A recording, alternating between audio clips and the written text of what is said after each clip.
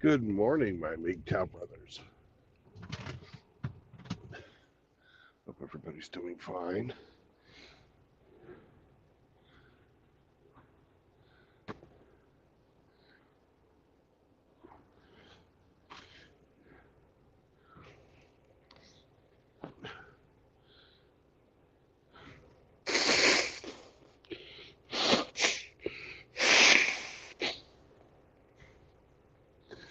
Sorry about the nose noise, but you're going to hear a lot of that today.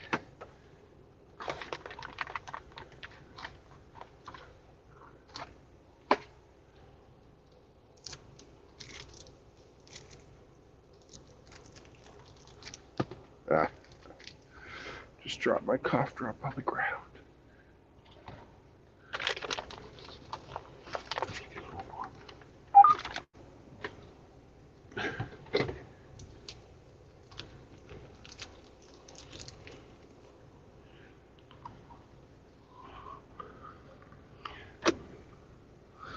Get the fuck out of Dallas.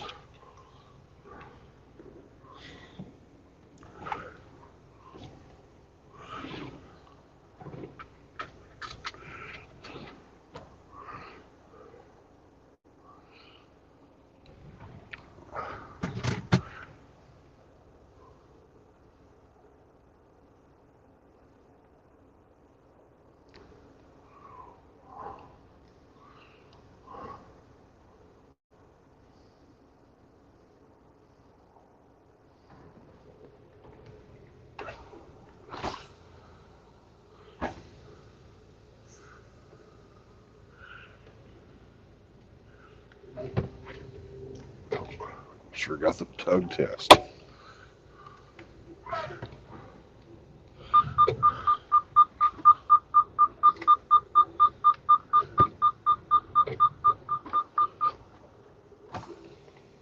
There.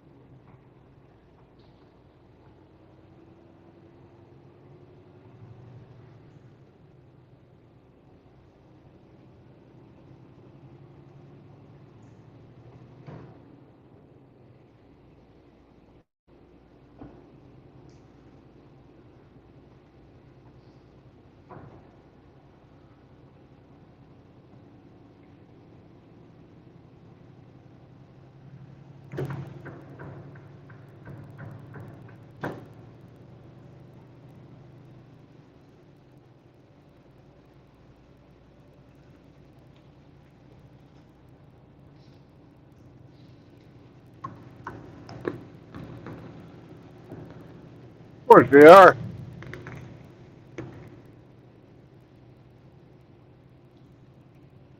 Jeez, buddy.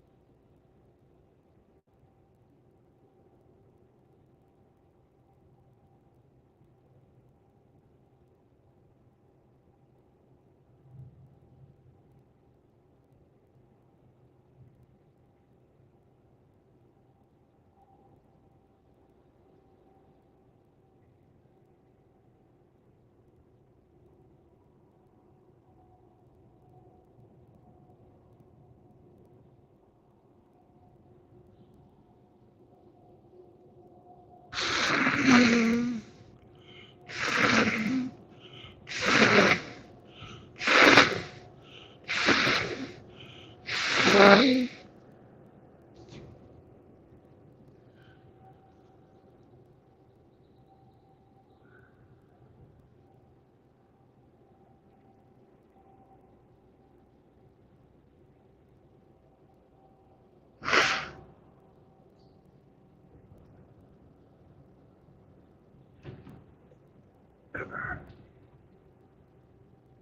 up, Mr. Vero?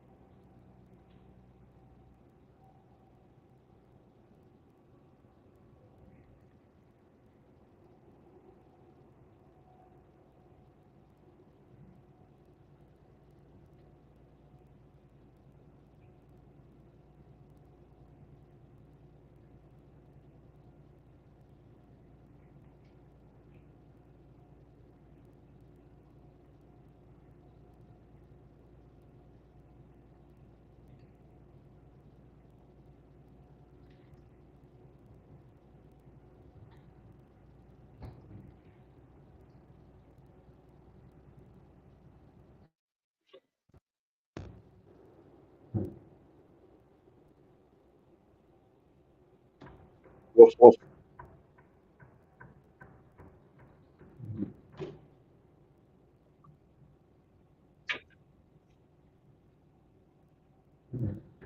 How are you this morning there, R.O.? Oh man, I'm okay.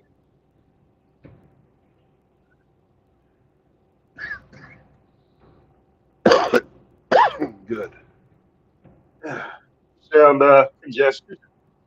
I am. Better than yesterday, though. That's good.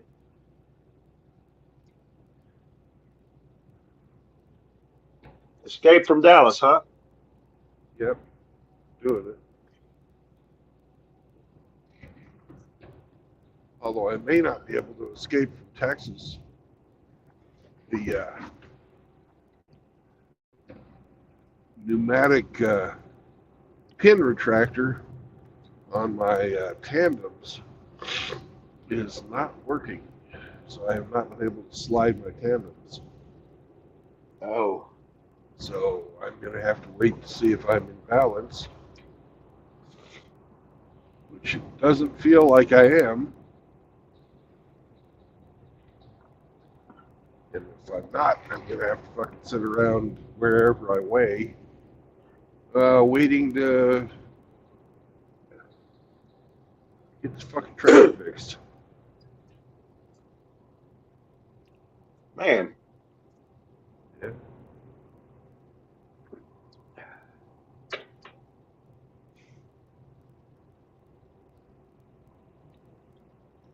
We got a nice little rain here to come your way. Man, I opened the back door just long enough to let Leo run out into the backyard. Uh-huh. I didn't even notice.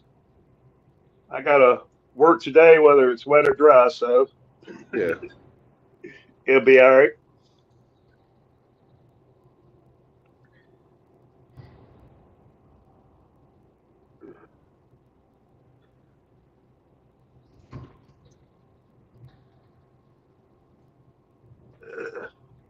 So you unloaded spools of silicate acid fiberglass.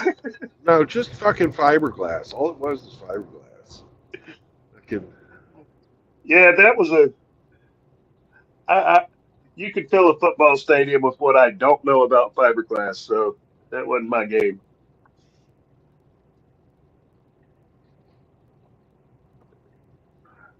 just fucking glass. They melt glass and blow it. Then they're like drain the melted glass across a fucking high temperature, fucking high pressure, high velocity stream of air, and it comes out like fucking cotton candy. Mm-hmm.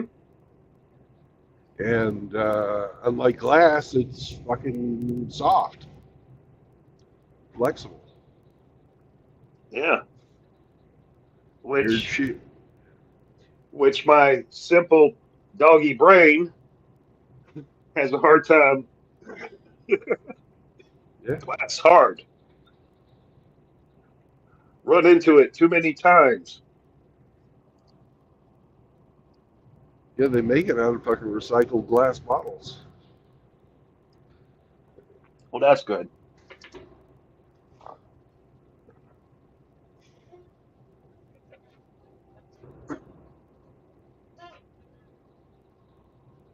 You could have been hauling recycled Guinness bottles from Hamster.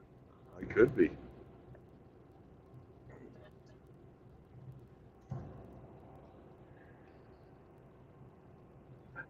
But I understand you delivered that and you got a new load, I did. and we're not sure it's balanced.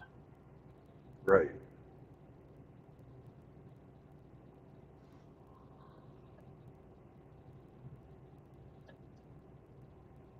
Well, I hope you found some tacos last night. I did. Very good.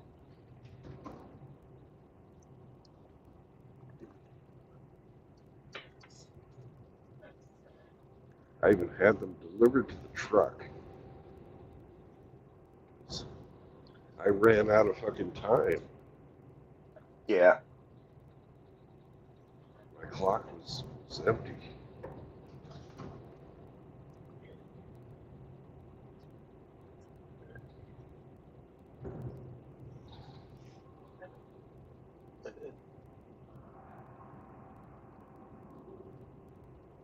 $121 north.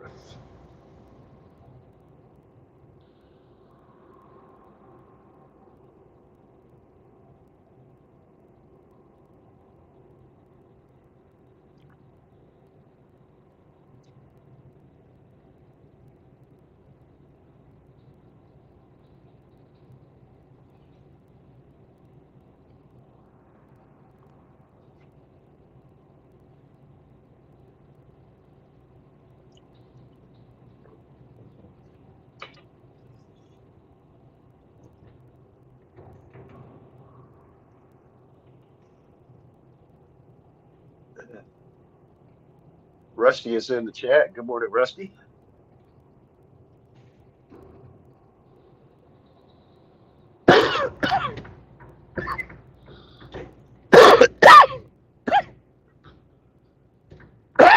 Good morning, Rusty.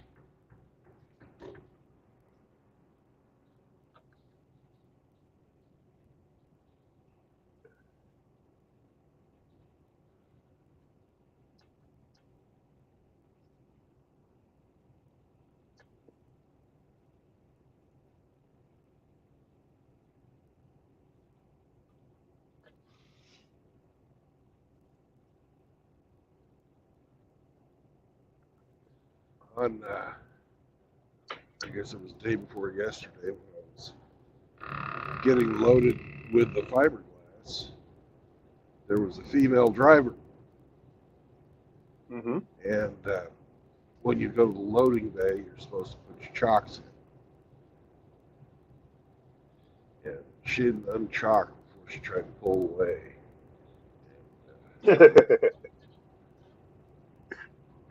Everybody's like trying to get her to stop.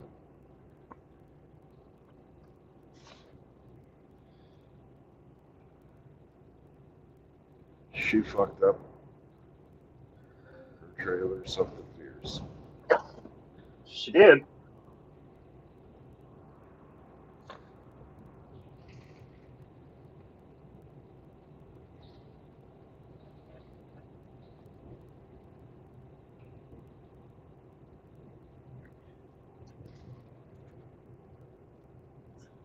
Then, of course, there was a white knight who fucking helped her fix everything.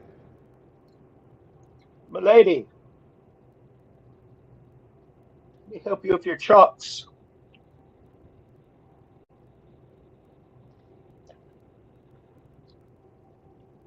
And me and the warehouse guy were in there just fucking laughing.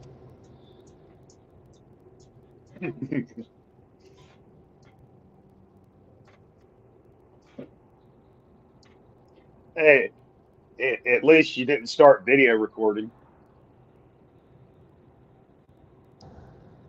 I looked at him and I said, all this in a paycheck too.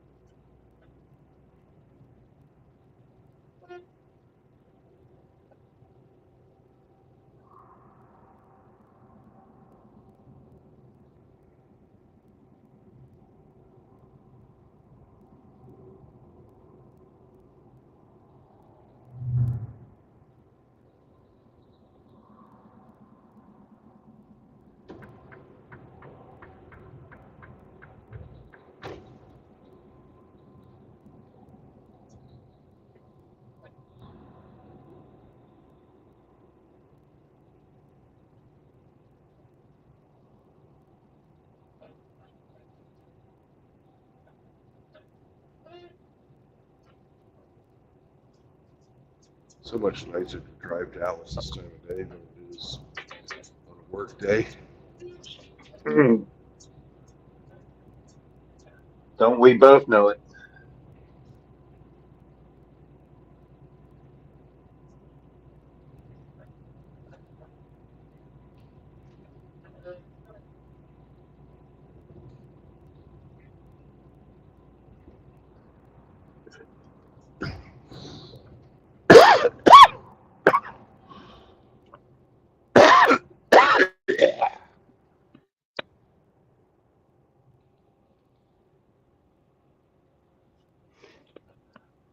Where'd you wind up staying last night? The road right outside the fucking place that I loaded. Oh yeah.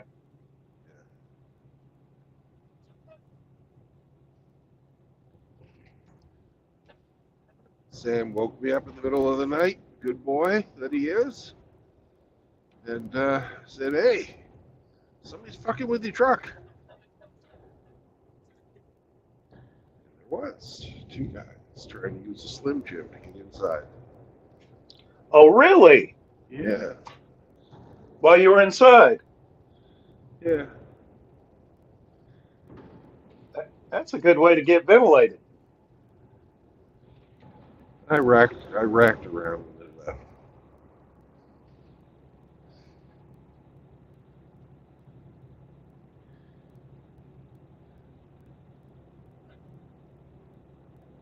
The fucking Slim Jim. I don't know.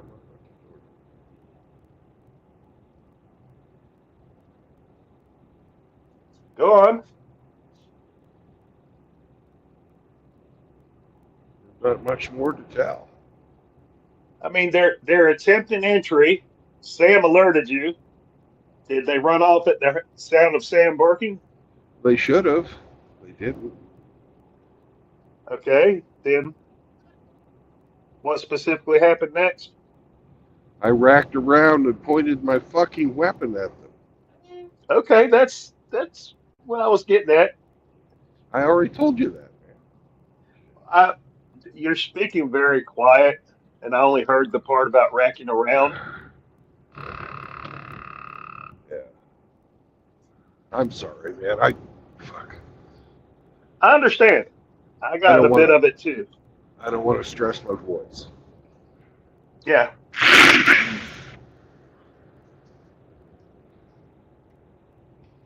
Hey, Raptor. Good morning, sir.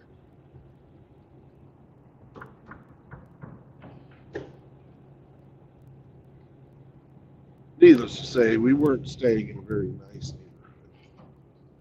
No. neighborhood. And later on, because, well, pretty much my sleep was ruined after that, Yeah. I got up to take Sam outside and open the door. A couple of homeless guys pushing a cart down the street. Guy looks at me and I look at him and he says, "Nice dog, man." I told him thanks.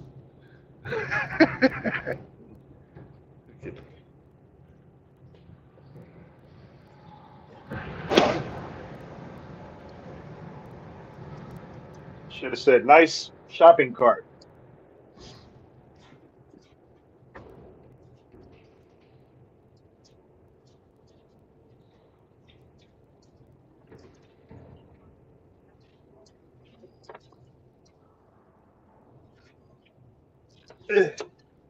No rain here. Good.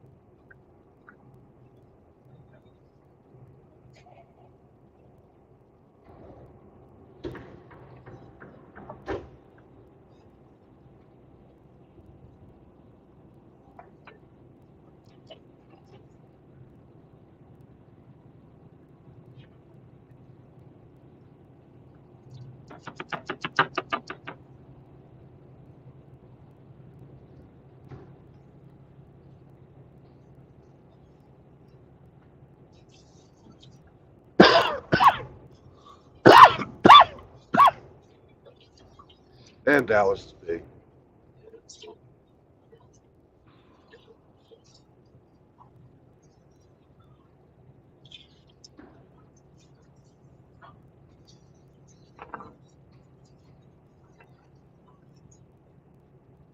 What's your destination? Joplin. Ah,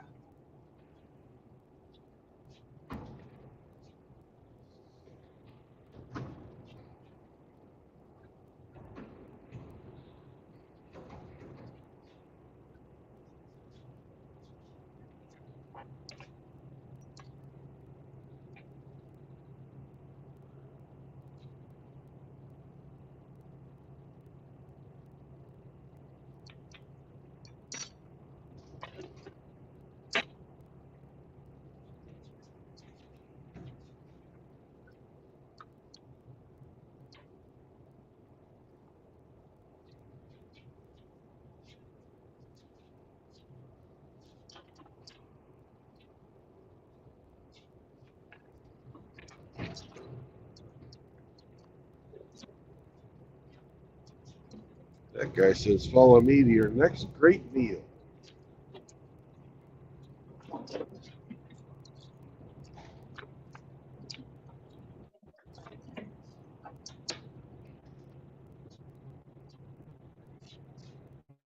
where's on?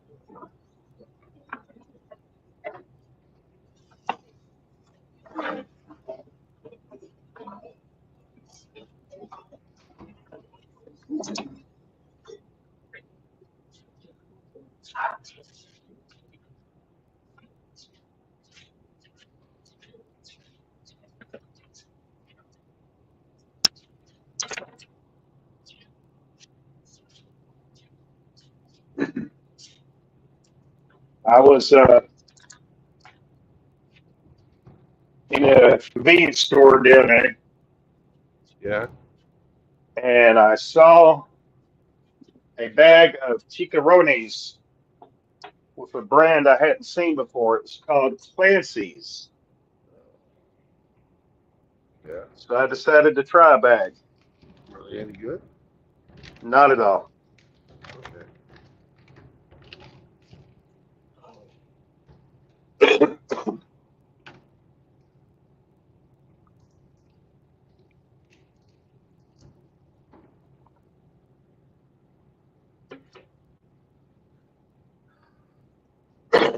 Steer clear.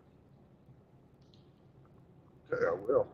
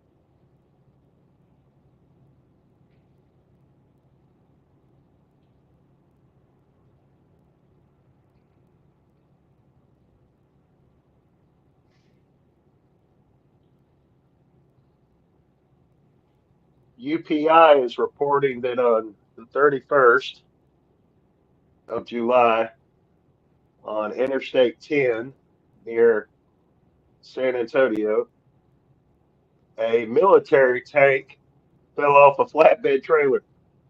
Uh-oh. They didn't have their load properly secured. And the article goes on to say the tank believed to be a M109 howitzer, which is not a tank, fell from Yeah. a flatbed trailer about 4 p.m. Sunday. So I guess tank sounds better than artillery piece. Yeah. Mobile artillery. Yeah.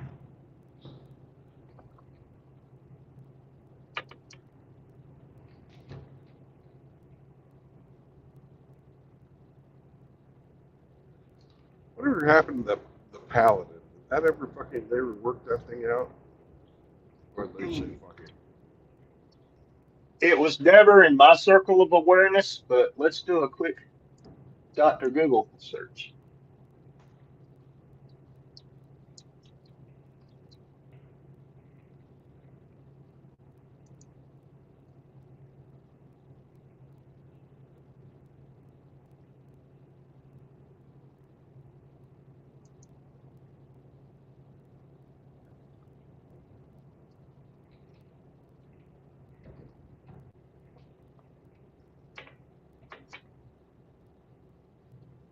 First produced in 1963, numerous upgrades since then. Currently in service with the U.S. Army and exported to Israel and Taiwan. Used by Ukrainian forces during the 2022 Russian invasion.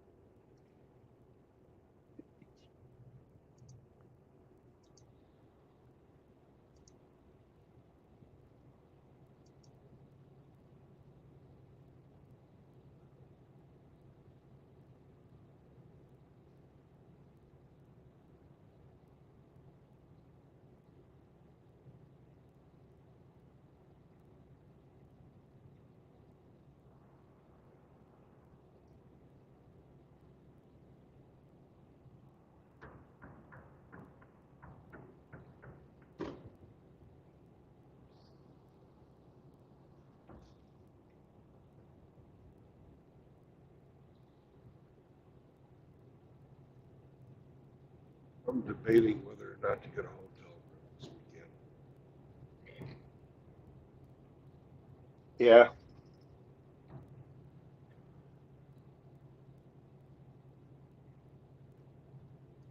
I got to do laundry.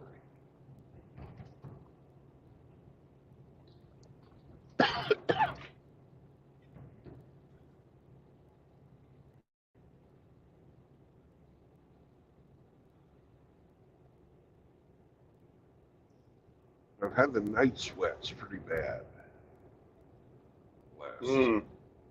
couple of nights. So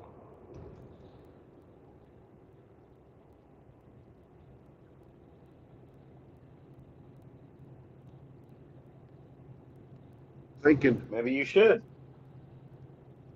I will, so they don't deal with cleaning that shit up.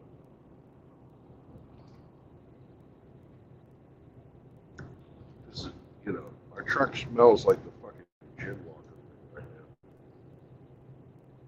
It smells like who? now. A gym locker room. Okay. Like I said, I understand you're trying to conserve your voice, but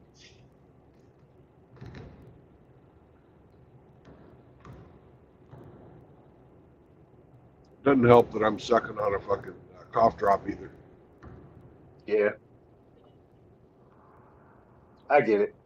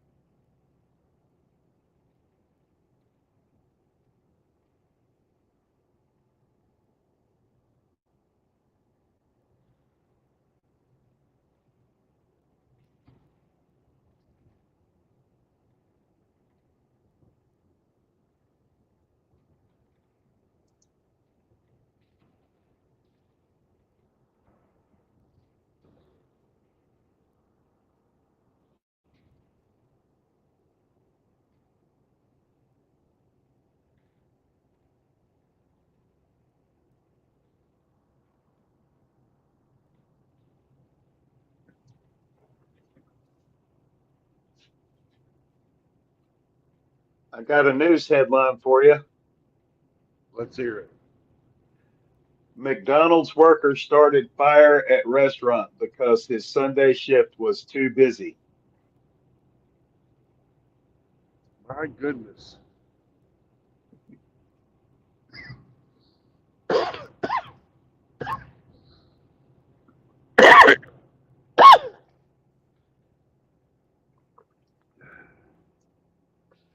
That's being Happened a in lazy motherfucker.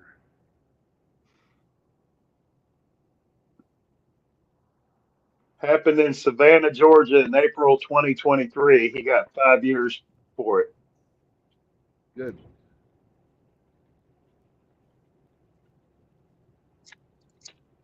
Arson is not cool.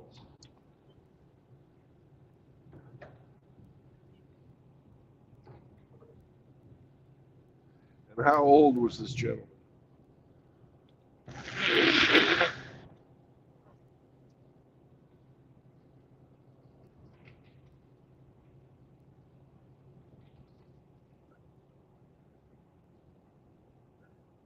It doesn't say in the article, but looking at his mugshot picture, he looks to be in his 20s. What the fuck's he working at McDonald's for?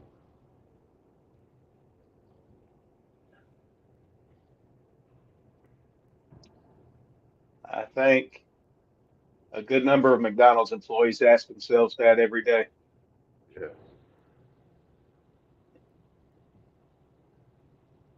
Used to be McDonald's was a job that you got when you were still in high school. Yep.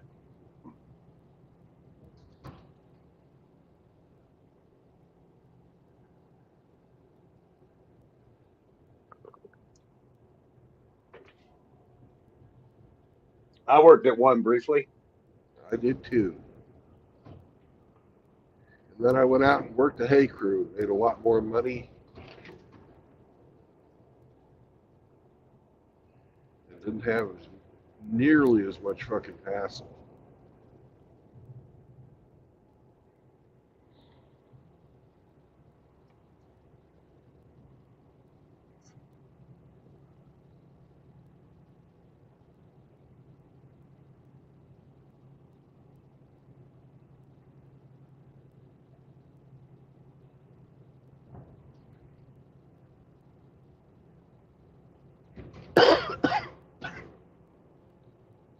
put me on fucking split shift. Yeah. And I did about 3 weeks of that and told them to fuck off.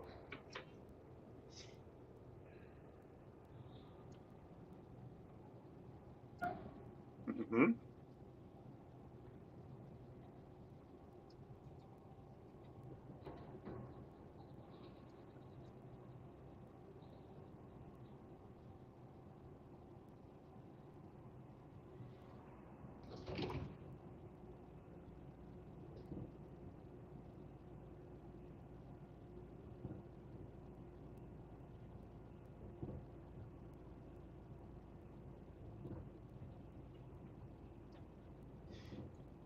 Funny thing is, when I put in my notice, my last scheduled day of work, they put me behind a register, which I had never worked, and tried to train me how to work the register.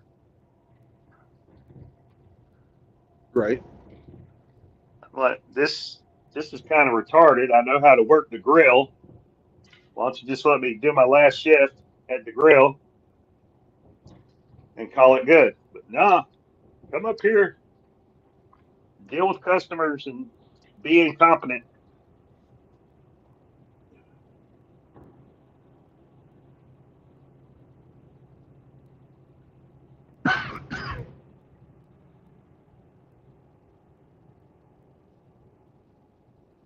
Well, they had me on split shift because I could follow directions and I would clean. Or apparently that was something difficult doing.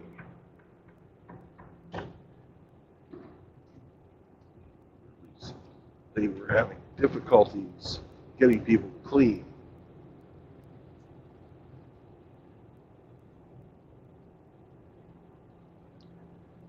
So I So in opened between and I shifts, closed. oh, okay. Which sucks.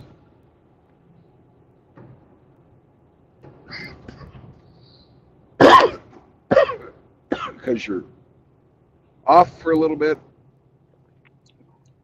you work for a little bit, you're off for a little bit, you work for a little bit, you sleep. Yeah, that's gay. Yeah, I told them to fuck off. I wasn't do that.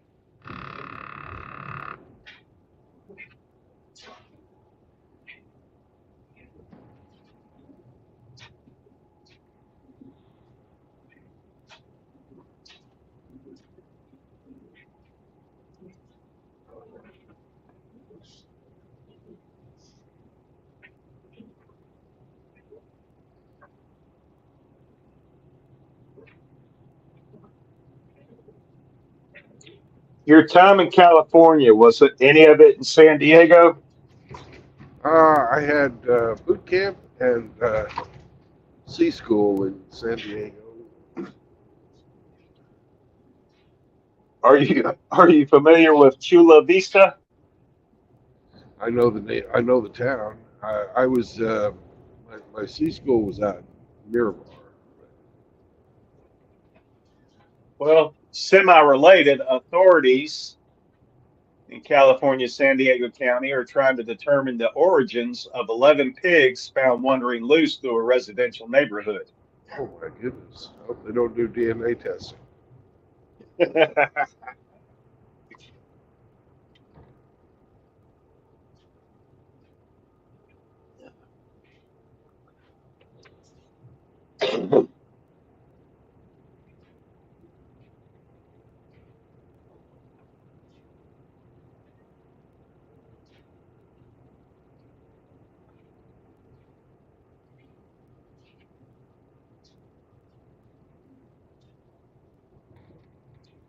It was a mother sow, her babies, and a random pot-bellied pig. Uh,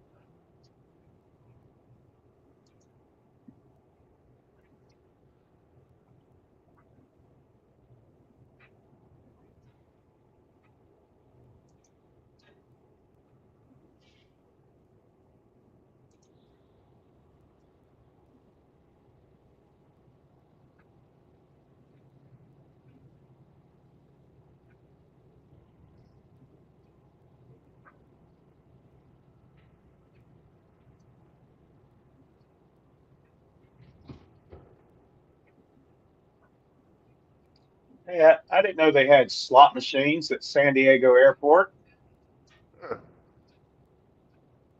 I remember flying into the downtown airport coming for boot camp,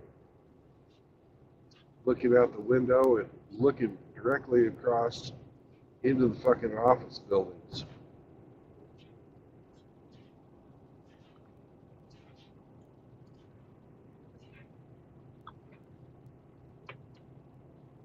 Look out the window and you can see fucking. You were lower than the tops of the buildings that you're coming in from land. I don't know if they've moved the airport or.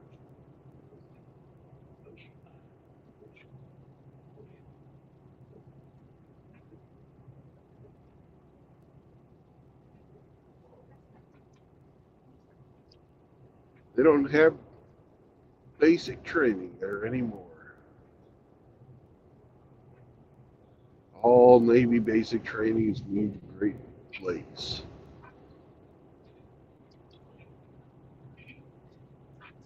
Hmm. They used to have three. They had Pensacola,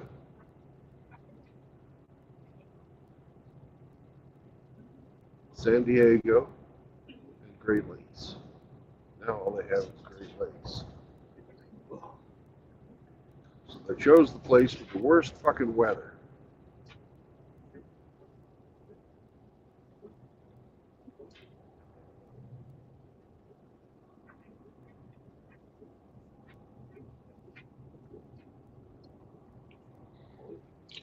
I misread the article. It was a Las Vegas airport. Ah, A visitor from San Diego won a 1.4 million jackpot from a airport slot machine. cool.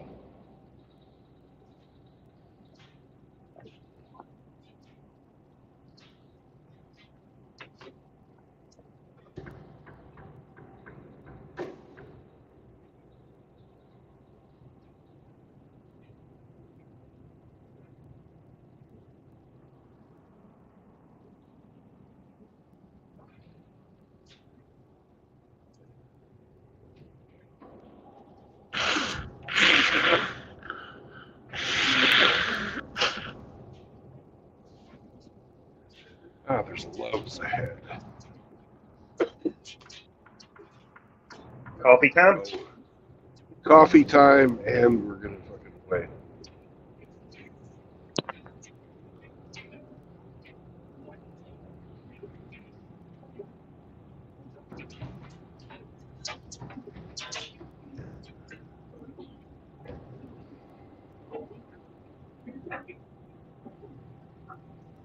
The son of a bitch here in this trailer ahead of me, pickup truck pulling a trailer. I gotta pass him. He speeds up. I get back in behind him, slows down. Fuck. Fuck. I'm glad he's getting up.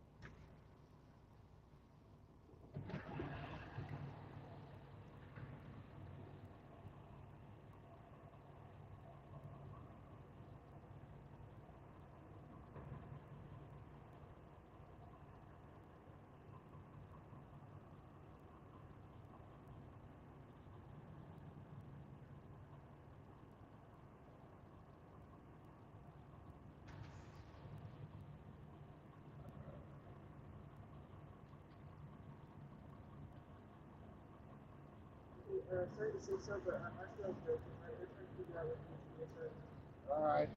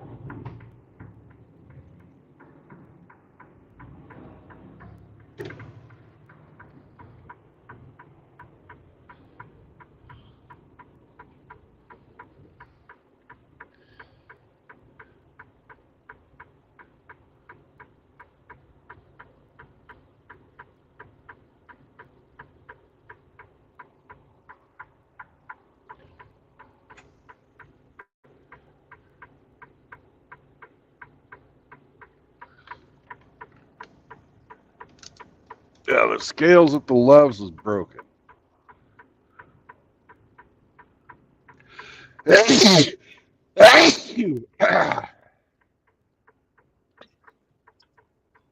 Sorry about that. You're right.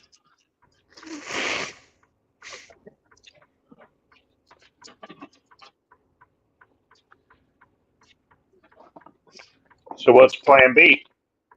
Go across the street, the Flying J, use their scales.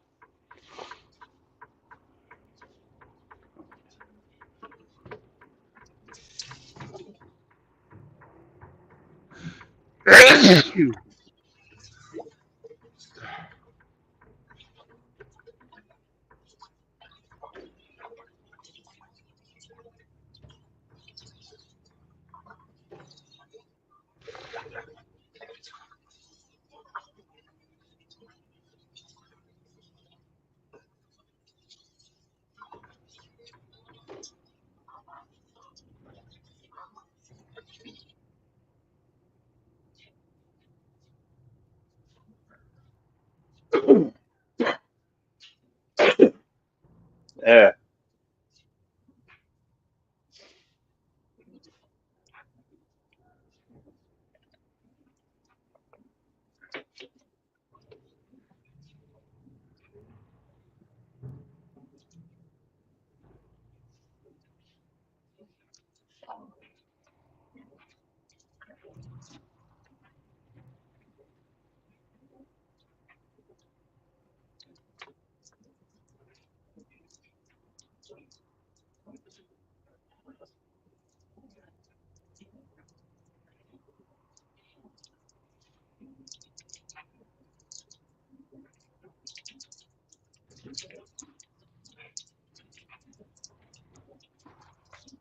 Don't look now. You got a Grinch in the chat.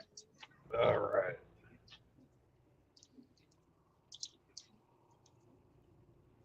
I don't think I gave Hemi and Grinch fucking invites today. My apologies. All right. Try and weigh this one.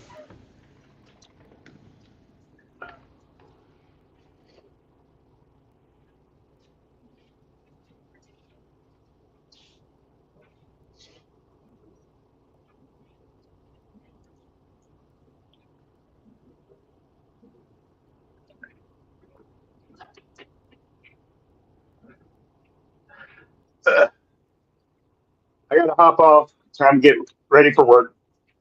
All right. Have fun at Have a work. good day. Have a good day. Feel better, and keep your head on a swivel. Yes, sir. Good advice.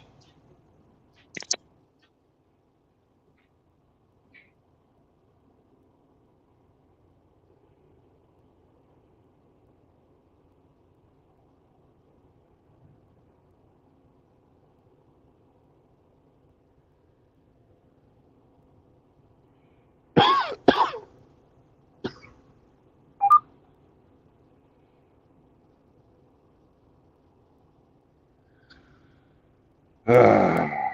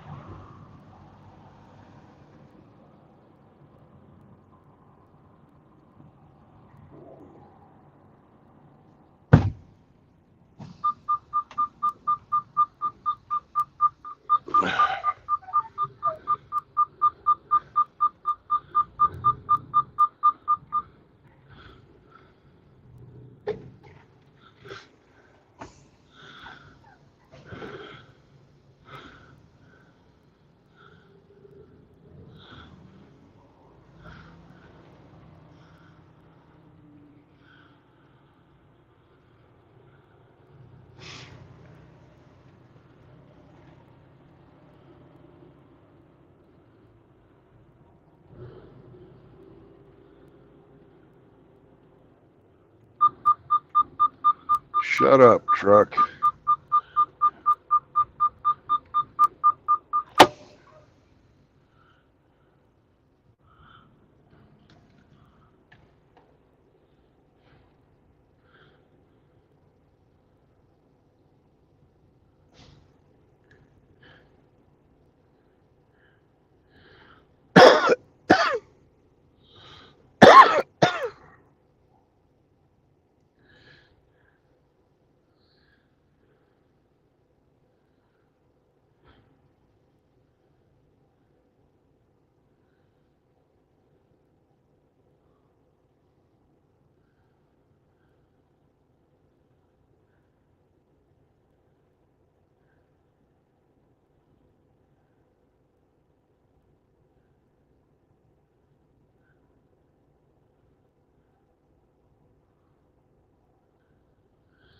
Okay. Proper application of a fucking hammer works every time. Ah, hell. I'm not on the scale all the way.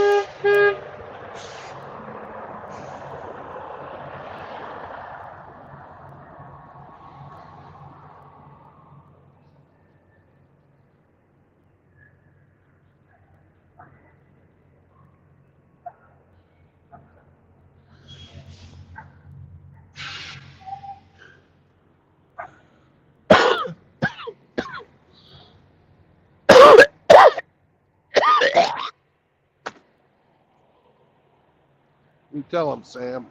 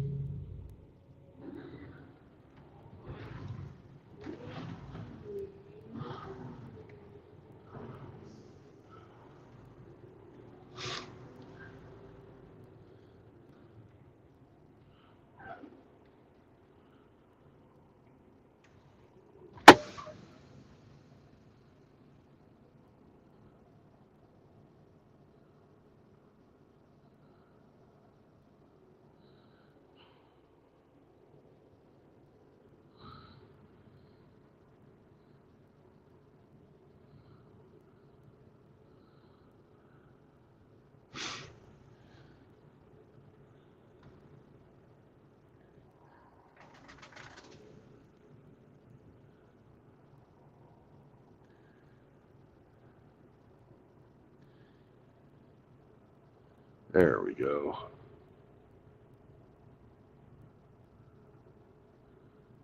Yay. Now we're finally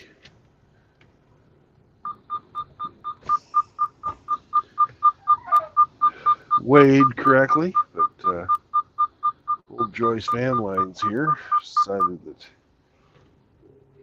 it's a good idea to park right there.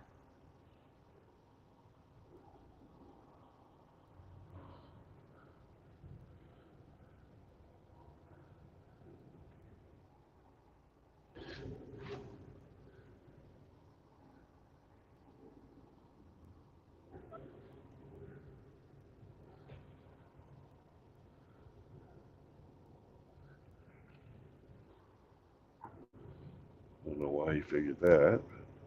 He did.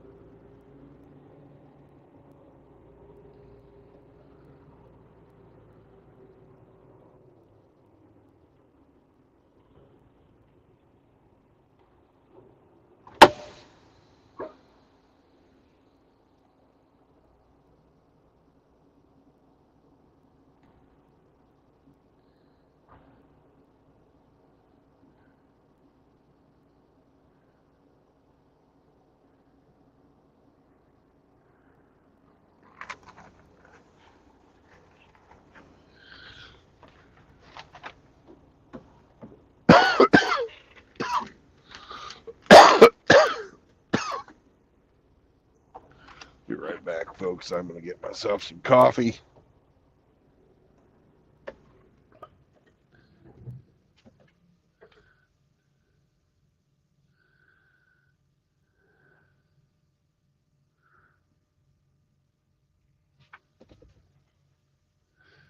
Hey, Rusty, why don't you hop on, brother?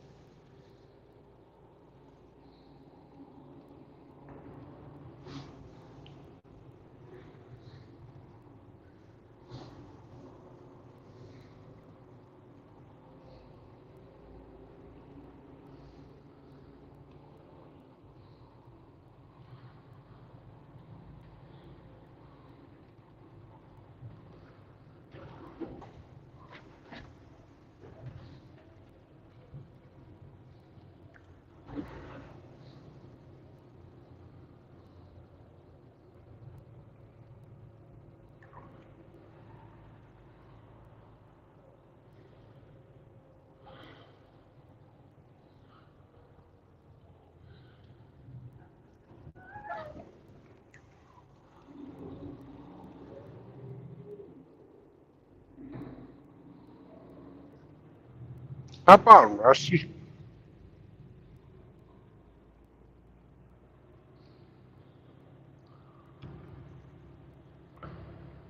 Tell us how the fish are biting.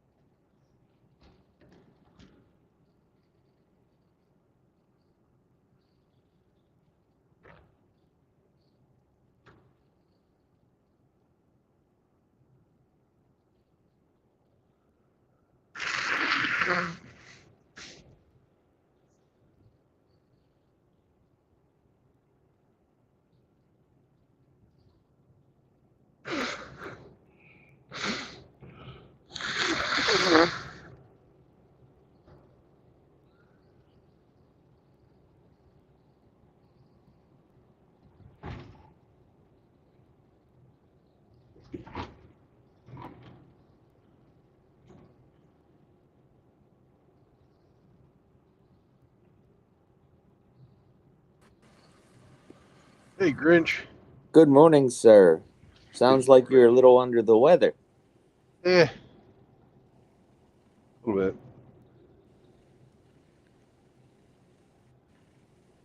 Better than yesterday, though.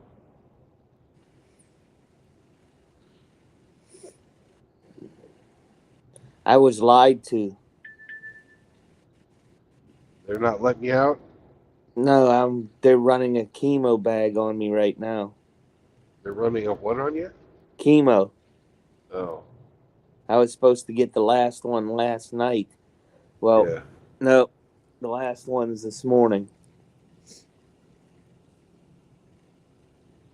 So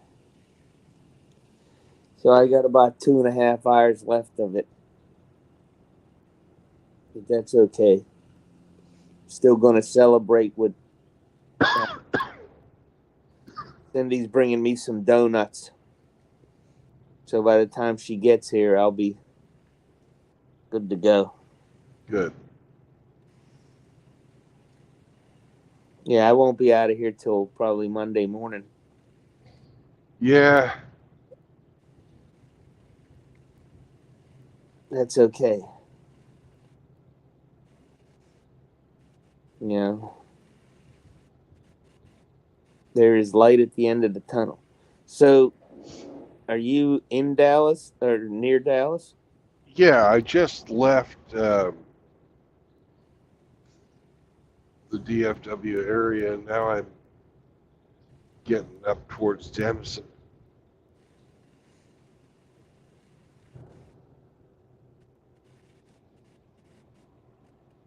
Did you get your tacos yesterday or is that today?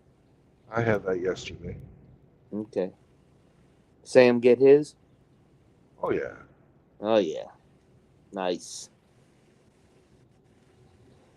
I can't wait till I can have tacos. There's no life without tacos.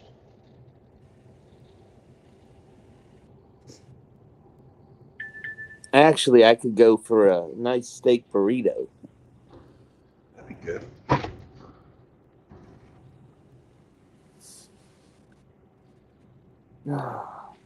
Be back 1 second. Cindy just texted me, so I'm going to say good morning to her. I'll be right back.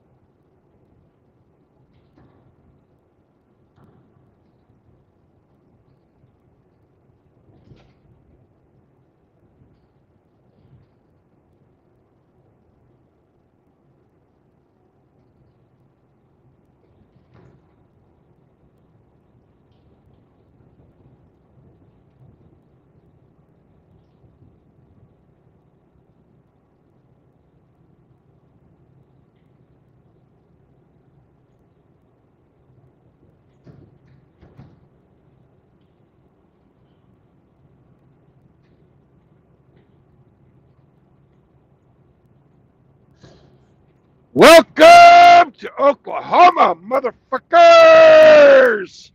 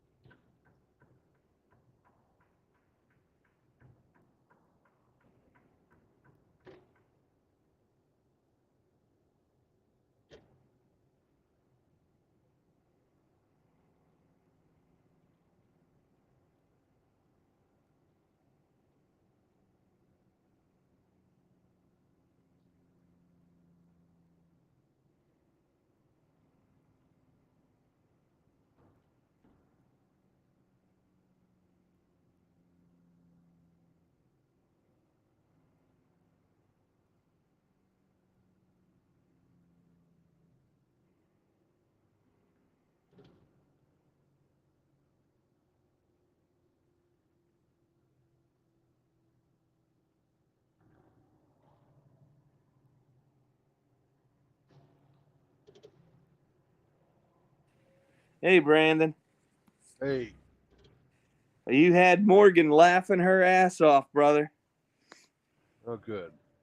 Yep. She was surprised by the welcome to Oklahoma. She was laughing. She thought that was funny. I told her that's the highlight of the show, crossing state lines. Yep, my favorite part. Yeah, that was a good one. Nice and I had nice and loud. I had the tablet up nice and loud. Yeah, everything was good. Ugh. Oh, yeah. What do we got here?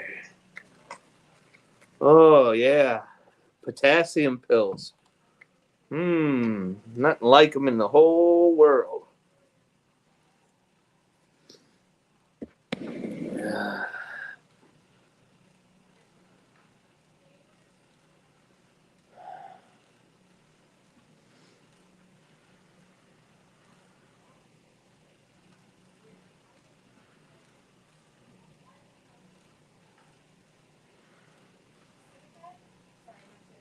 So where are you heading to now?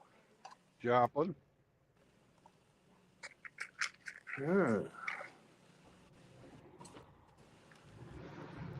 How long does that take from where you're at? About 7 hours.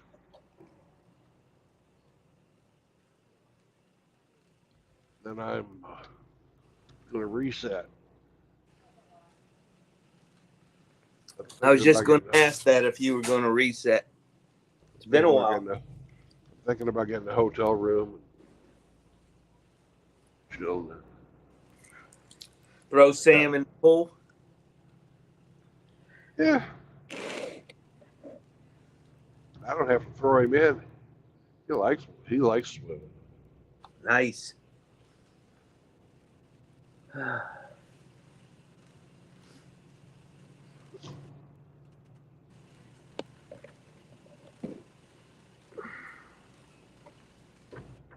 So Rusty went fishing. Results is shaking his head about his co-workers. And JR wanted to know if RO needs him to beat their asses.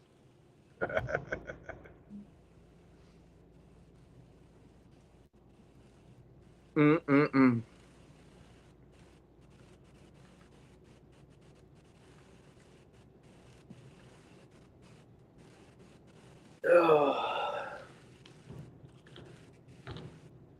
So I already placed my donut order for the day. I told Cindy that I want to celebrate with donuts. So I got some raspberry filled donuts coming in a chocolate milk. Nice. Yep. So when I get out of here, I think I'm going to have a steak dinner. Yep. That's really cool. I think that's an appropriate celebratory dinner, don't you? Steak? I agree. I think it is too. Nice big fat ribeye and baked potato and some French onion Good. soup. Yeah. Sounds good. Then I'll have basically after Tuesday, I'll have like a whole month with no treatments, no hospital. I won't know what to do with myself. Well, I'm certain that the HOA needs some attention. Though the one person who was didn't get along with the other four resigned yesterday. Really? Yes, and I was glad to accept the resignation, and I thank them for their time and effort because I know how difficult it is. So now I'm waiting to figure out to find out why they resigned. Because they're a very litigious person. Right. There's already 16 lawsuits with that they have filed in the past in the court docket in the county. So I would imagine that number 17 will be on its way. It's just a matter of time.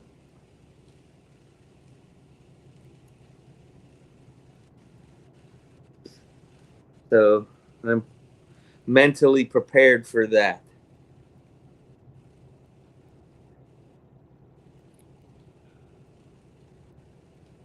Yeah, we have a private email stream that just the board members used. Right. And bless you. Oh, thank you. And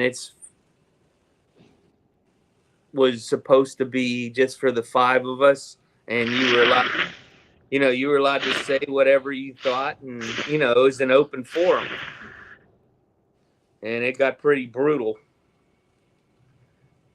There was a lot of personal homonym attacks going back and forth.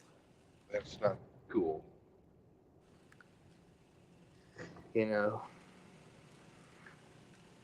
Well, sometimes people just don't get along. Yeah.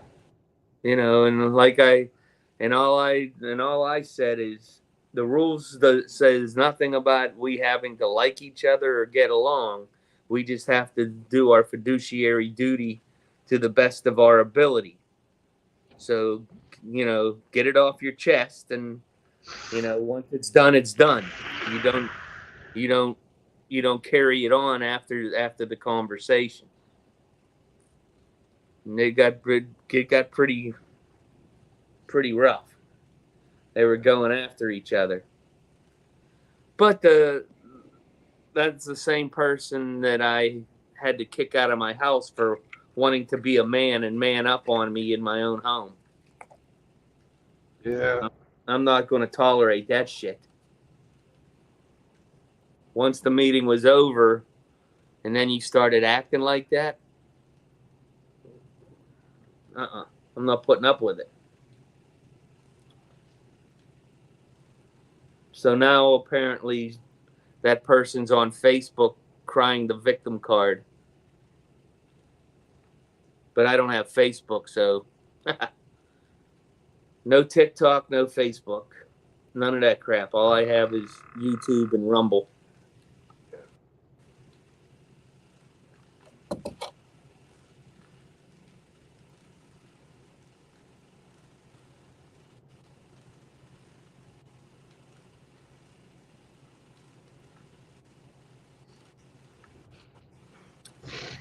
Well, and the good news is once I'm out of here,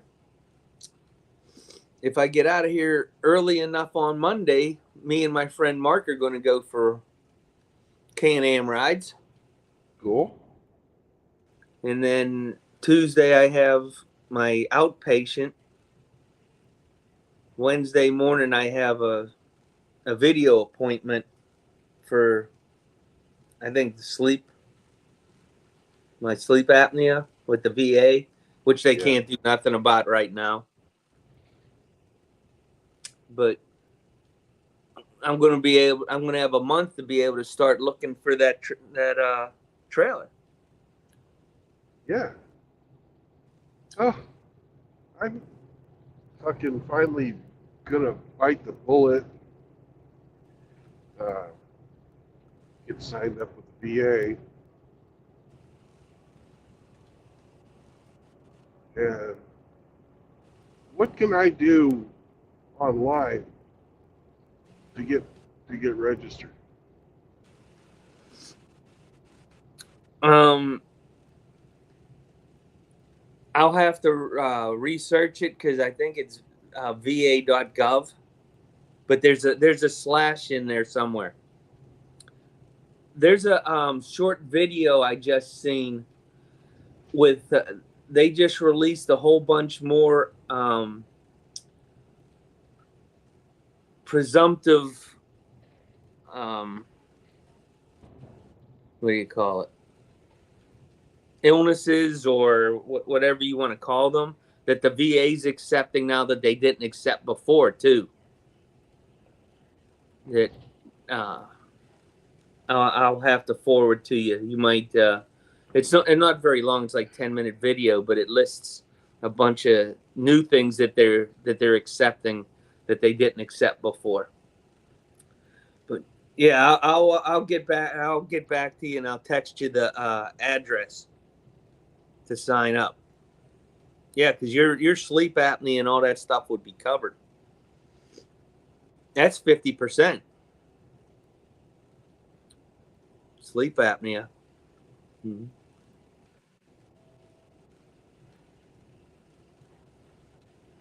Yeah, so if you have any other medications or things that you take, that would all be free. 50%, you get I think that's like $1,800 a month.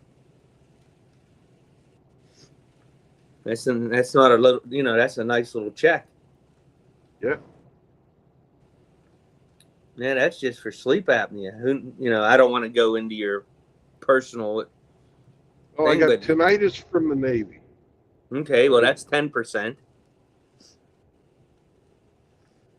Yep. I fucked up my knee last winter,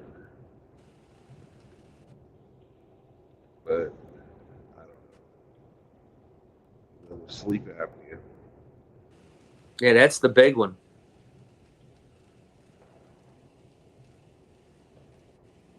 Yeah, with the sleep apnea, they'll have you go to a VA clinic or hospital and do the sleep study. You have to sleep at least 6 hours so they can get a good test result. And then if I you, did that one time. Fucking, it sucked. I had to wake up in the middle of the night to leave. Like, all right, test's over. Get out. But my sleep doctor in Waco was hot. Oh my God, she was hot. well, you're already diagnosed with it, correct? Yeah. Oh, so that they won't even have to fight that. You might not even have to do the tests. Yeah, I got a CPAP machine and everything. Have to have it to keep my CDL.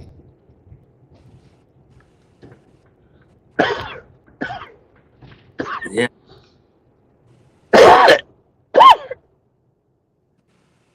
Yeah, they with me they want to give me the Inspire, that implant in your chest, because I'm a stomach sleeper.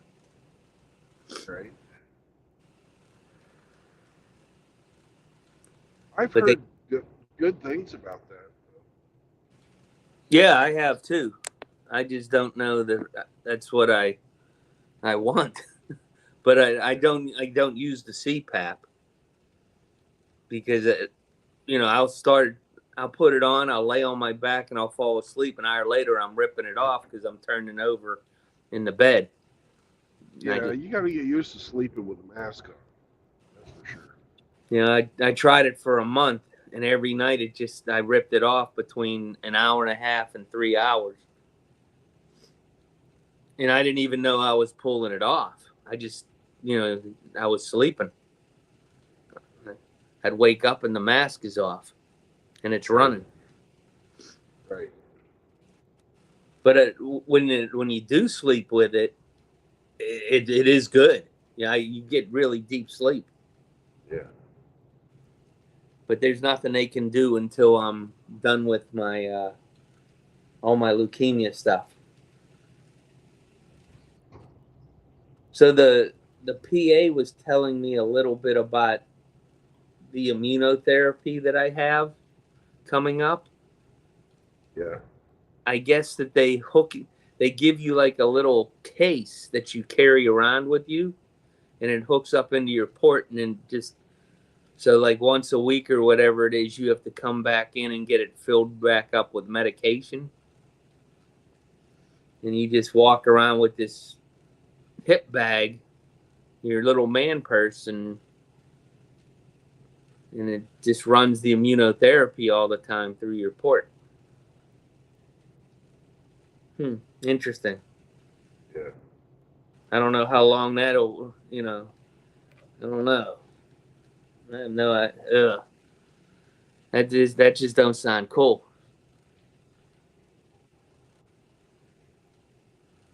Yeah, I don't know if that runs 24 hours a day or just when you're awake. I don't know. I'll find out on the 21st of this month when they go over the next plan, next stage, how long it's going to be. I just hope it doesn't interfere with me going to Florida in October. I really want to go see my grandson's concert. Right. I want to go see my other grandson. I'll be able to go see 3 meets while I'm down there. His cross country meets.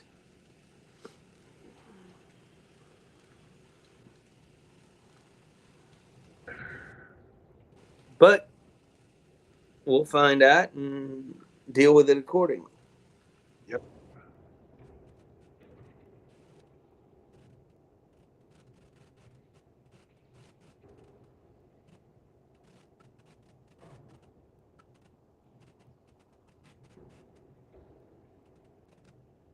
So Cindy and I were talking about the trailer, and I had told her about the discussion you and I had. And she was like, "Well, we could just take the money out of savings and pay off the the mortgage and then just buy the trailer because we owe about the same. And I told her, well, no, I'd rather just pay the trailer off in cash because they want 8 to 10%, even with great credit, if you try to finance it. Right. Where the house, I got 2.75% mortgage. Oh, come on in. Good morning. Can I get your last name?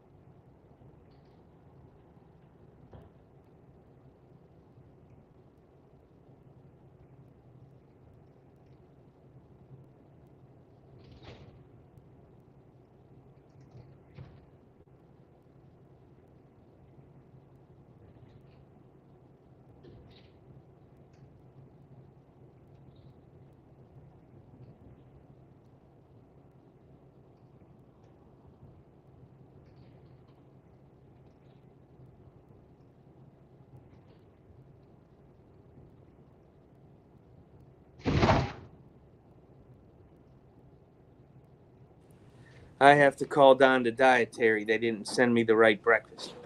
Uh-oh. They sent me one blueberry pancake, coffee. There's no, that's not what I ordered. So I'm going to have to call down. Okay. So I will be back in a second. All right.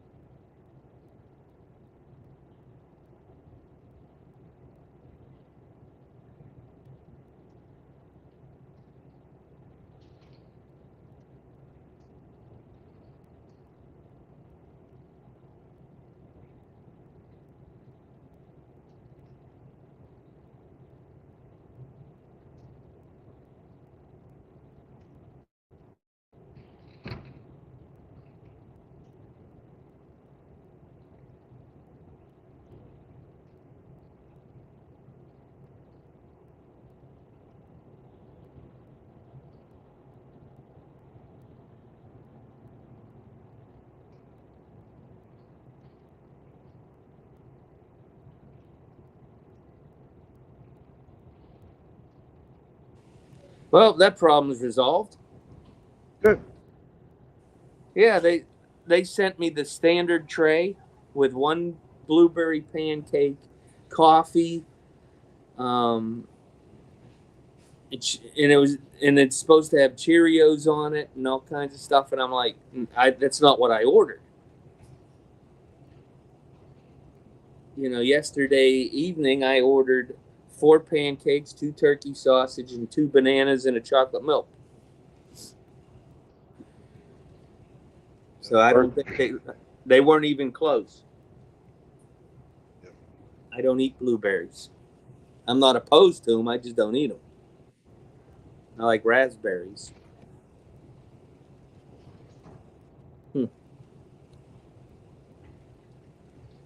Now I got to get up and walk to the door. They left the damn door open.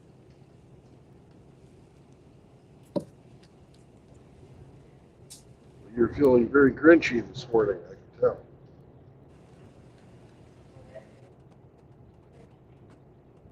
Well, I am kind of disappointed that I didn't have my last chemo yesterday like I originally was told.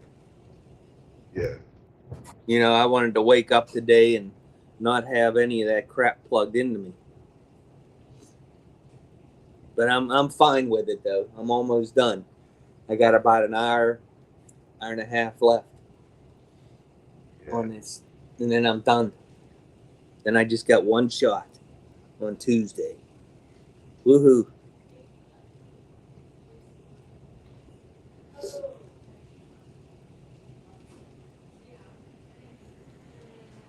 Yeah, I look at this as an opportunity to get a trailer, and going into the fall, you know, that's the best time to buy one because it's out of season.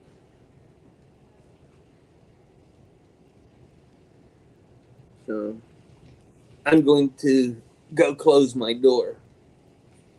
Ugh.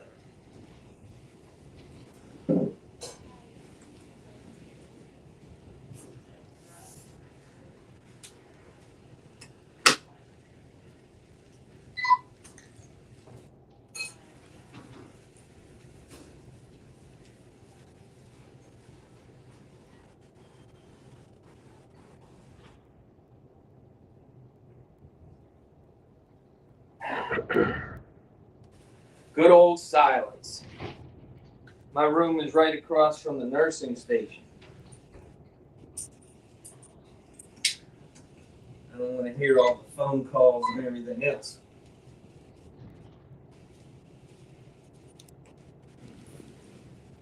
Yep.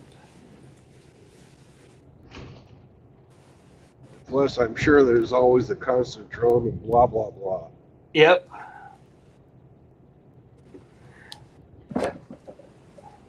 Well, nobody needs to hear that I'm on your cast anyways. I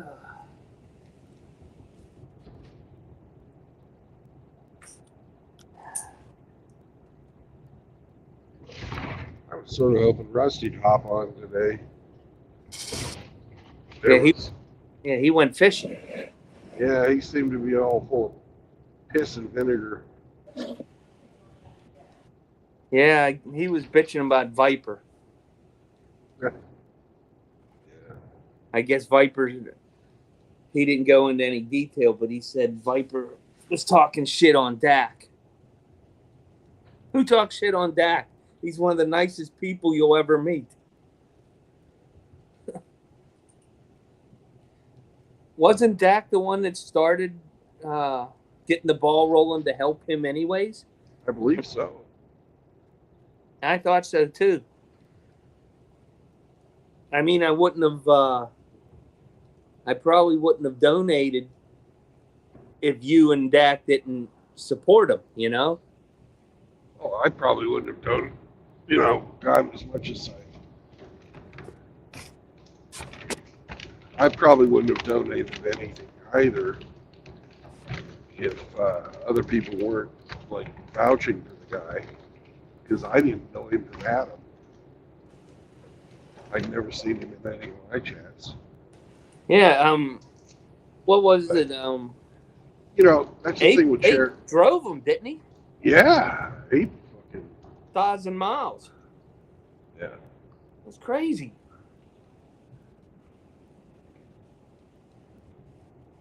Yeah, and then what was it? AKS went and picked them up, I think, right? No, it was Jeremy. Oh, Jeremy picked them up. Okay. Yeah, people went out of their way to help that guy.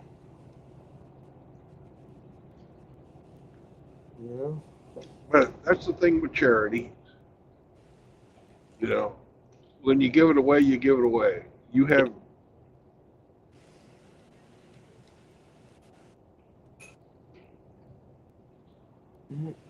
That sounds like a Chili Pepper song.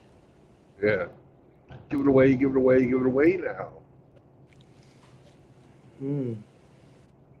Well, you can't expect any fee or reward for doing charity. No, you don't expect any rewards, but you at least expect the people to be fucking decent after you do it.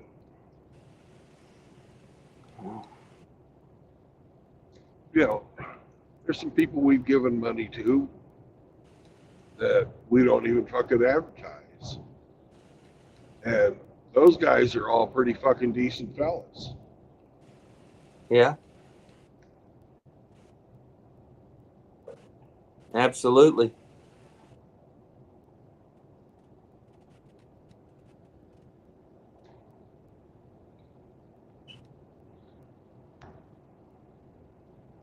No good deed goes unpunished, right?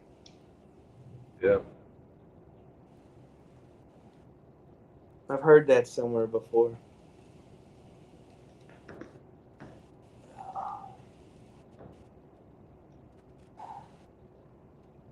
This lack of sleep is starting to catch up to me.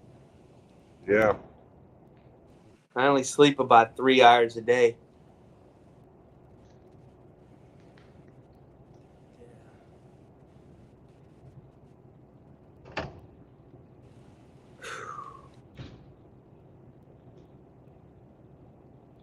Well, as we get older, we need less of it. But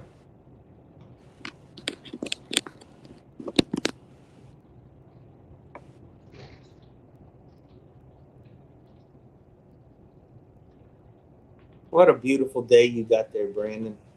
Look at that sky. That's amazing. Road, not so much, but the sky looks good. we had a band of thunderstorms come through last night and knock all the dust out.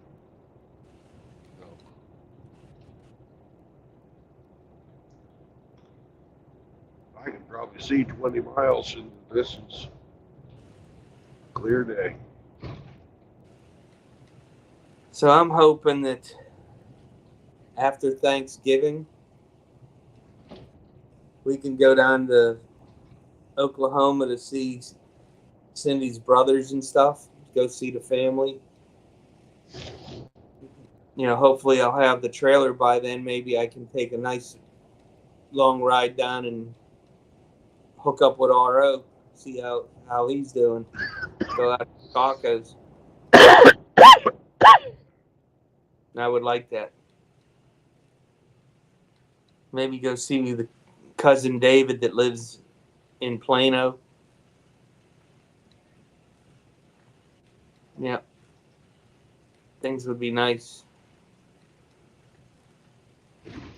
I would imagine I could still ride in the end of November, early December. In Texas, yeah, you can. Yeah. Yep. Because OKC is not far from the state line. No. It's maybe about 5 hours from Dallas to OKC.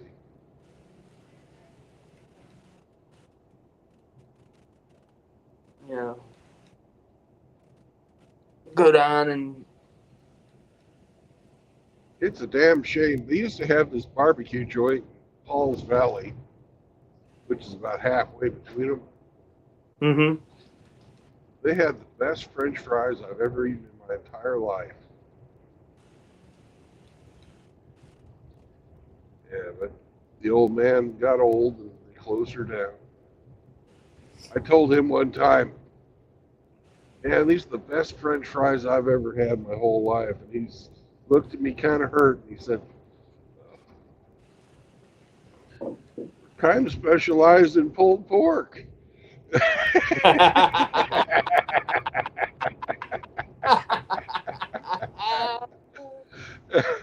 I said, your pulled pork is decent, my friend, but man, these are good French fries. Yeah, I like to stop there on 35 to get the fried pies. Yeah, there's lots of those restaurants around. Yep, I like the cherry fried pies. I used to go to Sulphur every time we were there. I loved that town. I had even contemplated moving there, and I'm glad I didn't. It doesn't exist anymore. I got wiped out in the tornado. Yeah. And that sucks because that was such a great little town with all those buildings from the, end of the 18th century. Yep. Right at the turn of the century, they had all these little shops. It was a great place to go. Then we'd go down and get the fried pies and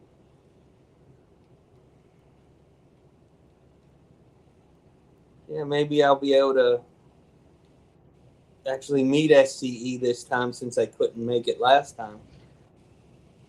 I owe him a dinner for not making it last time.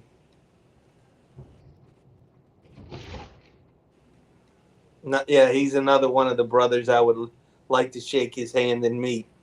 Very intelligent man. Yeah, he is. Good Christian man, too. Yep. Yep. Oh.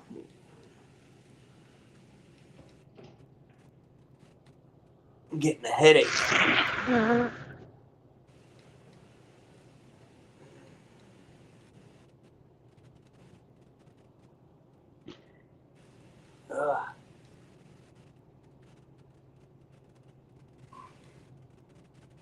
$20,000 and I'll be in a place where I can fucking capitalize, or I'll have the capitalization to fucking become independent. I could buy right now, but I couldn't. I'd be undercapitalized. Are you still considering going independent? Yeah, because your earnings go up when you do that. They're almost triple.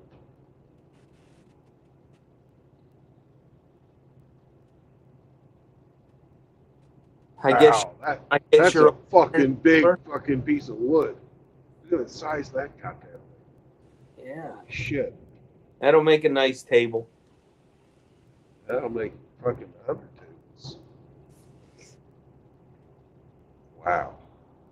Just don't see trees that big around here.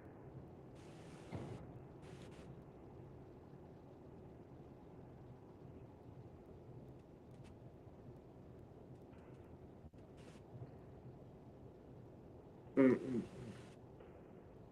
So that means you'd have to find your own trips every day, huh? Yep.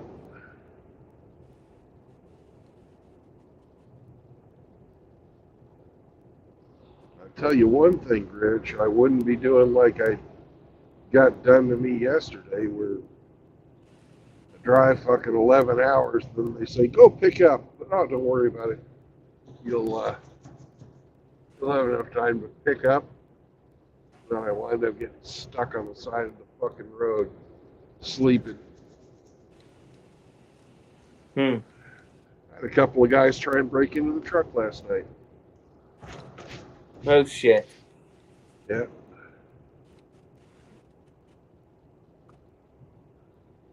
Sam woke me up. I pulled the curtain. They looking at me. I'm looking at them. I rack around. They fucking they fucking yanked their Slim Jim out and fucking ran away.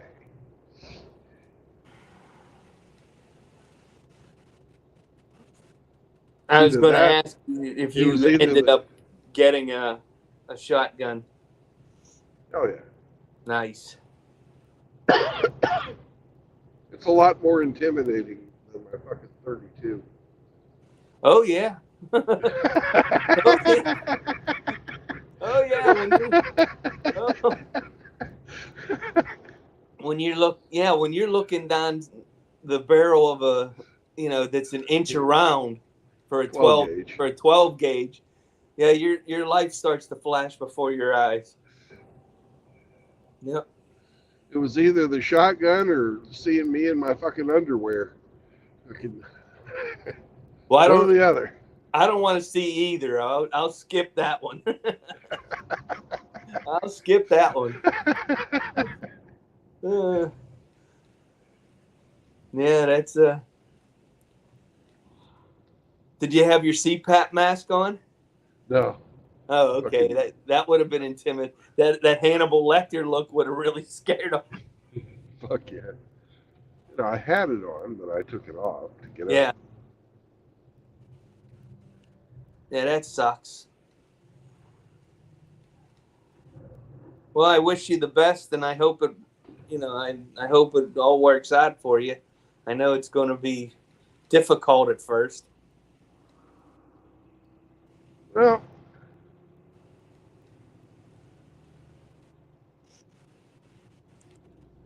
I look at it this way. You know, why am I supporting all of these other people?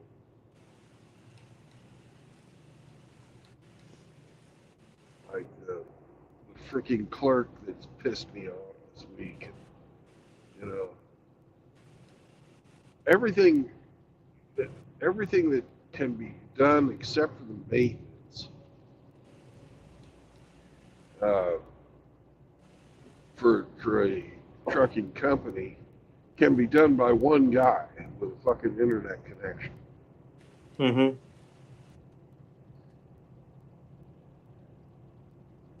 And if I have a long run and I want to take the fucking day off after I make that long run, I'd like to be able to fucking do that. And since I'm gonna, I'm not doing it I'm not financing anything. The only monthly bills I'm going to have are my insurance.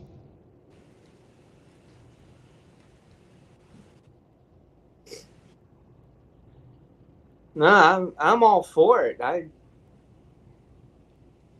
looking forward to Brandon and Sam's trucking.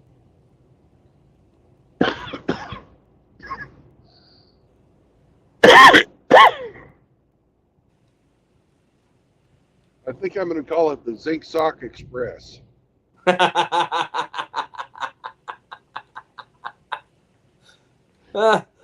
You could. Oh, here you go. Here's an idea. You could put a picture of Cush on the side of your trailer and call it Troon Trucking. I'd never get any repeat business then. Yeah. So you have that big picture of him on it, but you actually have his scarf actually flowing in the wind as you drive down the road. That scarf he wears all the time. No, that's funny. JR would be glad to come put some Mexican graffiti on your trailer.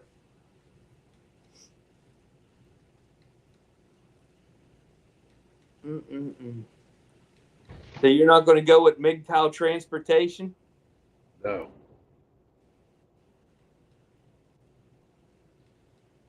I might have to get a job out to, I think JR's at Phoenix. Out to Phoenix, just to, if I want to get tagged, then paint a big old fucking zinc sock on the side of it, or both sides of the truck. That'd be awesome. I don't think most people know what that is. I don't care. No, I know, but I mean that's the funny part of it. Yeah. Zinc Sock Trucking. Wow. Zinc Sock Express. Mm-mm-mm. You need a trip down to Florida and get a picture with Hammer standing next to the trailer. Well, the thing is Florida's an awful place because there's lots of stuff being shipped to Florida, but hardly anything gets shipped out of it. True. So, unless it's produce. not even that so much anymore. And that's all northern Florida.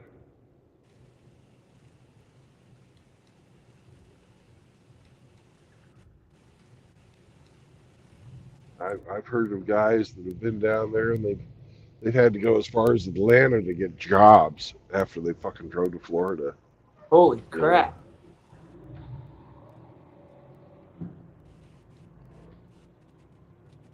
I go down there, they're gonna have a fucking surcharge for fuel to get the hell out of it. Some people will pay, some people won't. If they don't pay, I won't go. Well, I'm gonna have, I have guess to have you'll at be able least. to get longer runs this way, right? More miles. I could do longer runs, but you know, it really just depends.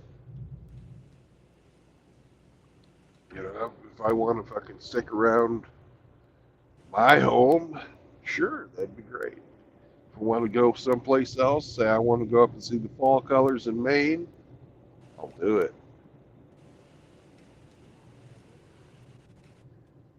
You know, give me a lot more fucking freedom this way.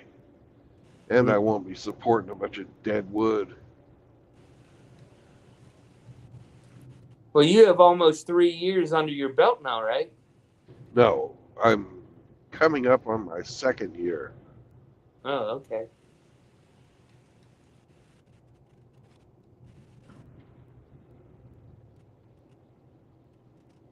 Well, I'm looking forward to it. It will be a new experience for all of us. And also having the truck like this, if once I get my shop built, the little ultralights aren't selling, I can go just drive every once in a while. Mm-hmm. That'll be a good thing as well.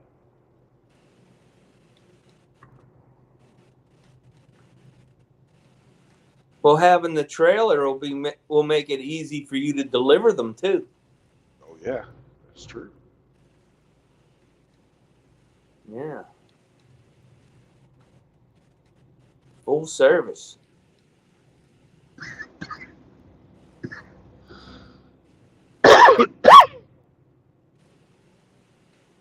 I feel like I've been on this road before. Yeah.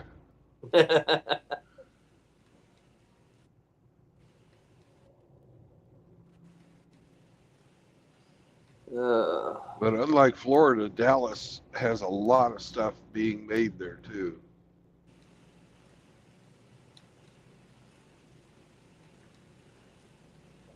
Well, there would be a lot of interstate just in Texas, back and forth between the various cities for you. Oh, there is huge. Yeah. Plus, there's all the freight going in and out of Mexico.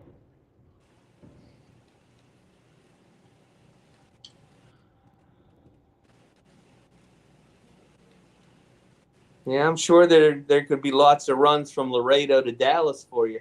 That and back the other way. That'd be nice, especially in the wintertime. Yep.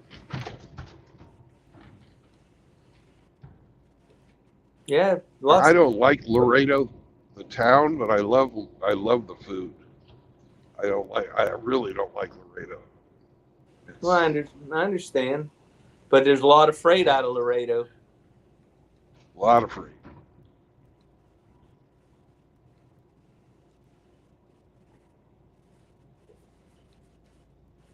And I guess that Arizona's growing for freight out of Mexico too. Yep. Not so much New Mexico though. I don't understand that, but such is the case. Well, the stuff from Arizona, it's a lot easier to feed Nevada and Utah and Washington and Oregon. Not so much California, because they got their own border crossing with Mexico. Nobody wants to drive in California anyways. No.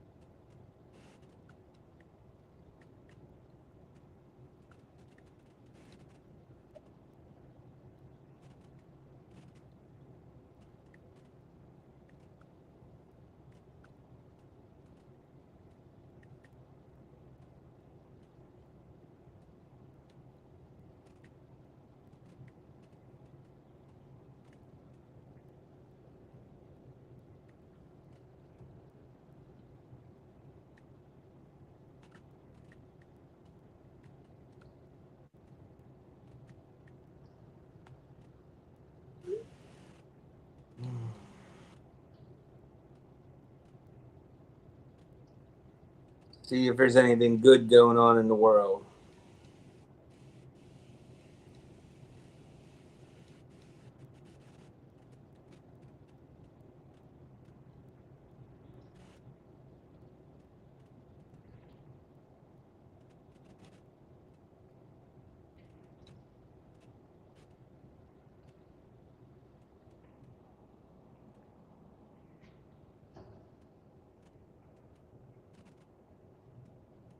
Hmm.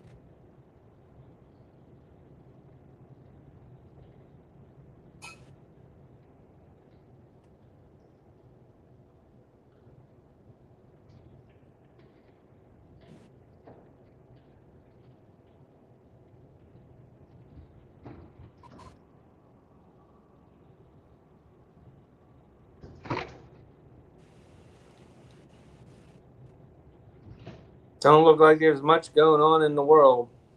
Good.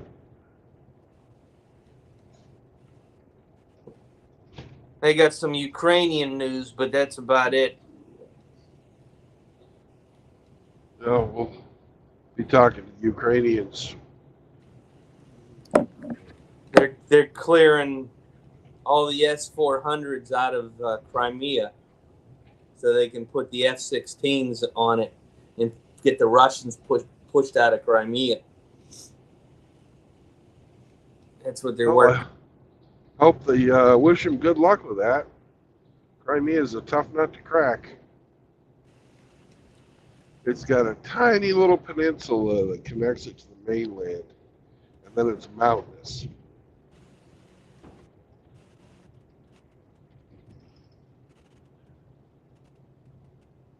So,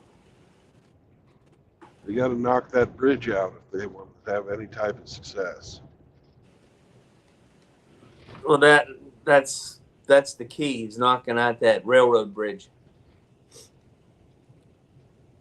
Yep. But we'll see. Supposedly, there's one squadron of F-16s already there, ready to go. But you know as well as I do, it's not the plane; it's the pilot.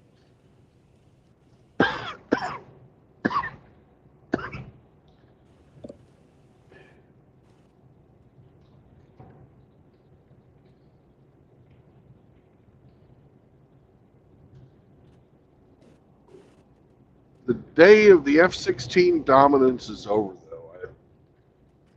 It's a great plane. And it's been a great plane for 30 years. Or more. That's a 50. That's a 50. 1970s design. 55 years. Yeah. But she's a little long in the tooth these days. Well, they did give them the Block 80s. So they have the upgraded radar and electronic warfare suite in these planes Yeah. to try to make them more survivable. And they're so small and fast that they're not as easy to hit as everybody thinks they will be. But I can't see how a pilot that didn't get the full 3 years is going to be as good as, a regular F-16 pilot that we have. I wish those guys luck. They're going to need it. Yeah. But if they can knock that bridge out and knock the railroad line going into Crimea, up there by Mariupol. If they're able to knock that out, then because the Russian Navy's already gone. You know, they did a damage on a Russian Black Sea fleet. Holy crap. Oh, yeah, drones. They sunk the living snot out of them. They fucking droned them. Yeah. They gave yesterday they caught Russia's biggest refinery on fire.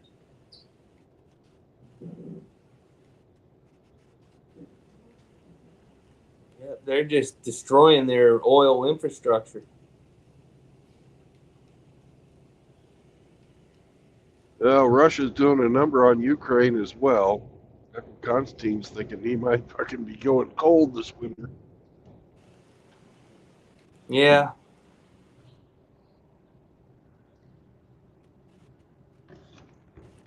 So He's hanging in there though. And certainly not a war of maneuver.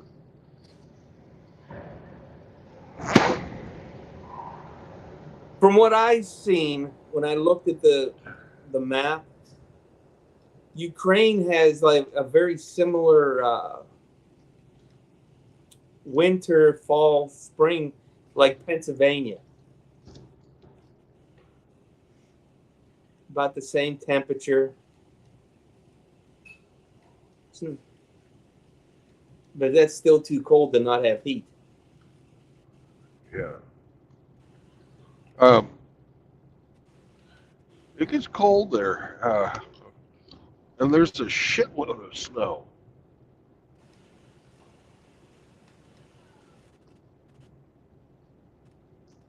You know, during late December through the end of February. Mm-hmm. Many times I was fucking walking around and the fucking there's like, you know, they've shoveled it all the time. Because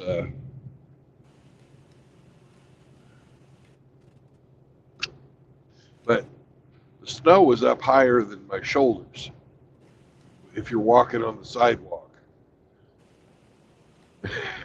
And they shovel it all the time, so the sidewalks are clear, but along the out, you know, as you're walking along, you can't see the rest of the fucking street.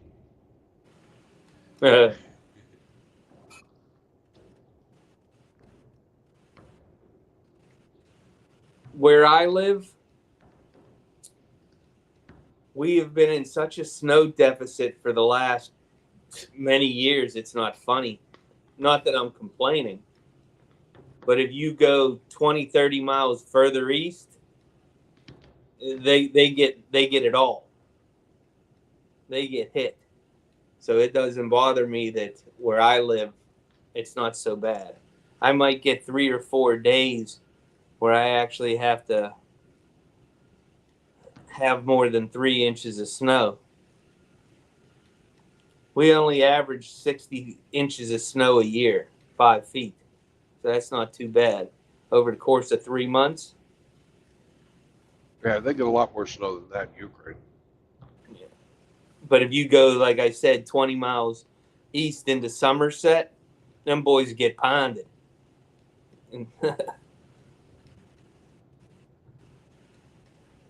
Yep. Don't bother me. That's why I don't live here. Good for them. But that's where all the ski resorts are and stuff. Yeah. Hi, sorry, Terry. Hi. Hello.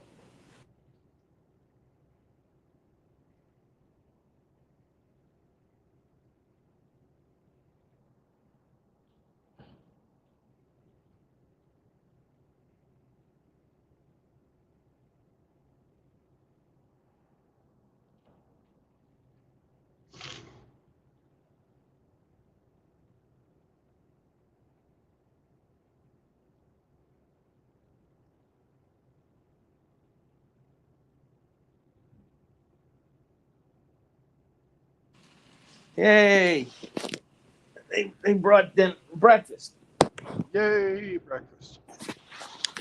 Oh my goodness! They gave me the big the 4-ounce pancakes, not the 2-ounce pancakes. Nice. Oh, Bon appetit. I shall return, sir.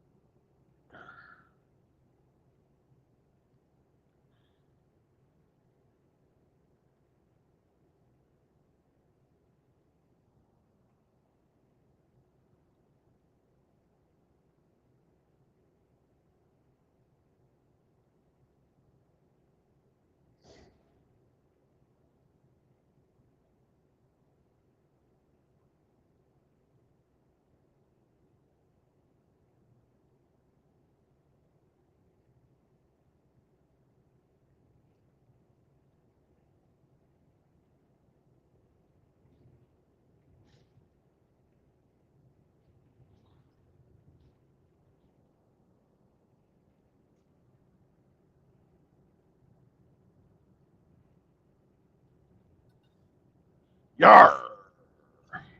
You rang. Oh, I did. I just wanted to say hello. I hadn't talked to you for a What's going on? while. Nothing. Just driving. I figured it was your day off.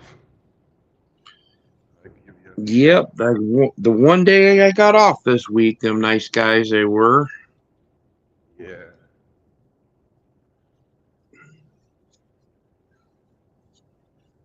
It cost them $450 to invite me to work yesterday, so that ain't too bad. $450 showing It's up. actually more than that. It was closer to $5. Even better. Yeah. And old Uncle Sam will take a lot of that. Yeah.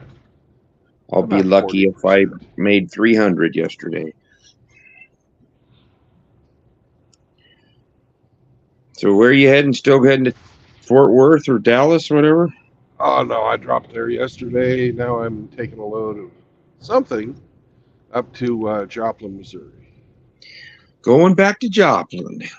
Yep. Then do a reset. They got a pretty decent little Waffle House right there. I won't be staying very far away from that at all. So I'll probably Yeah. partake of the waffles. That Waffle House is right there.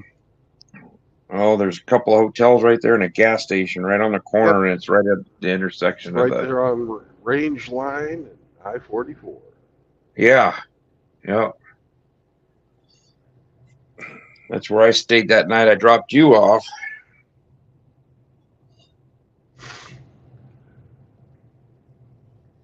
Yeah, I usually stay in the La Quinta because they're friendly to Sam there. They allow Sam interlopers. Yep. Well, I seen your text this morning. I'm glad Sam scared off those would-be thieves. Yeah. It was either Sam or when I opened the curtain, standing there in my underwear. Oh. Were they on the steps trying to get into the truck? Yeah. Had a fucking slim. No fit. shit. Wow, that's pretty brazen. Yeah. Good thing you locked the doors, Yeah. or you would have had some friends over. Yeah. Wearing blue. Wearing you know you're not supposed to be carrying.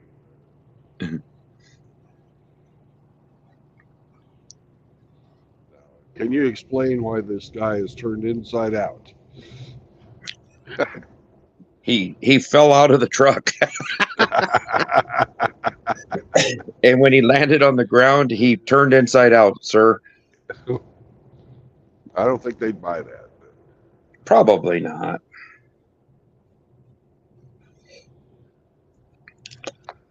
Well, that's crazy. They were just. Were you parked at a truck stop, or were you at No. out in the middle of nowhere?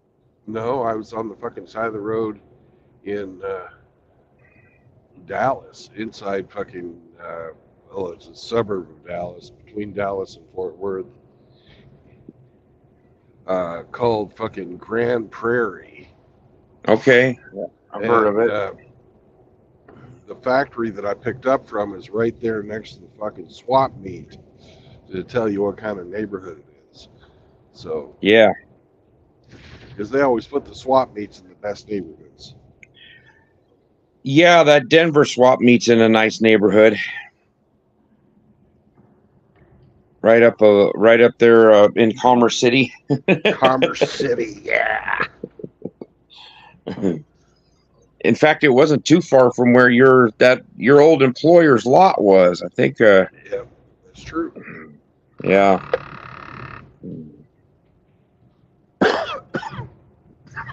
They must have thought you were broke down and decided they were going to break into the truck, huh? They didn't think some guy was sleeping in there? Was the truck running?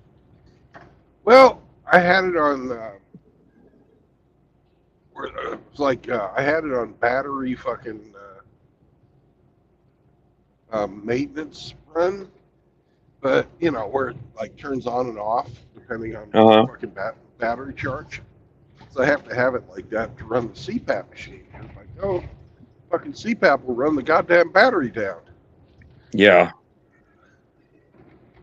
So the truck will auto start and then shut off after a certain amount of time? Yeah, after it fucking gets its battery charged back up. Oh, I figured he had it running for the AC because it's probably hotter than shit down there. It was when I went to sleep, but in the middle of the night it cooled off because we had a rainstorm come through. Ah.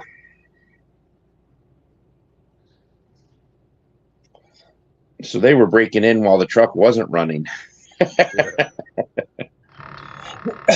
Well, who the fuck would leave their fucking vehicle unattended? Right.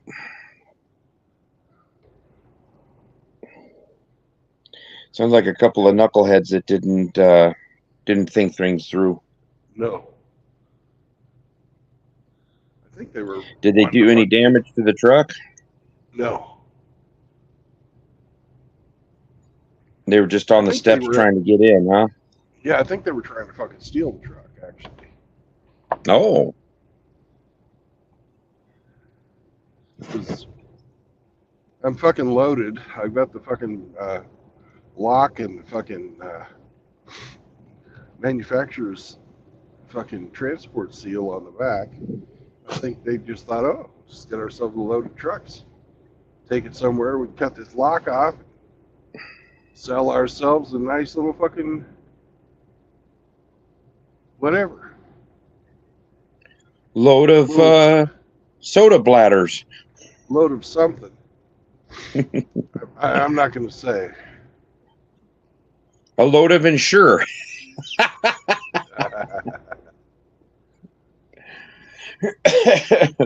They'd park it out in front of the old folks' home, offer it 25 cents a bottle.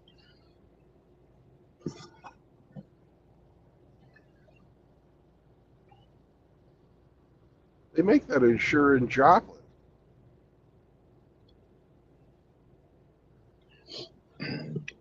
Well, you should pick you up some for your reset. Yeah.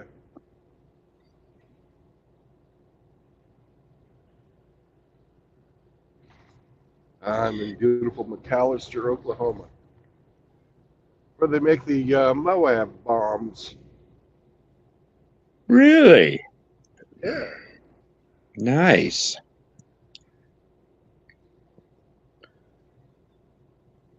I'll bet security's tight in that place. I don't think you can walk off with one of them.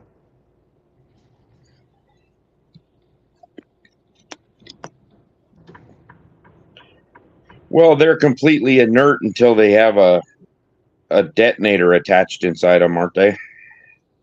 I don't know a thing about them. I know they're fuel air bombs. So they fucking load them up with some type of a liquid, like gasoline or something. Who knows what they fucking use. But something that burns really fucking fast. Yeah. So if the concussion doesn't kill you, it suffocates you? Yeah, something like that. Well, are the Moab bombs they're not the bunker busters. Well, they're not the ones they drop into the top of mountains and stuff or into caves or I don't know. I really don't know anything about them. Huh. Mother of all bombs. A bomb that's so big you have to use a fucking cargo plane to drop it. I've had a Moab burrito from Maverick gas station. They're a gut bomb. Yeah.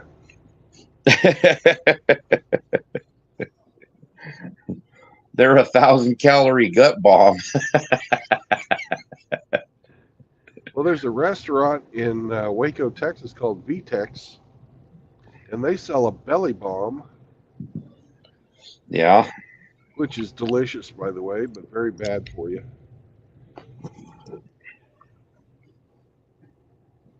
It's Doritos with pulled pork and baked beans, all in a little fucking. I guess it's not little, but it's all in a bowl. Yeah. It's fucking. I fucking love it because We had a place in the mall where I grew up that it was there for a couple of years, but they made those Frito pies Yeah. or the Frito chip bowls with chili and then sour cream and onions and hot sauce and stuff, and those are pretty damn good. Yeah, they are. At the dirt track I used to go to, they would get those little like individual package Dorito bags, and I can just open that up and put a fucking ladle full of fucking chili right in that with onions. That was good too. Ate it right out of the sack. Ate it right out of the sack.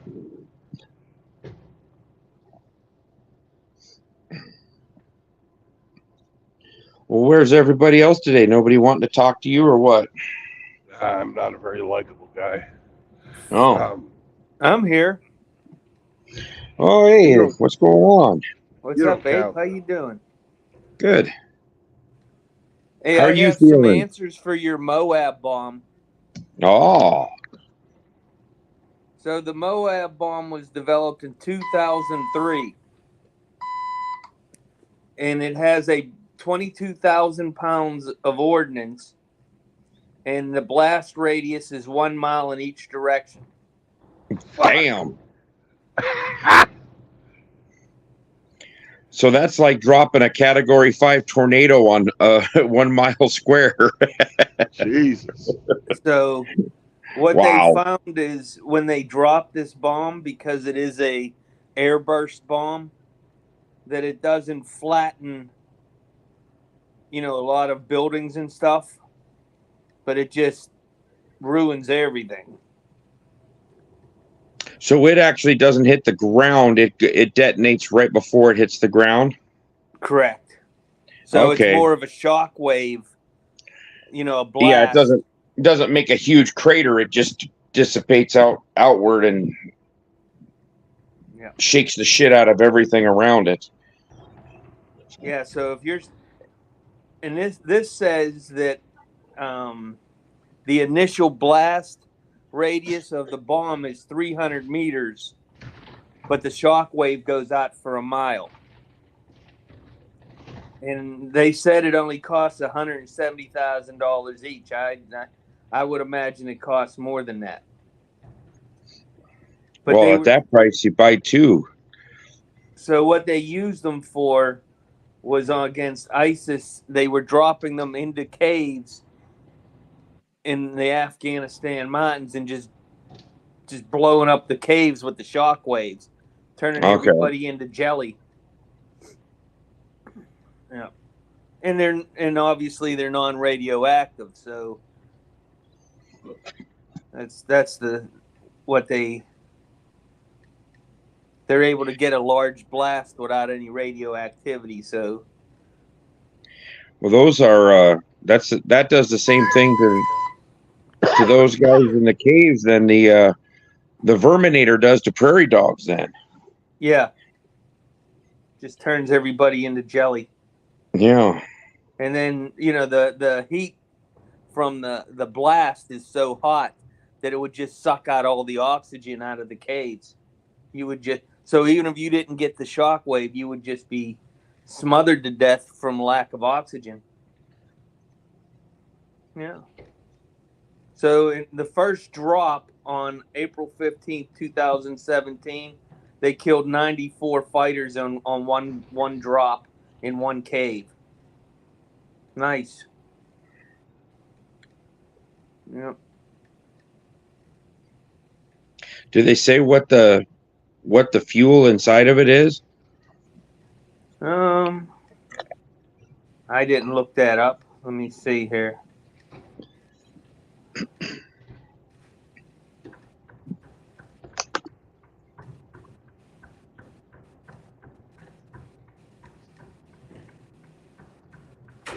No, that's not coming up.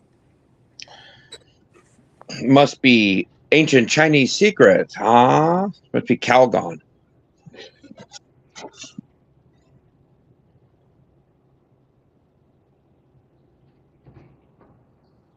I bet you it's just gasoline.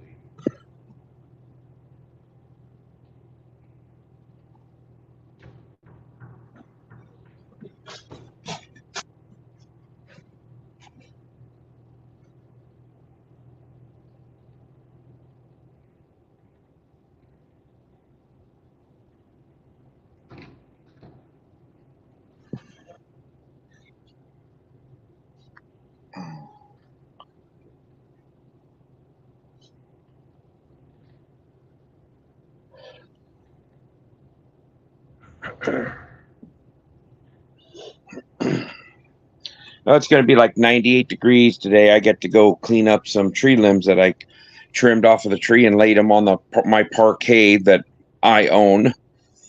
But I got a nasty gram from the city. I'm not in compliance. Yeah.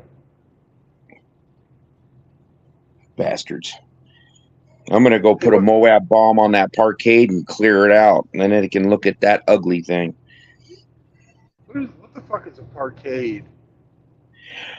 It's a strip of land that's on the other side of my fence, between my fence and the curb. Basically, you know how like you have sidewalks and then you'll have your property, then a sidewalk in front of it, and then grass, and then the curb. Yeah. Well, this is on the side of my house, but it doesn't have a sidewalk. There's no sidewalk there. It's just basically goes from the fence of my yard, and it goes about, it's about 10 feet down to the curb. Yeah. And it's got a couple trees planted in it and some bushes, and it's pretty overgrown anyways. I was wanting to tear it completely out of there and just leave the 2 trees. And apparently years and years ago, the people that own this had that was like a flower garden or something they put in there. So, but now it's just overrun with all kinds of shit.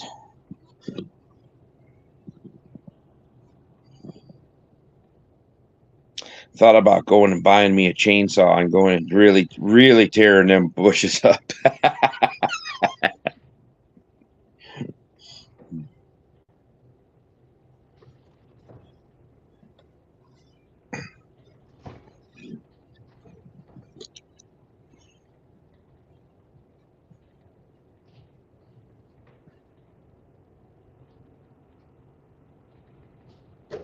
Well, I'm starting my diet today. I was going to start yesterday, but they kind of screwed it up.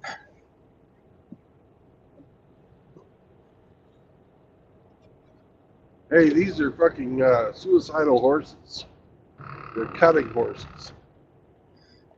Oh, man. Poor things. Yeah, they just want to feel alive.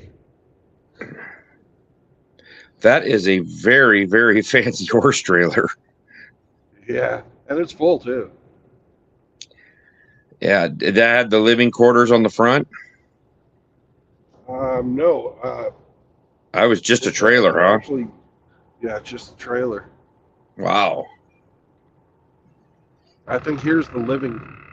This is the one with the living quarters on the front. Wonder if they're going to a rodeo. I think this must be a rodeo fucking outfit. Yeah.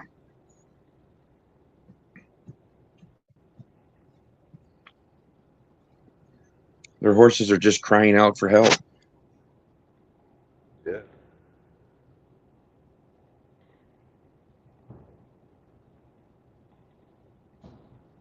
Maybe you'll get lucky and get to see a trailer full of 1/4 horses.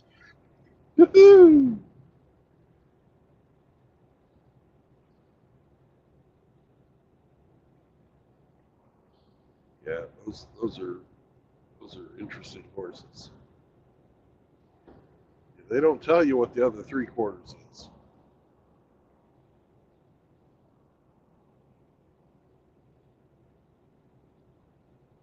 a secret. I personally think it's the rancher. The guy that we got my dog from, he raises and trains cutting horses, and he makes a very good living doing it.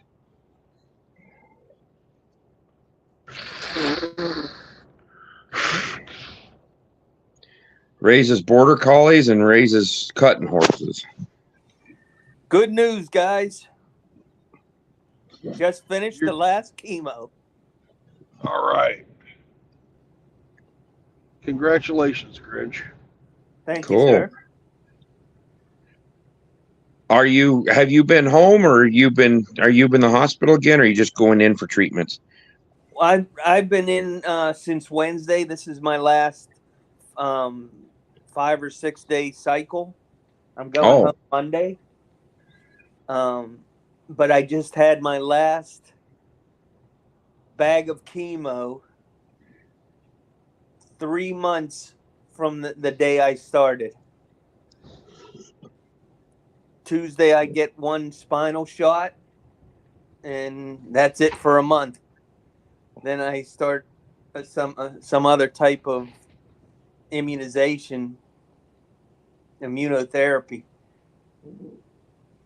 So I'm a little happy. You better go out on a bike ride, celebrate. That's Monday. Yep. Well, today when Cindy gets here, we're going to celebrate with jelly donuts and chocolate milk.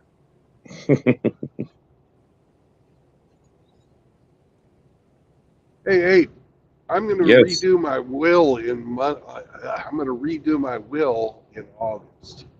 I guess this month. Or September, whenever I take my fucking vacation. Can I ask you to fucking take Sam if I die? Yeah, I'll take Sam if you die. Okay. Hope you're not planning on dying, because he really doesn't like me that much. Yeah, but he lets you pet him. Yeah.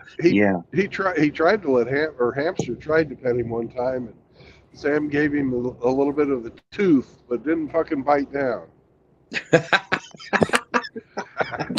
Sam's a smart dog. Oh, well, I when I went on vacation, I get to my grandma's house, and my uncle lives with my grandma.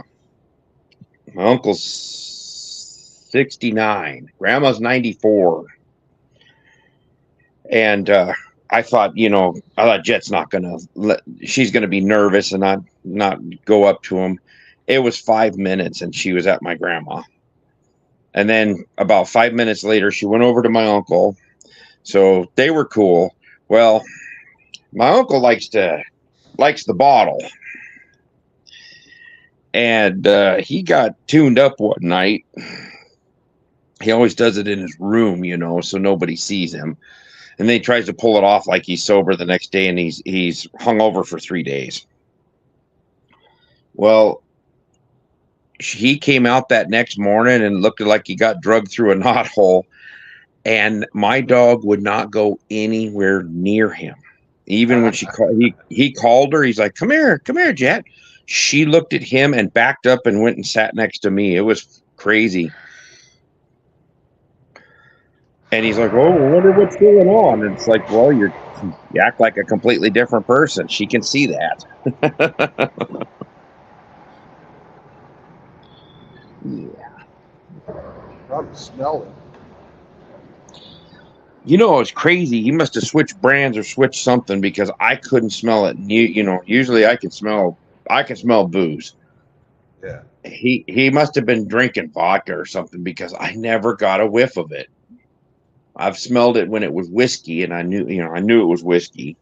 He don't really drink beer, so Yeah. and you would have been able to. I mean, to get that plastered, you'd had to drink a lot of beer, and you would reek of beer. Well, you might want to think that she has a much better nose than you. Oh yeah, yeah, yeah. She really wouldn't go up to him for like 2 days.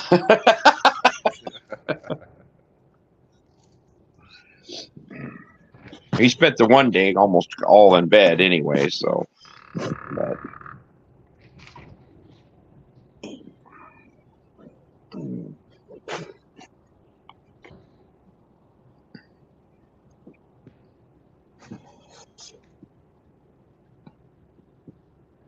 Oh shit, we lost Grinch. I saw the screen change all of a sudden, and then there was just us. Yeah. Maybe he StreamYard's was. sort of funny sometimes.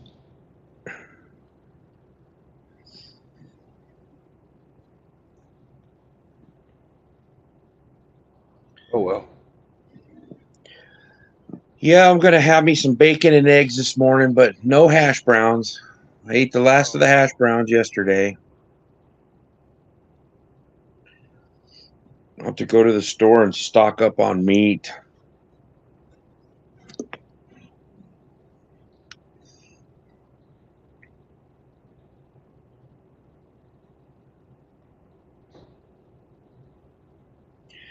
I got an air fryer.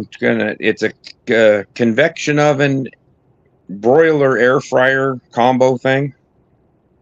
Yeah. I'm gonna air fry a steak because I've been watching some videos of people doing it. It doesn't take very long, and damn, it looks pretty good. Yeah. And I thought about getting like a big pot roast or something, and then smoking it. How are you gonna Put light it it? on very carefully.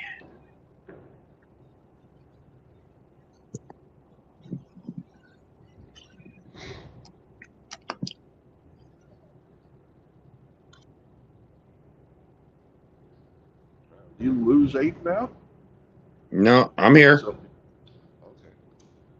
You cut out. Yeah, I fat fingered my phone real quick, but I got back into it before it dropped me. Oh good. What time are you going to be getting into Missouri? Oh, 3, 4 hours, something like that.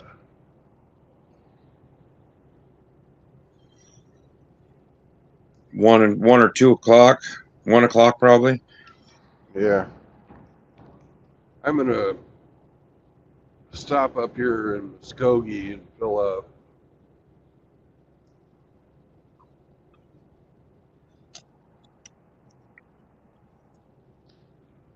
So you can probably take a 30-minute break then. Your government mandated non-productive time. Yeah.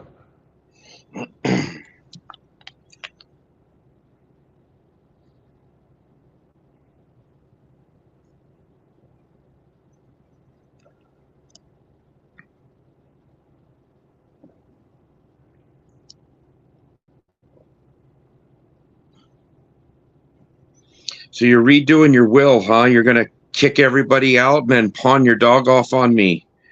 Yep. A one daughter who I had fucking I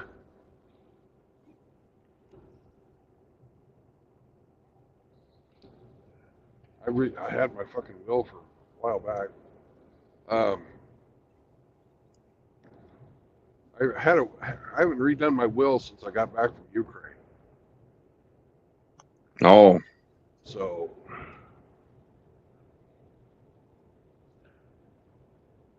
the ex-wife got the dog there.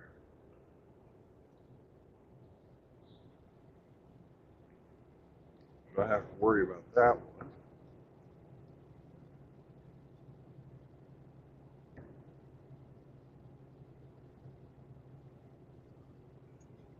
Ah, that was a good dog there in Ukraine.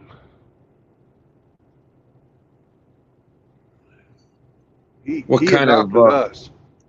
Oh, really? Yeah. He just showed up one day. Well, I used to take the bus, then catch a train to get into Kiev, right? And he was just sort of hanging out at the bus stop one day, and he was real friendly. He followed me home, and I fed him, and he stayed.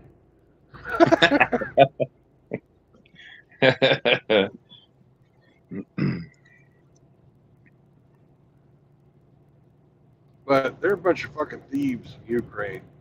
They would fucking steal the vegetables out of your garden. Yeah. Old Sabby, he made sure that didn't happen. His name was Sammy too, huh? No, Sab. Oh. Because Ukrainian for dog is Sabaka.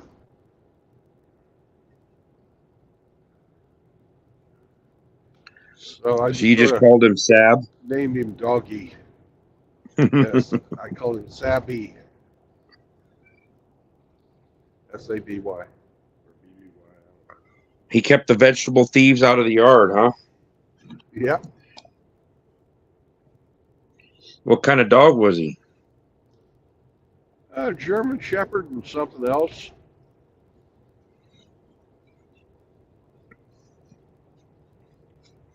Ukrainian leg hound?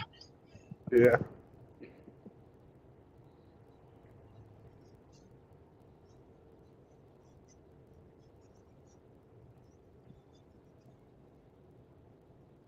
And my one daughter, who's going to get most of the money, she's in Turkey. She can't take Sam. My other two kids are fucking worthless. Won't even talk to me, so they're not getting shit. You should put a video clip in your will that shows Gene Wilder yelling, "You get nothing." Good day, sir.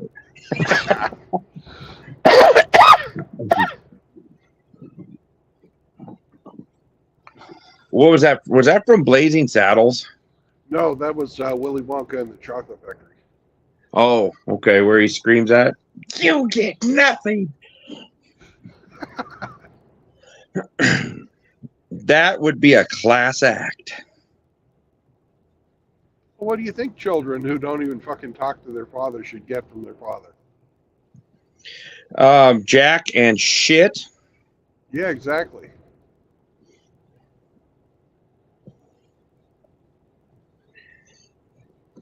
Well, and the youngest daughter, that's influenced by her mother, correct? So's the son. Oh, both of them got it. So is it your oldest daughter? Is she's the one that's in Turkey? Uh-huh. She in the military? No, she married a Turkish guy. Oh, okay.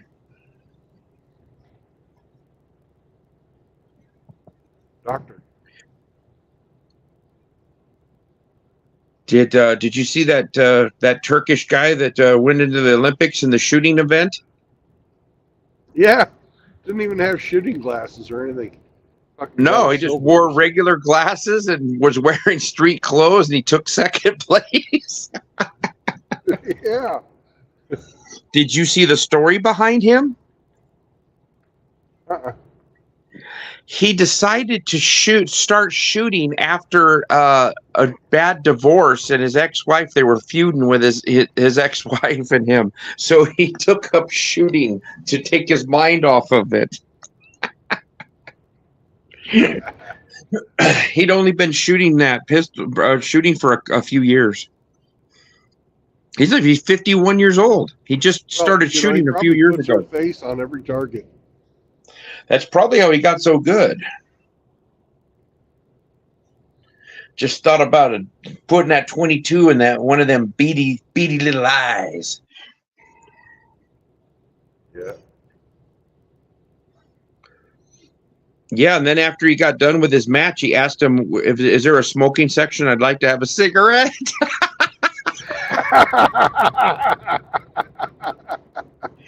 Oh, damn. I read a story on that guy. I was laughing so hard. Good for him. He didn't have the old eye patch or the special glasses or any of that shit. He just went out there and like, oh, okay, bang. Okay, I took second. All right. Pretty damn good, especially for somebody that hasn't been doing it for a majority of their life like most of them. You know, most of those competitors start shooting when they're 6, 8 years old. Yeah. He started when he was in his late 40s, when his eyes shouldn't be really good. You imagine how good he would have been 30 years ago?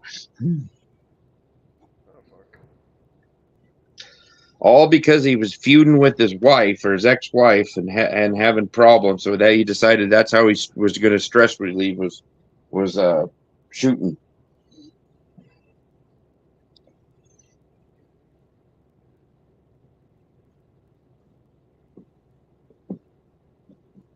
Good on him. Yeah. I like the Turkish people. They're pretty good folks.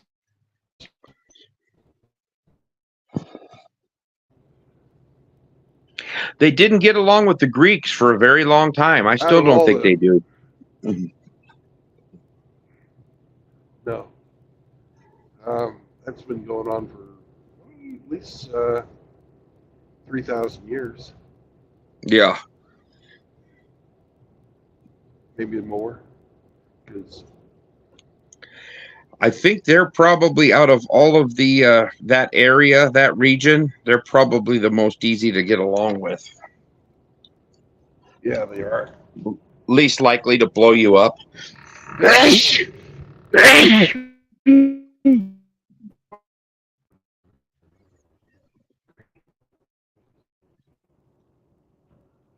Well, wow, you sneezed so hard that you screwed your camera up. if you ever get a chance, you ought to go to Istanbul. It's a fucking blast. Yeah, I'm not going anywhere. Crazy, like a lot of places. Yeah. I heard it's a very, very neat city. Very old.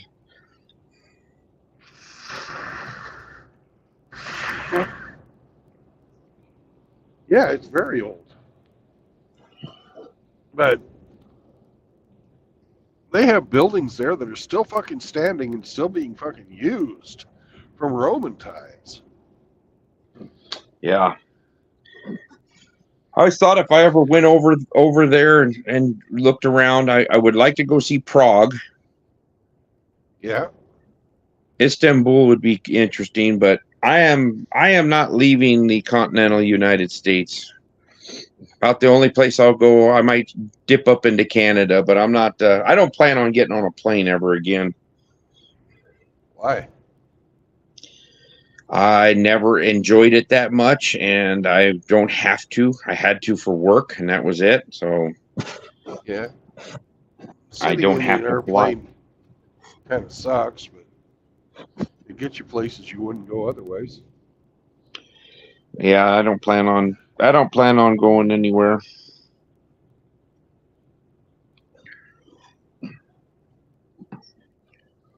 I'm going to watch the collapse of everything from my little house in Nebraska.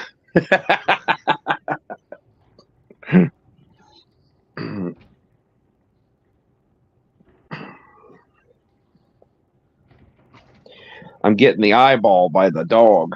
She wants to go play or do something. Yeah, you've already been out twice. I let her out at 3 o'clock this morning. It'll be a hot one today, upper 90s. It was 100 yesterday when I got off work, and I was outside on a locomotive trying to find a leak out of an air compressor that was running. Holy crap, you talk about hot. Woo!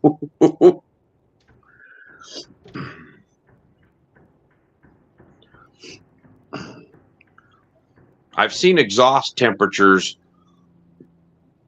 up around 1100 degrees. They usually run around 8 to 9. So when a locomotive's going full throttle and you open up the car body doors, that exhaust, which is about 4 feet away from you, is 800 degrees. Well, it's already 100 degrees outside. So Right. yeah, and that air compressor would continuously run, wouldn't shut off, so it was getting really, really hot. And I'm trying to lay across it, and trying to find where this air leak. I could hear it, but I couldn't see it. I think it was coming out of a aftercooler. That's usually where they go, but I couldn't get into the way this thing's built.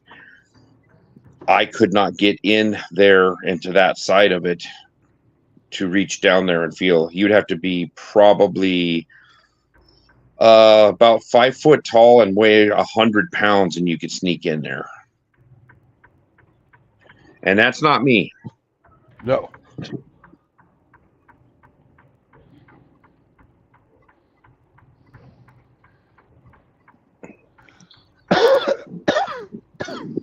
Maybe the pup wants some breakfast. You want some breakfast? Are you hungry? You want some food? Yeah. Well, I better get going here and get this doggy fed. All right. I'll fix everything and she'll just look at me. But I got to get me fed too. Oh, look at this lovely. Oh. I'll see if I can. What you got? We got ourselves a. Just can you see that? You can't really see that far. No, it's just I just see a figure walking. Oh well. In the next truck to me in the fuel island here, we've got ourselves a land whale, and she's cleaning the windows, so she's not useless. But well, go ask her. She'll make you a sandwich. Yeah. Well, I bet she probably could. She's probably got all the fixings in the truck. Her co-driver, he doesn't look like he's starving. It's a tag team, huh? Yeah. Oh, we need to pull up a little further, don't we, Sam?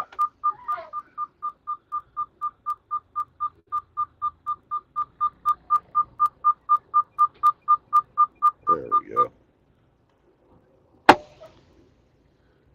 Okay. Well, I'm going to let you go because I'm going to fill the truck up. All right. We'll talk to you later. Bye.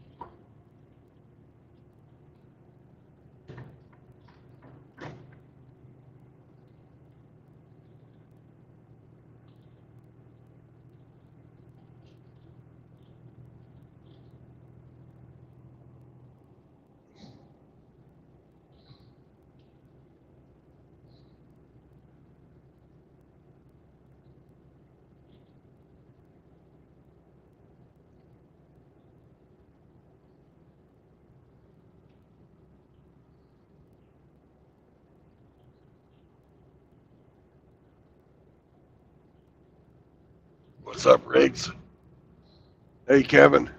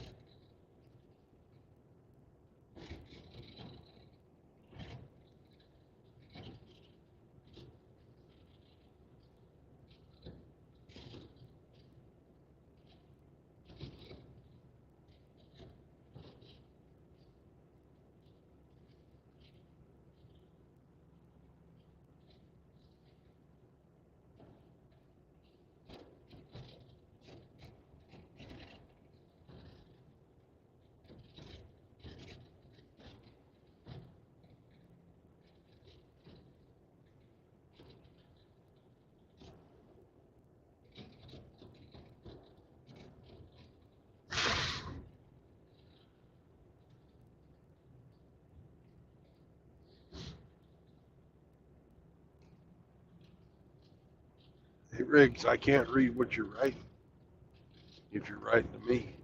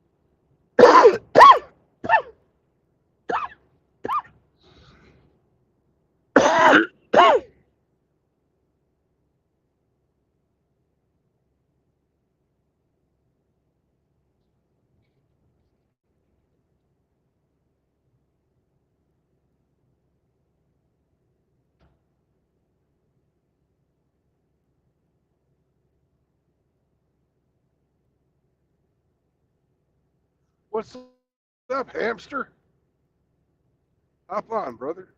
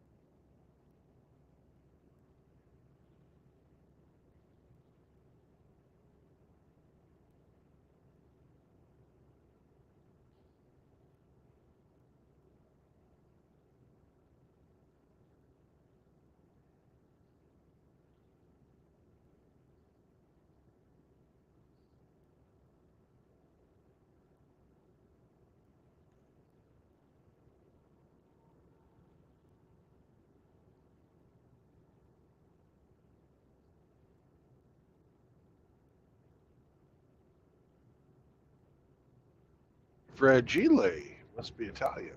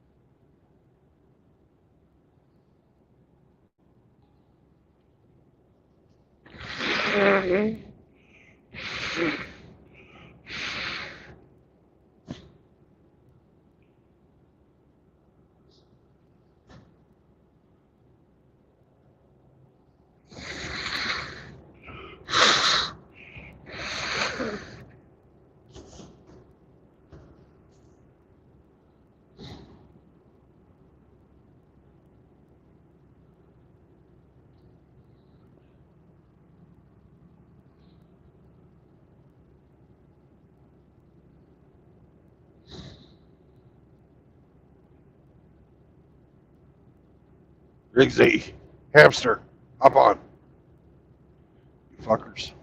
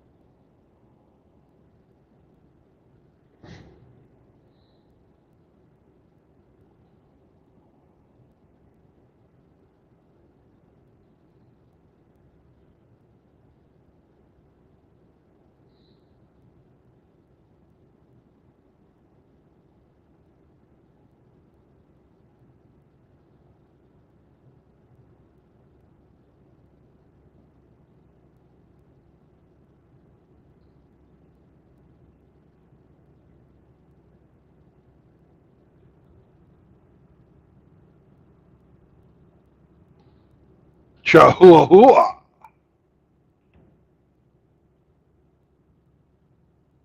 Good morning, Hemi. Hello.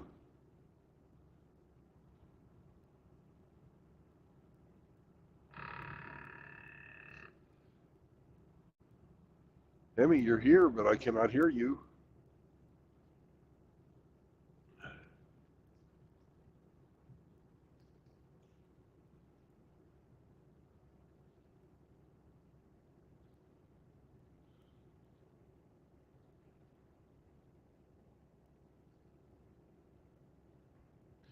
We've got about an hour and a half until I start playing D&D.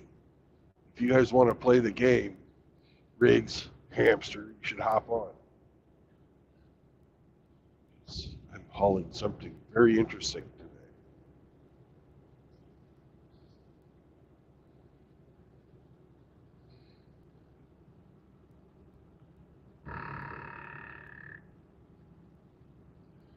Chahuahua. Chahuahua. I cannot hear you, Hemi.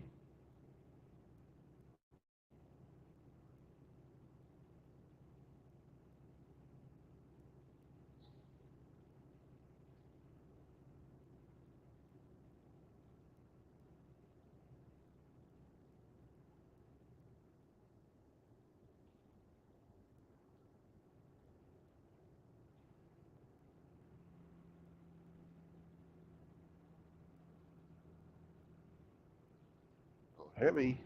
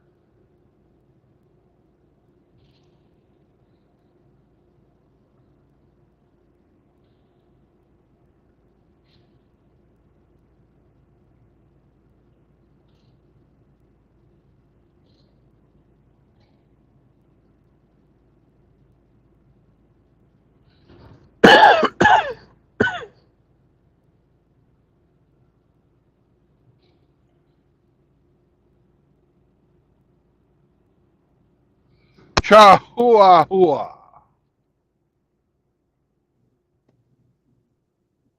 Oh, Hemi's having microphone problems.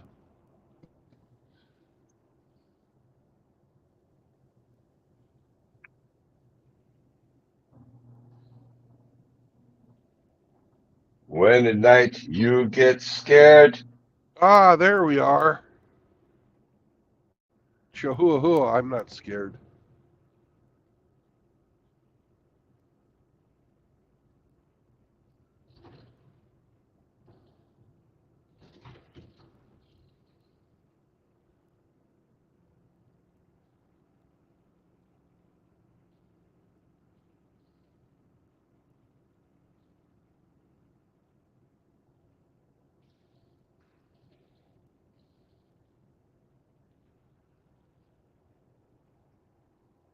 Hemi, you're not making any noise.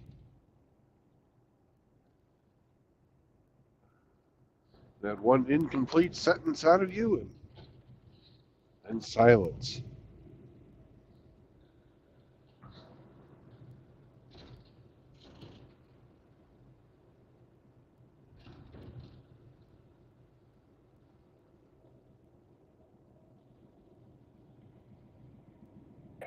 You can't hear me, huh?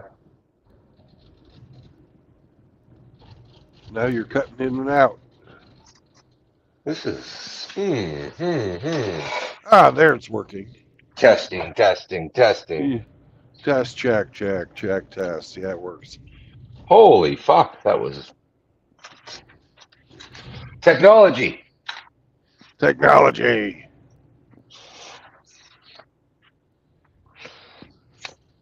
How you doing, brother? All right. Happy Saturday. Yeah. Ugh.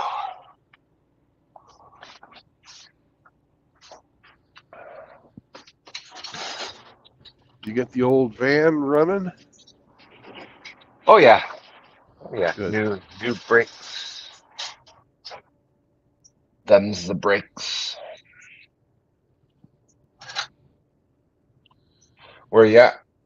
I'm in Muskogee, Oklahoma right now. Just pulling into town.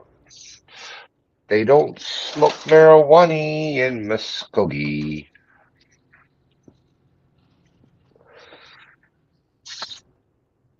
They don't take their trips on LSD. That's right. We gotta get Hamster and Rigger to hop on so we can play the game.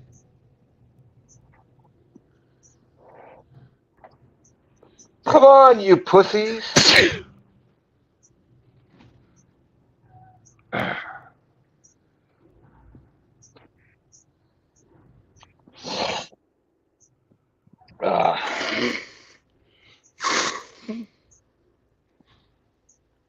So you're still sick? Eh. Yeah.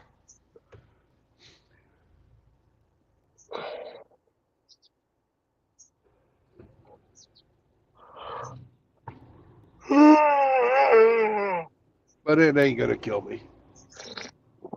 No.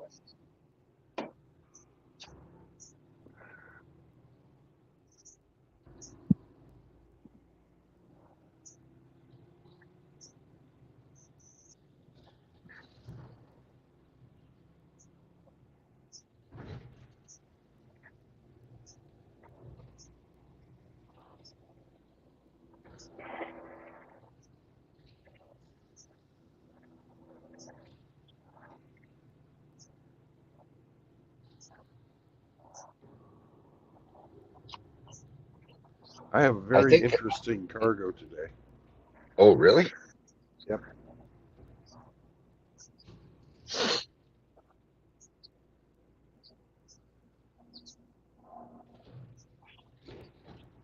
At least it's interesting to me. Okay.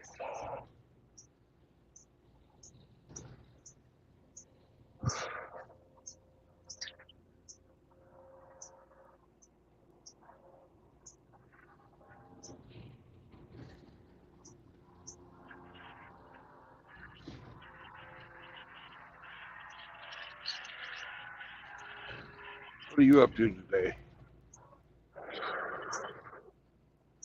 I don't know yet. I slept Okay. in this morning, so I'm just getting my coffee and waiting for my morning constitution. All right. I'm That'll not come going with any. with That comes with the that'll- coffee, yeah. Yeah. Yeah. Coffee and a doobie, and Out she comes. yeah.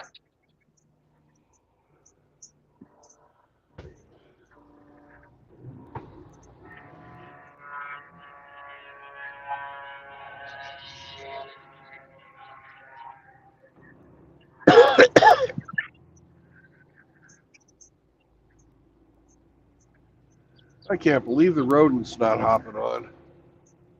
Damn Yeah. you, rodent! Doesn't want to get your cold. You won't catch my cold.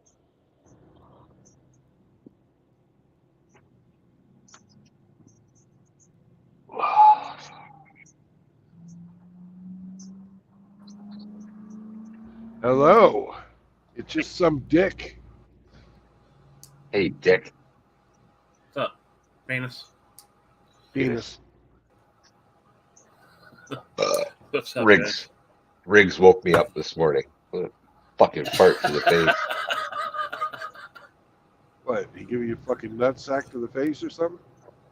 I passed out on Discord last night, and fucking my phone was on, and he comes in this morning and I was like, what the fuck's that? Oh shit! Oh, time to wake up.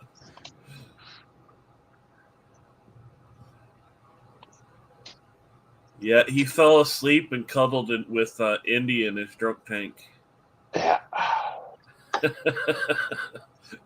Apparently, he went down and hung out with Chaos for a little bit. You're just all over the place. Oh yeah. I was getting moved all over the place. Well, I was went watching- into-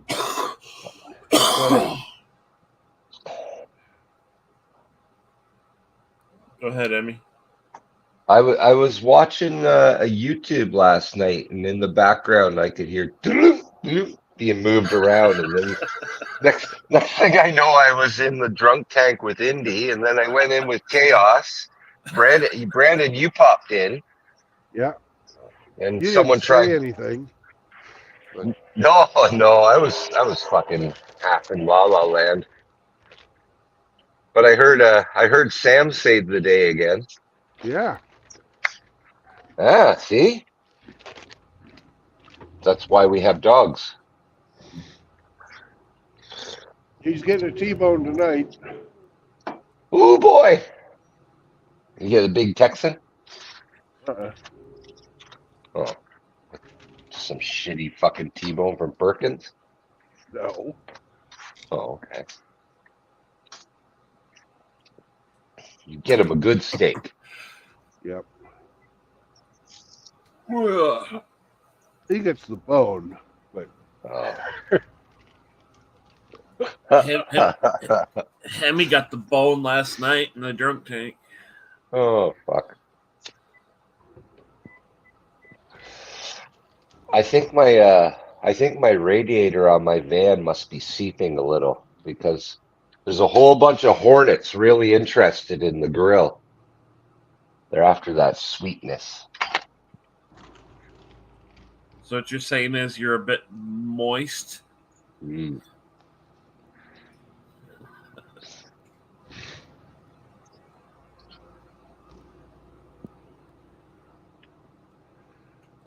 Old cars, man. Something always falling apart. You know what that's all about. I've on my 15th car already, 15th vehicle,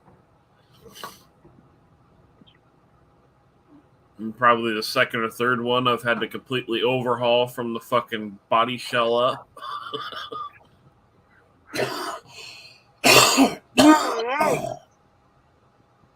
Hamster, you fuck. Hop on. Hop on, you fuck.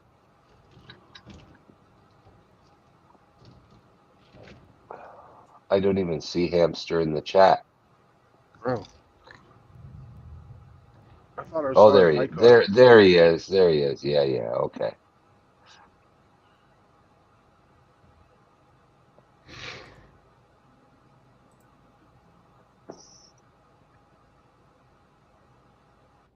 Moki asked, "Did Hemi like the cat?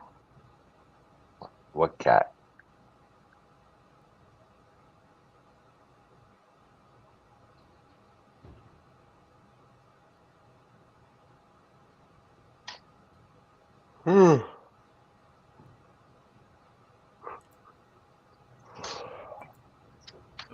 Got us another HMT.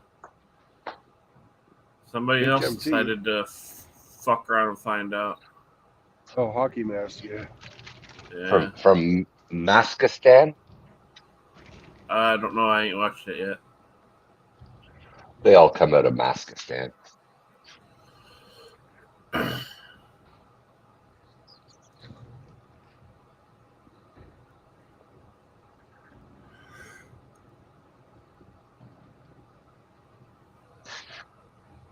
And then fuck, I just scrolled and replicate fish. Women are crashing out. I need a man.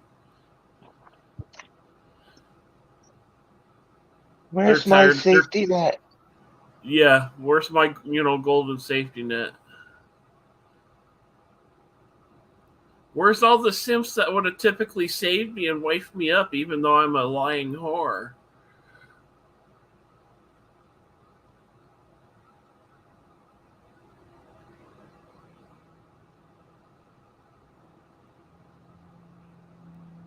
They're not at Home Depot.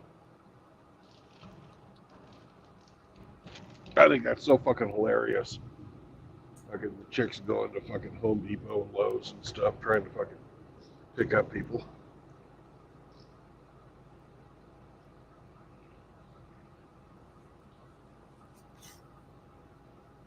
We're there for a fucking project we're trying to get finished. Like, we're not there to pick up poon. We're there for tools and supplies. Get the fuck out of here.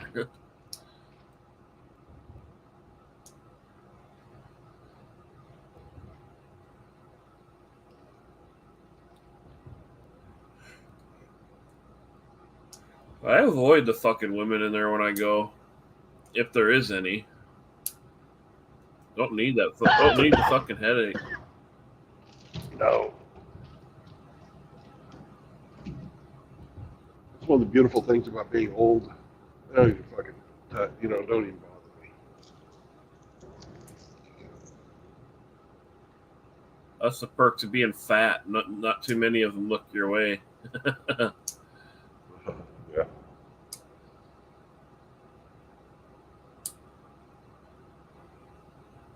It saved my ass the other day when I was, last month. Yeah, technically. It saved me from the hogs.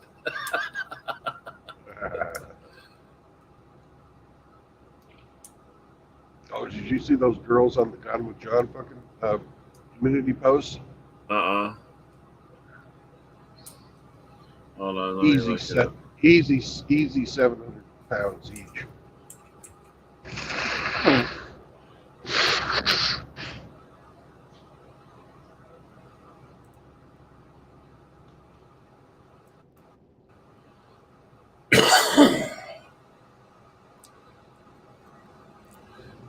I thought I'd let myself go a little bit, but Jesus Christ. Yeah.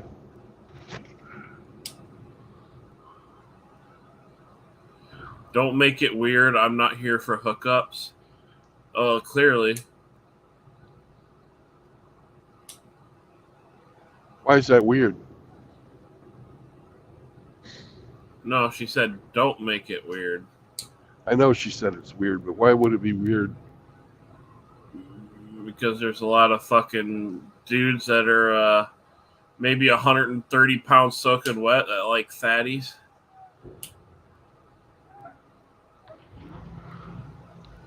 That is weird.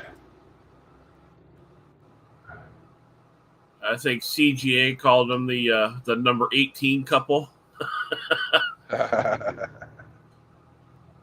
Pretty sure you know which one's the 8. Yeah.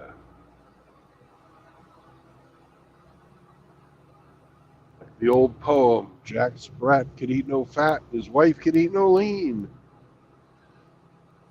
Looking at this bitch, when does the realization hit that you've got a problem, that you need to dial back?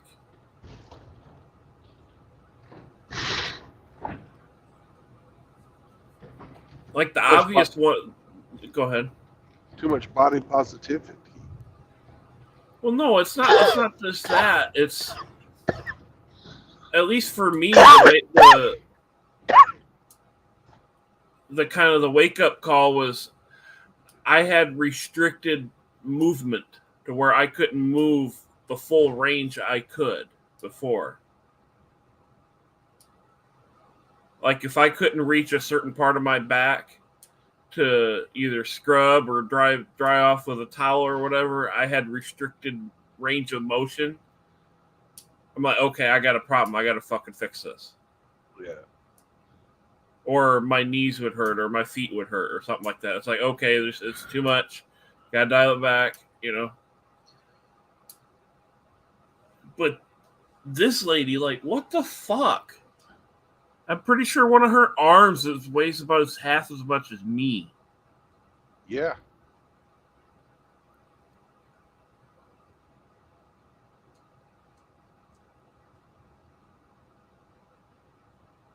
Damn you, Gunwood John. Well, and another thing you got to consider, all these fucking cars that they're pumping out now are smaller and smaller and smaller.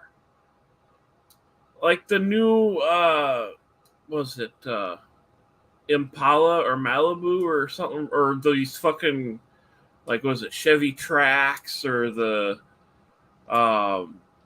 Buick Encores? You know, them crossovers that all the women like nowadays.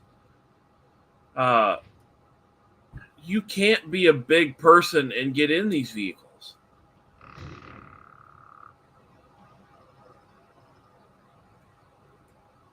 The door opening is not big enough for bitches like this.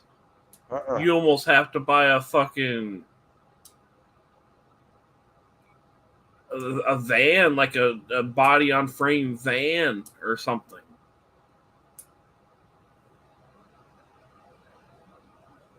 I've never claimed to be a fucking supermodel, but Jesus. But you are. I'm skinnier than this chick, but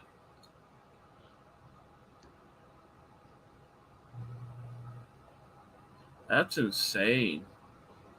Yeah. And she's only 26 and she's that big. Yeah. But the thing is she's not that much bigger than Miss fucking Alabama. Does it say...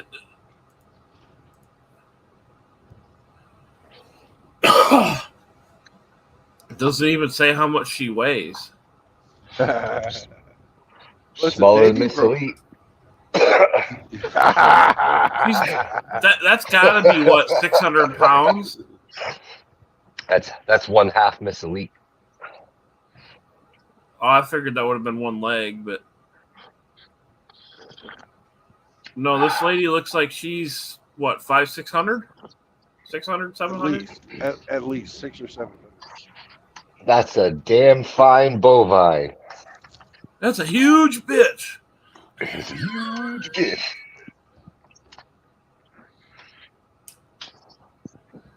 That's insane.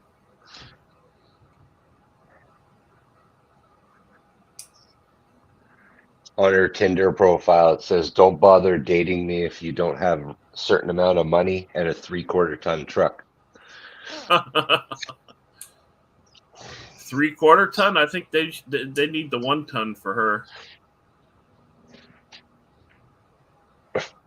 And she'd have to sit in the bed.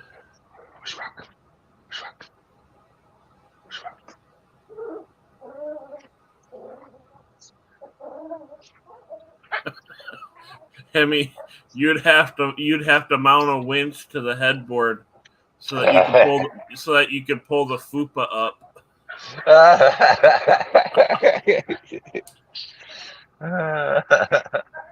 The old winch.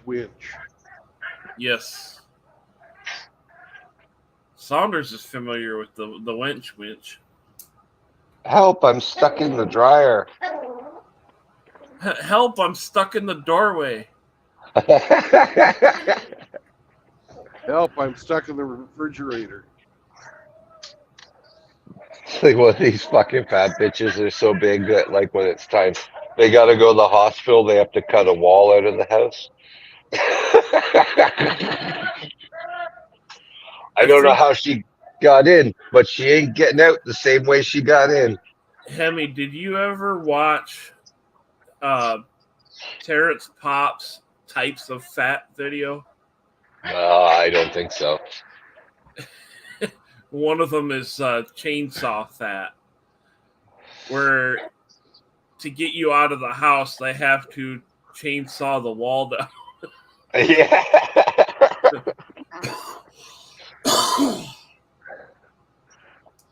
When I was living in Wichita, they had a chick who hadn't left the fucking bathroom of her house for like 16 years. God. It was a fucking trailer, and she'd been sitting on the toilet so long that the fucking her fucking fat fucking grew around the toilet seat. They had to cut the fucking wall of the trailer and fucking then surgically remove the toilet seat from her fucking ass. She'd become one with the shitter. Yeah. But her live-in boyfriend had just been fucking feeding her. I know, right?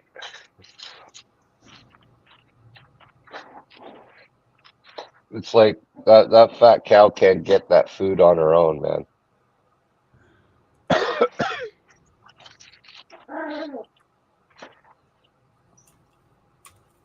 No, because if you have to get up and go get your calories, you're burning burn calories. Yeah, you'll burn calories to go get them, exactly. So when they get that big, they have an enabler. Yeah. Fuck yeah. And then when you get down what they eat a day and they're like, I don't know why I'm so fat.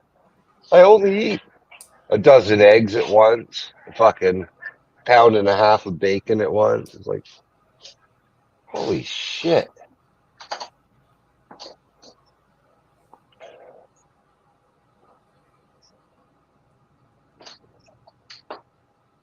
It's about volume, lady. And look at how much volume you're taking in. Oh, it's either they take in the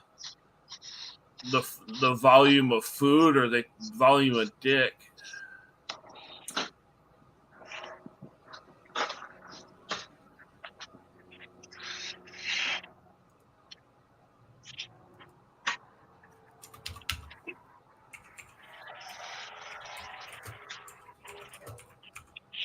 Yeah, no thanks.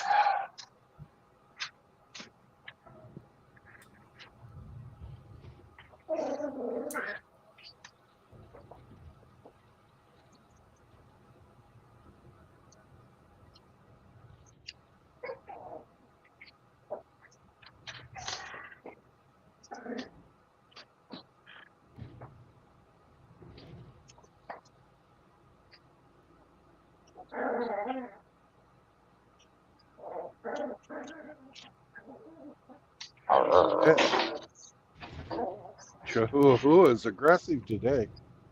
She's got a rock. She's living her best life. Yeah. I'm living my best life. Leave me alone.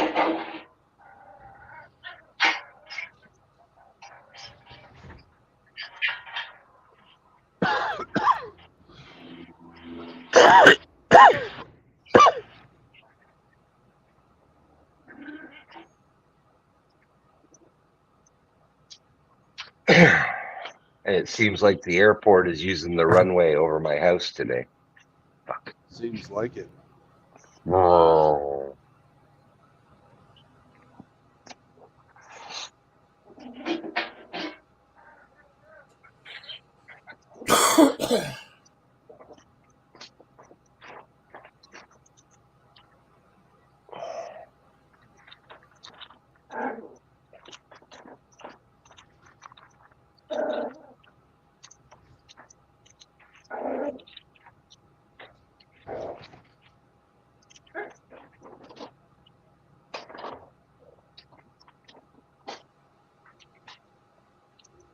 What are you doing?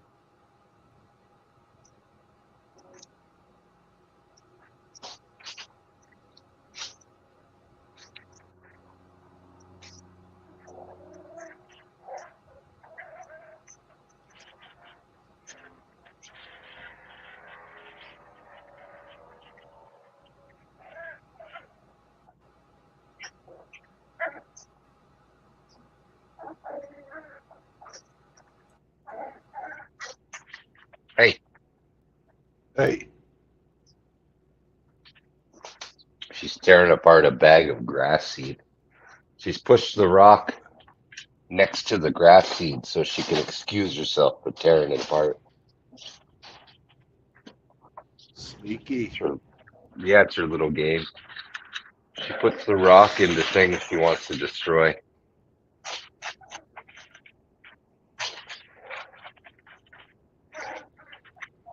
We get fucking grass seed everywhere. Fuck off. Hey, knock it off. She just looks at me like, what?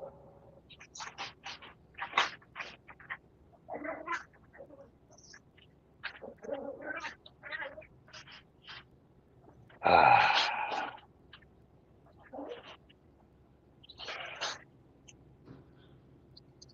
Oh, you little bitch, you did do it. Ah, fuck.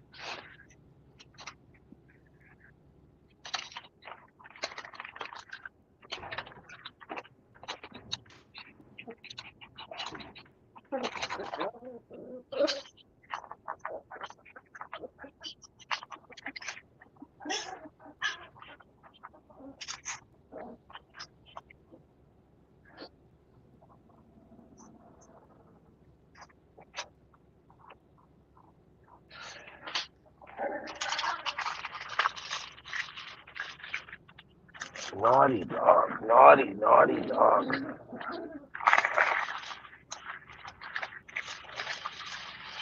What's up, Seraphim?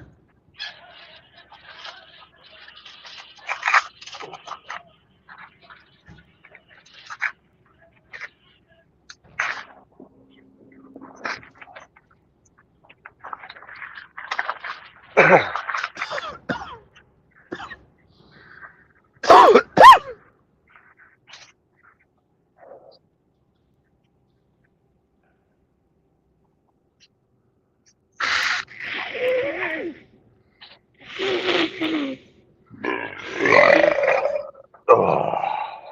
Nice.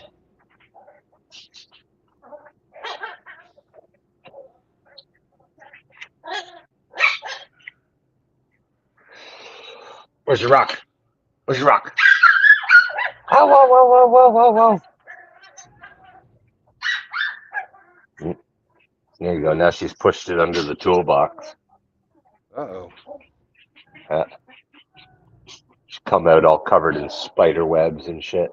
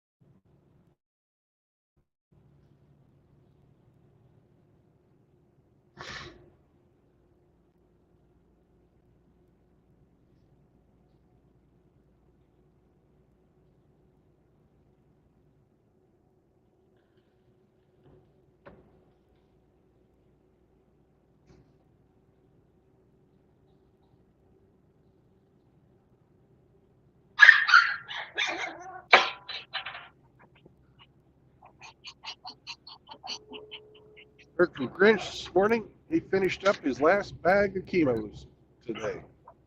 Nice. He's a happy man about that. Excellent.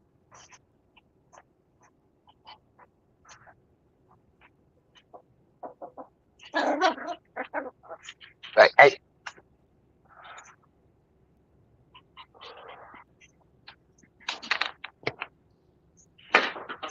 What's up, Phoenix?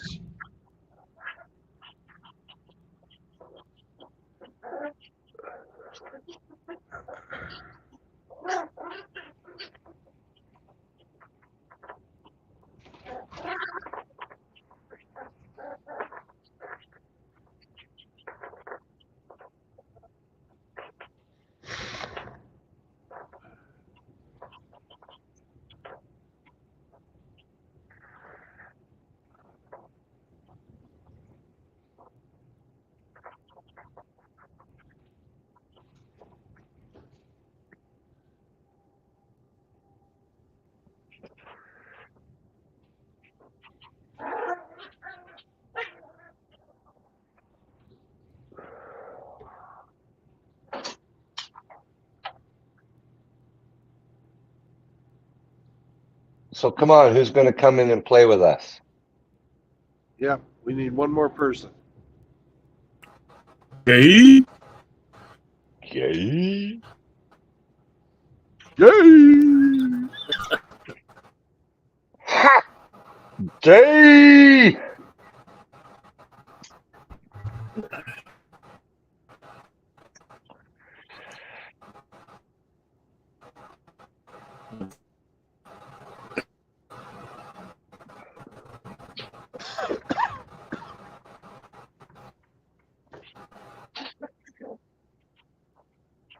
Sir, 1%. If I like it so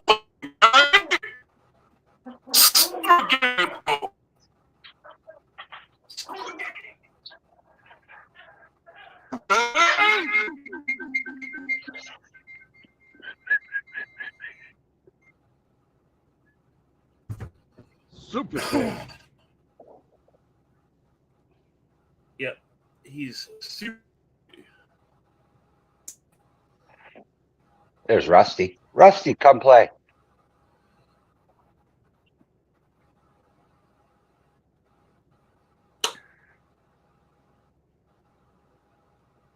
Ian Blades.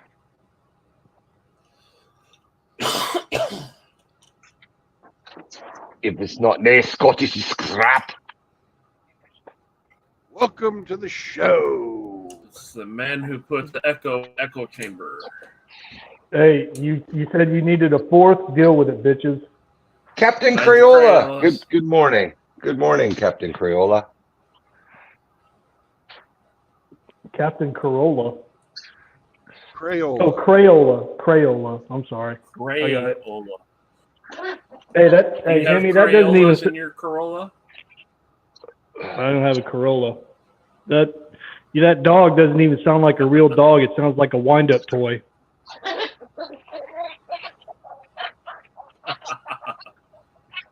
Did you hear that, dog? She's a what dog? She's a savage, man. Oh yeah. She must be carrying around rocks. Fucking right. It's hardcore. Oh. She's real. Yeah, She's a shop dog. She's vicious. Yeah. Arf, arf, arf, arf. 5.5 pound Papillon shop dog. Yeah, you probably got hand tools that are bigger than her. Mm-hmm. It's not gay. It's not queer. What is in my rear is bigger than Hemi's dog. It's not queer. It's not gay. That dog is kind of small, but she's a killer today.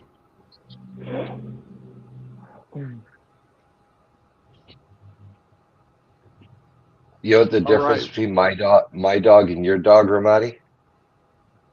What's that? I can take my dog anywhere. Hemi's This is dog true. gets bitches. My dog catches bitches.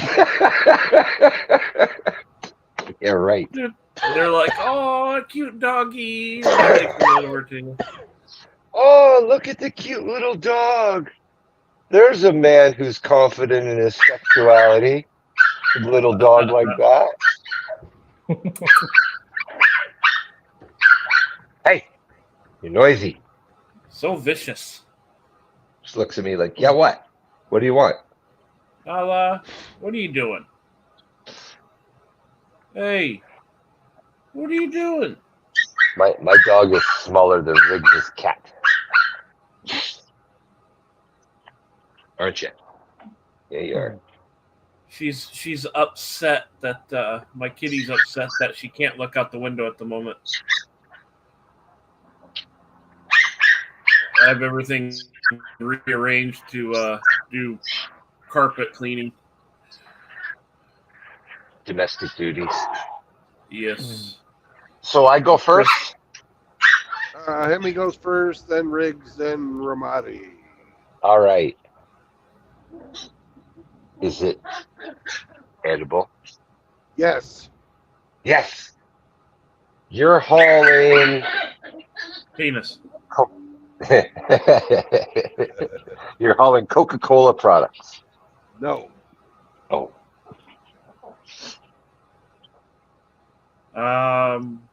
Is it a liquid? No. You're hauling cheese. No, I am not.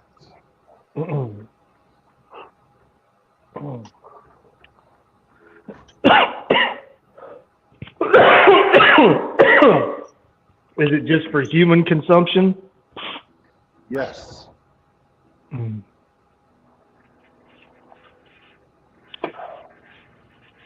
You were hauling taco shells. Ding, ding, ding, ding, ding, ding, ding. Holy shit. He got it. Are you serious? You're fucking with me. Yeah. You're serious. No, I'm not. I'm hauling tortillas. Fucking, Wow, you actually won, Ramadi. The old crayon eater got one. I was just taking a stab in the dark because I figured you were still in Texas. Well, isn't that how you got? Isn't that how you got to have kids? You took a stab in the dark. Stab in the dark.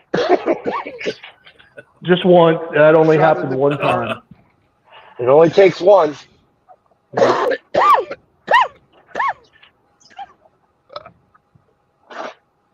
It's damn. not gay. It's not queer. I have 8 and 12-inch tortillas in my rear. It's not queer. It's not gay. These tortillas weigh fucking 22 tons. 22 tons of tortilla. Damn. 22 tons of tortilla.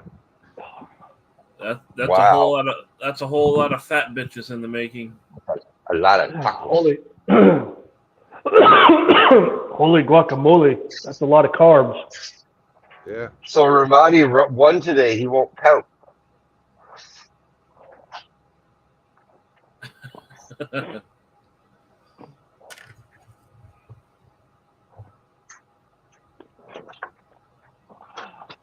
Yep, pays to be a winner. Yeah. First round. We don't have many first round winners here. I've got it.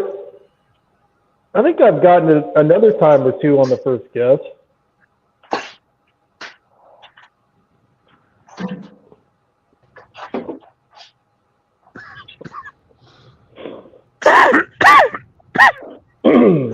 Are they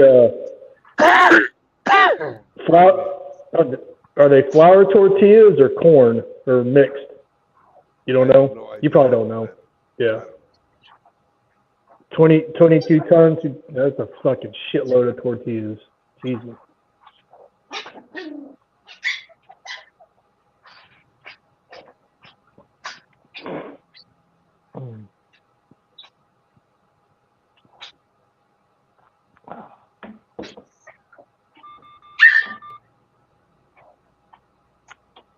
No, I was still awake. this morning. I hadn't even gone to sleep yet. I was having an insomnia attack.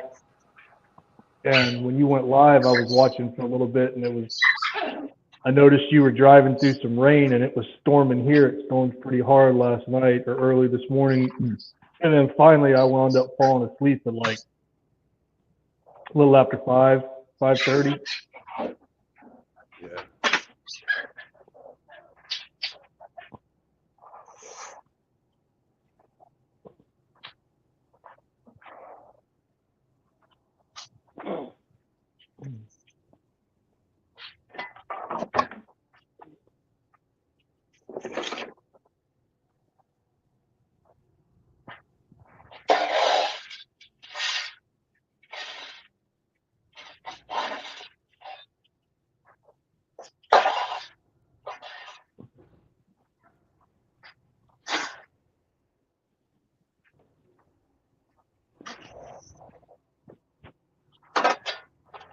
Well, good job, Ramadi. Yeah. Hey, Bravo. hey, I come through with the win every once in a while. I'm good for it every now and then. Penis. I didn't mean to ruin the game, but You didn't? You won. Yeah.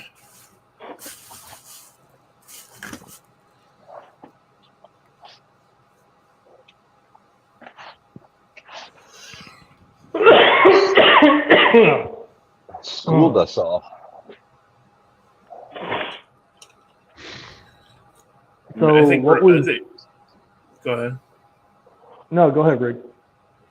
I said I think Ramada's used to eating big Mexican ladies tacos, so he kind of Tacos. knew the gordita. No, I was listening when I got up this morning and took the mud out. You guys were talking earlier. You were talking about something about fat chicks and body positivity. Oh God, go look at Gone with John's community page to see what we're talking about. Oh. No, that just reminded me of a conversation me and my kid had. I believe it was last week, where she was explaining to me all the reasons why she felt strongly that the whole idea of body positivity was a bunch of bullshit. Oh yeah, it I told only her- applies to women.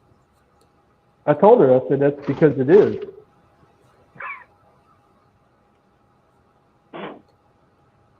And then she asked me, she goes, have you ever seen the movie What's Eating Gilbert Grape? I said, yeah, I think so. And she goes, well, you know, their mom was a great big fat woman that died in their house. I was like, yeah. She's like, well, how did they get her out?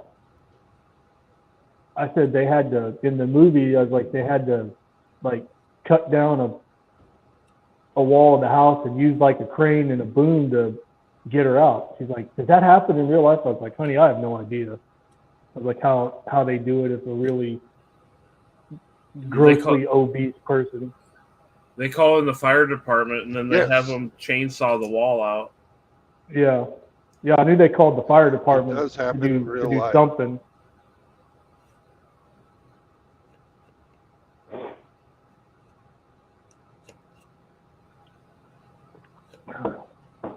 She goes, I don't understand how somebody can let themselves go. I said, I don't either.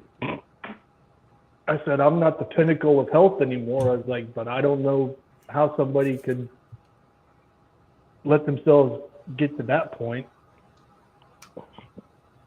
Like I was telling Hemi, at some point, in order, you have to stay a certain level of skinny to go retrieve more calories. Mm-hmm. And when you start getting above a certain point, you got to have an enabler. Like these 500, 600 pound, 700 pound women, they got simps that they're married to that they will basically be their enablers and bring them food and bring them more food and bring them more food. It's a Dutch. Yeah.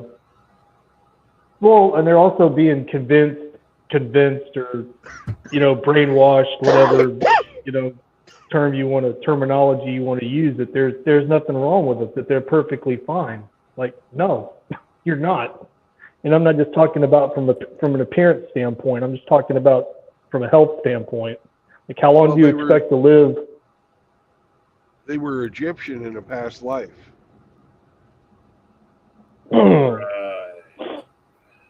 They're in denial. Yeah.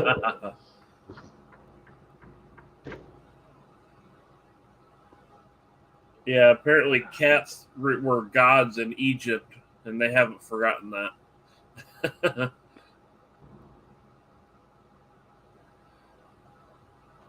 Yeah, after a certain weight, they got to have an enabler that constantly brings them fucking food so that they can just sit and increase in fatness.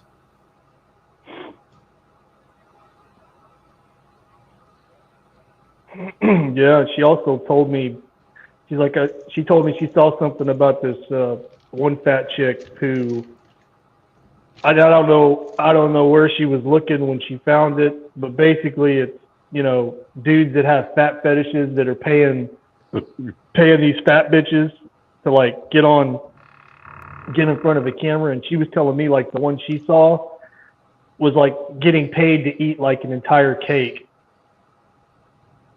on camera. Yeah, I think they call it mukbang. Mukbang? Yeah, I've heard of that. Yeah. Which I don't understand. There's a ton of kinks that I'm like, what? Yeah. How are people into that?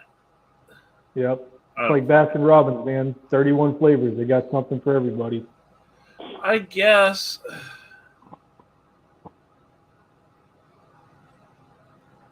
I don't know. I kind of stopped at the whips and chains and all the other shit that some of these chicks like. I kind of left it at the 50 Shades type of shit. I never delved into the piss and shit and the foodies and feeding fat women. Like, I don't get it. Yeah. Like at the whips and the chains and shit, I get that bit because chicks like the fucking pain, but the fucking food. Yeah, no, I never. Or the poop and the pee. I don't get it. I've brought food into bed, but not like an entire goddamn cake. That's one thing I've never done was mix food with poon.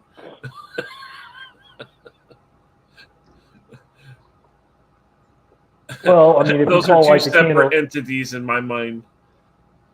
I mean, if you call a can of whipped cream food, it was just an accessory.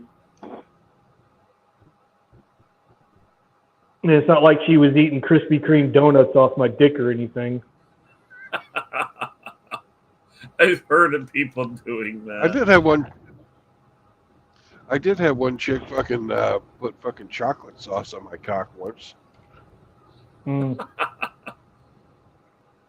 Well, I'm guessing you were the wrong color and she wanted to make it artificial. I don't know. Was it the kind that got hard? Was it the kind that got hard after a few seconds? Yeah, maybe she was giving me a message. I don't know. Mm.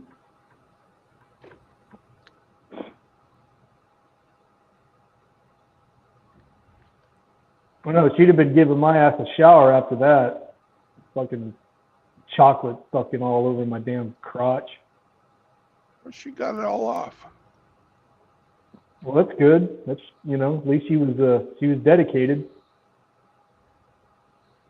Could be worse, True Blood. She could have gave you a handy with some icy hot.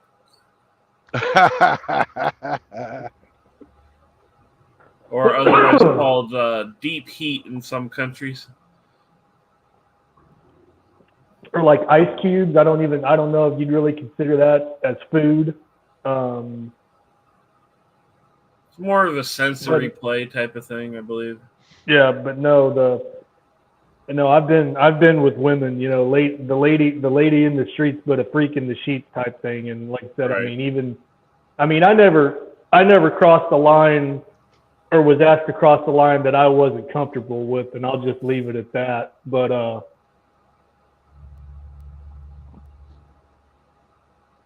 no, I mean, you know, they all, every one of them, somewhere deep down, you know, in their little fucking squirrel brain, they all think like that.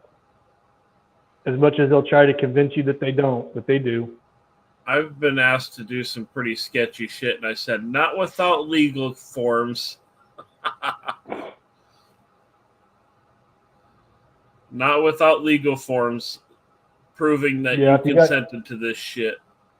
Yeah, if you got to get paperwork involved, you're probably not gonna enjoy it. Yeah, but that's part of their fantasy is having to fucking sign stuff like that.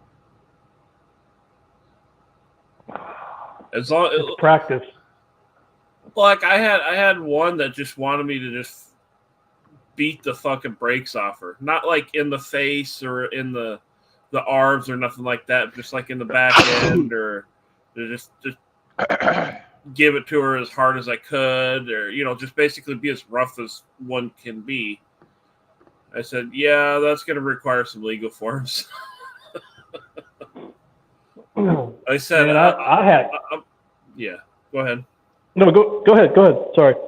I said, I'll play ball with you, but we need some legal consent forms here, because the stuff you're asking for could get me seriously hemmed up if you decide to change your mind. But go ahead, say what you're gonna say, man. Oh no, man. I was just gonna say until we started talking, I hadn't thought about this chick in years. My second enlistment, I was stationed in Virginia, and I met this chick, and we went back to her place, and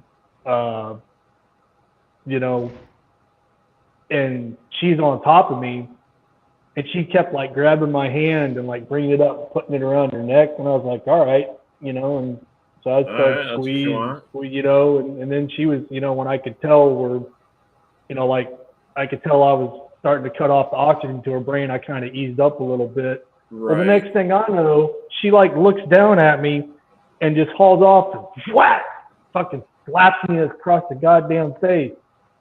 And she said, did I say stop choking? And I kind of looked at her.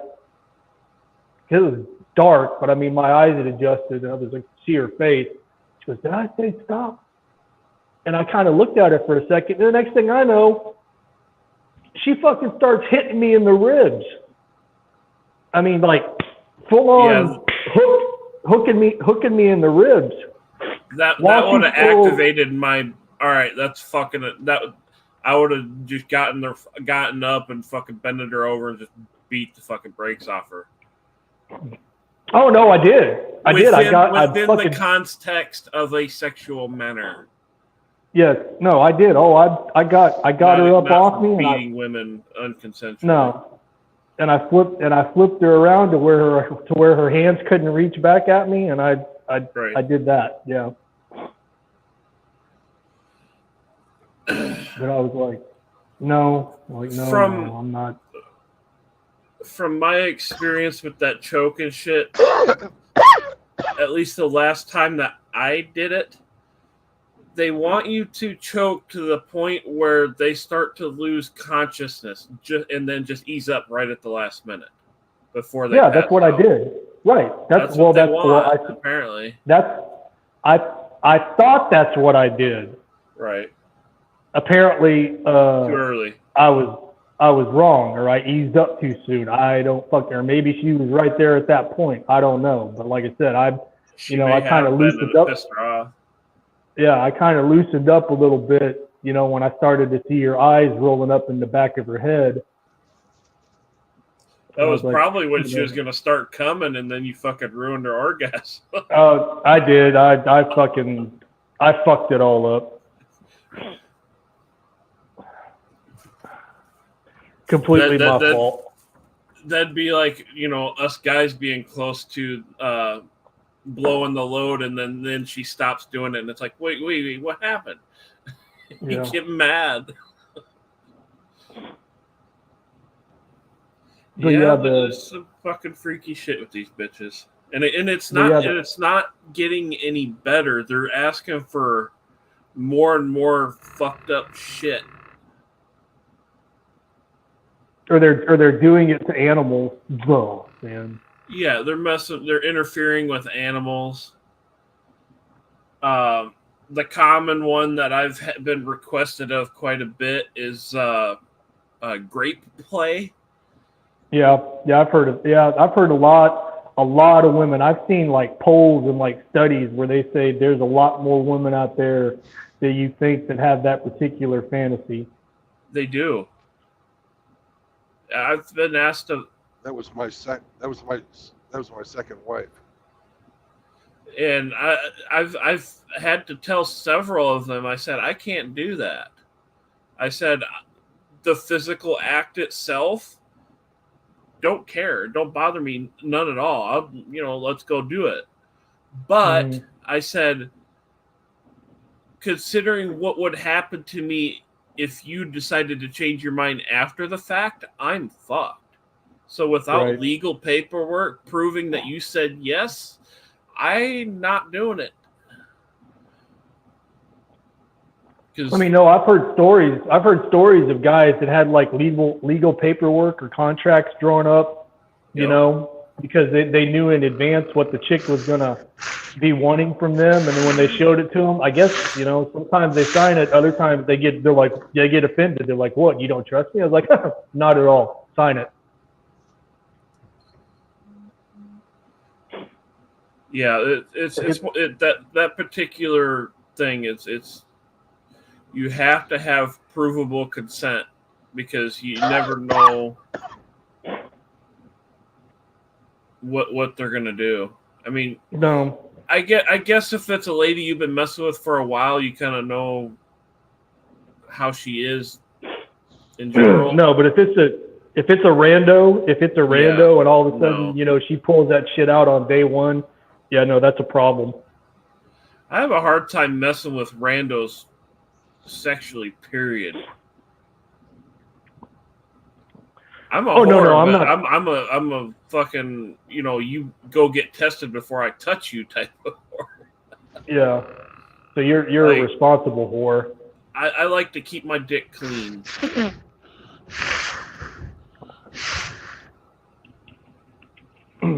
But Monk no, mode for the win. Monk mode for the win. Yeah, nowadays, yeah. Well, I mean, that's always been a good idea if you want to avoid trouble. yeah. I mean, it's the safest surefire. I mean, it's like abstinence or forced abstinence, whatever. I mean, it's Monk mode guaranteed is not to have. basically It is abstinence with it. Absolutely. It's just got it's a different name for it. Yeah. Just Self-imposed abstinence. for me, just talking with these young millennial and Gen Z women, just talking to them is a fucking anti-hydraulic. Oh, it's got to be a headache, man.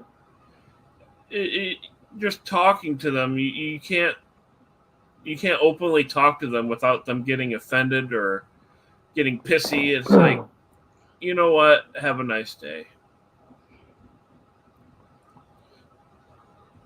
And then walk away. Yes, I mean, it used to be if you started dating a chick, she would wait, typically, well, in my experience, she would typically wait until you had both gotten, and I'm using air quotes, comfortable with each other, Right. before she would decide to, flip the script and like show you who she really is and pull out the fucking psycho card. Like, well, this is who I really am. Just deal with it. Like, no, not dealing with it. Well, they I used don't to. have to They deal used with to. it. wait until after you fucking put a ring on it to flip that switch. Yeah. Now they some of these women, they aren't even making it to the first date before they flip that switch. So it's like, all right, thanks for saving me the money, you stupid cunt. Mm-hmm. Yeah, or you see them on the internet showing you who and what they are, Like, and not even realizing that they're doing it.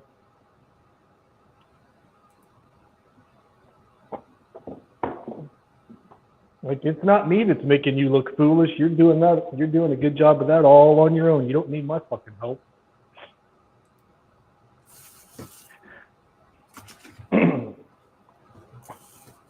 And I wouldn't even call it being foolish. It's just them showing you exactly who and what they are.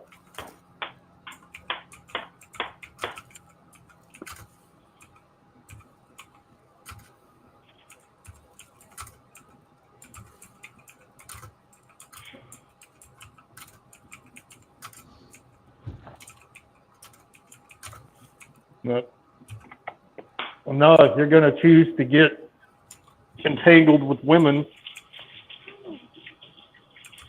whether you've been burned in the past or not, I mean, it's just got to be a calculated risk. That's all.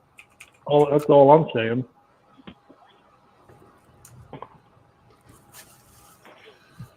I mean, I don't know if that's something I'll choose to do again. I know my life's pretty quiet, well, except for the dog, but.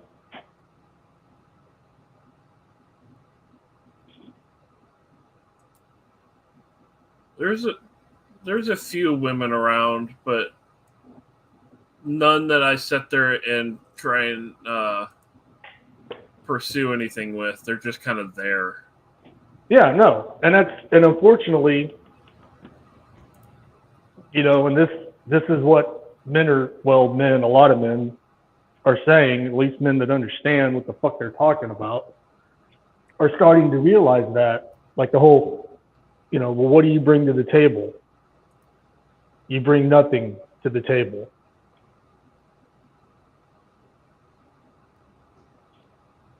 Other than you're a fucking warm hole for me to stick my dick in. Other than that, on occasion.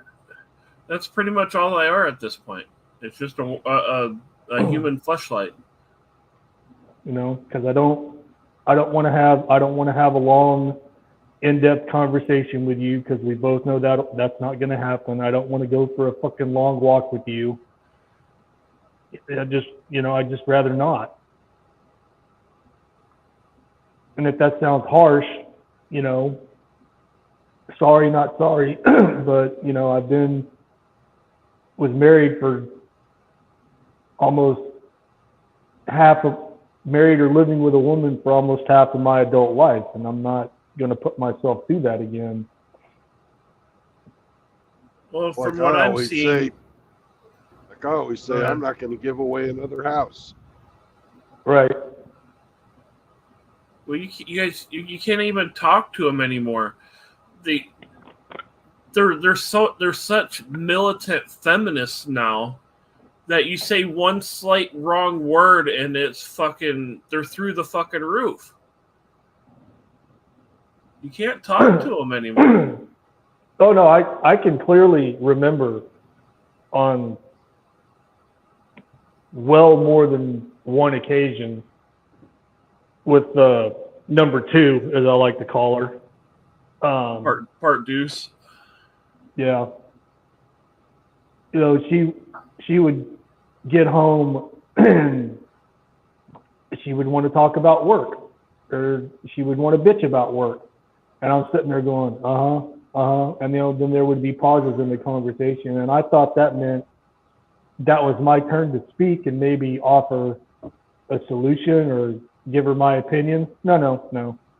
Because one day she just told me, she's like, I don't need you to talk. I just need you to listen. I was like, oh. And I got up and I walked outside.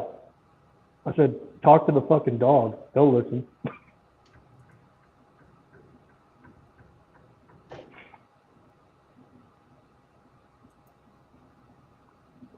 I'm not asking you to solve the problem. I just want you to listen to it. Yeah, that's the whole thing that fucking pisses me off. It's like, what? don't bring me problems if you don't want me to fix them. It's that emotional tampon kind of scenario. Like, I don't really need you to do anything, but just sit there and listen to me bitch and be emotional and irrational. Oh, and by the way, it's going to affect our entire evening.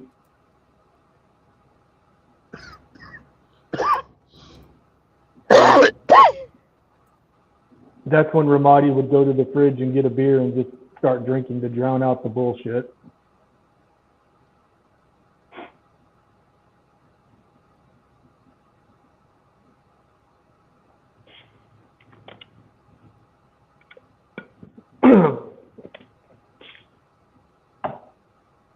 I mean, it wasn't all bad, but just shit like that. I don't need that kind of aggravation in my life anymore. I don't want it.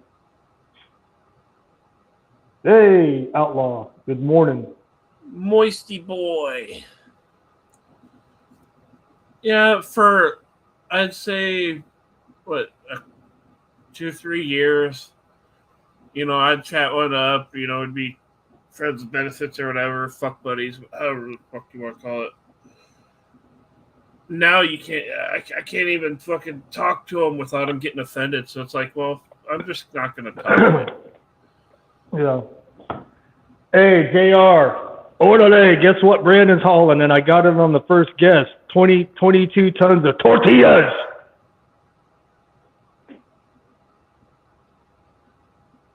I mean, I'm not saying that I'm, the most intelligent person, or I'm caught up on all current events, or can speak intelligently on all different manner of things. That's not what I'm saying.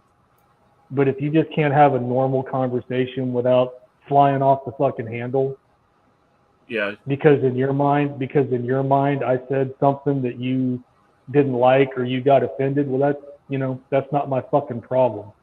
Or like one I recently come across. I posted an idea for a fucking sick, disturbing story, right? And I didn't say the story on the post, but some lady got in my inbox and asked me to tell the story. So I told her, and then she wanted to fucking just go absolutely ape shit and try and report this, report that. I'm like, you asked me to tell the story. Mm-hmm. No, you're offended. You asked me to do it. I mean, but doesn't that sound like a little bit of mental illness sprinkled in there somewhere? That's not normal. That's not just rational. A bit.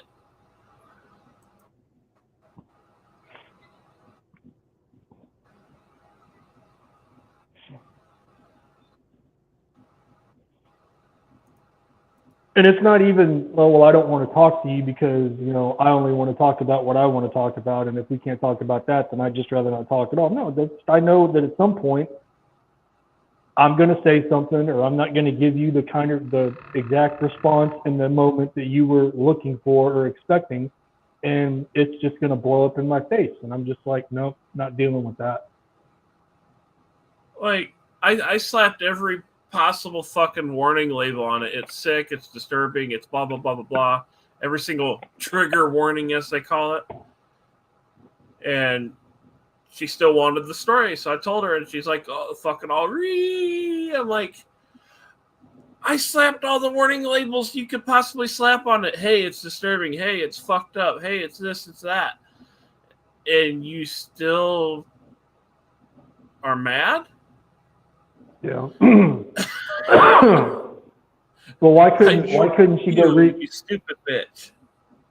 Why couldn't she go read the story herself if you posted it? Why did she want you to? No, I didn't post it. I posted I had a story, and she's like, "Oh, I want to hear it." I'm like, "It's fucked up. It's disturbing. It's this. It's that. It's it." I put every warning label you could on it, so that there was no surprises. And she still fucking asked to hear it. I'm like, okay. told her, and she's like, Bree. I'm like, get the fuck out of here. You can't win for losing, man. I didn't care to really win anyway, but she asked to hear the story, so I told her the story, and she fucking went Bree. So I'm like, well, whatever. Right. But again, that's my whole damn point is, you know, why even bother if you know it's just going to go fucking sideways sooner rather than later? Usually the ones who ask to hear the fucked up stories are kind of twisted to begin with. Or she just happened to walk in the wrong fucking room. Or Riggs, you know, they act like they're cool with it at the time, and then they'll wait, and then they'll circle back around to it, and they'll pull it out when it's convenient for them and be like, hey, remember when you said this? Or remember when you did this? And you're like, no. And it turns into a whole fucking fight. I've noticed that. That's happened once or twice. But in my entire dealings with women, I was straight up front and honest with them every time. So I said, look, you knew the fucking deal right from the fucking start. Don't fucking start with me. Get the fuck out of my face. You knew the deal from the fucking jump. I did not lie to you. Fuck off. They couldn't say nothing because I didn't lie to them. That was your other mistake, Riggs, thinking that you had put all your cards out on the table and you thought there was no way that they could circle back around and bite you in the ass. Oh no, I know how women typically are. So I said, I've said, look, I've never lied to you. I've told you from the fucking jump what it was. I don't want to hear it. Get out of here.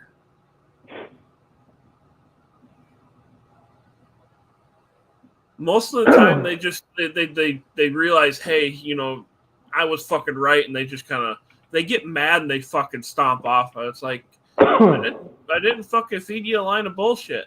I didn't tell you I was some fucking doctor making $1 million and I have a Porsche out in the Hamptons. And no, I told you exactly how it was right from the start. There was no bullshit. If you got a problem with it now, you should have said so then, and we would have never gone down the path. Hey, Brandon or Hemi, I guess Outlaw's waiting backstage. Okay.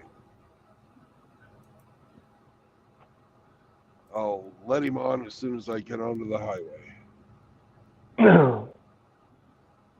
You sound worse than you did yesterday, Brandon. You okay? Or not yesterday, the day before. I'm fine. Did that Tex-Mex help clear your ass up any? Oh, I can breathe out of my nose today. It's good. Well, I mean, there's always, Riggs, you know this, we all know this. I mean, there's always dudes that they'll make exceptions for where, you know, you can say whatever and they don't care. You know, it's other dudes, you know, that they'll test with their bullshit to see how far they can take it. But yeah, I don't play games like that with women anymore. Well, if you don't play games, but do you sing? I can sing. Boys.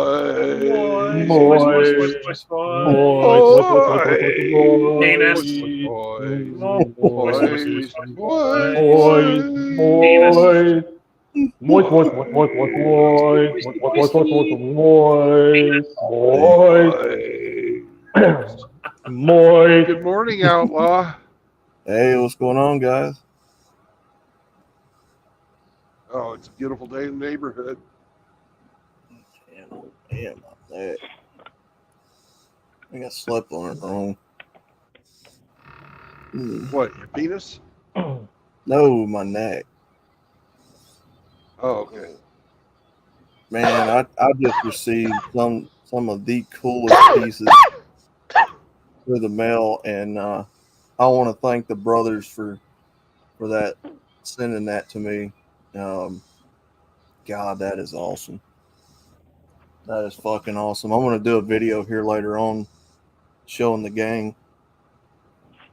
Not gonna say who it's from for his deal, but yeah, I got to take a moment and thank all the brothers for that. That was great, man. What'd you get in the mail? Dick pics. That's a surprise. No, that's a Oh, surprise. okay. I got some artwork pieces from a Dick brother in the pics. community, Oh, okay. Dick I got you. pics. and he sent me a letter that I'll make a video of and read out aloud. But I'm not gonna give out his name unless he wants me to share it. Dick pics. So Outlaw, I watched that stream about the what's it called, the SFW or SWF. That shit's Yeah, fucking hilarious, man. Yeah, I watched that last stream yesterday. That was pretty funny. I was watching it and I was getting into the commentary, calling out moves and stuff.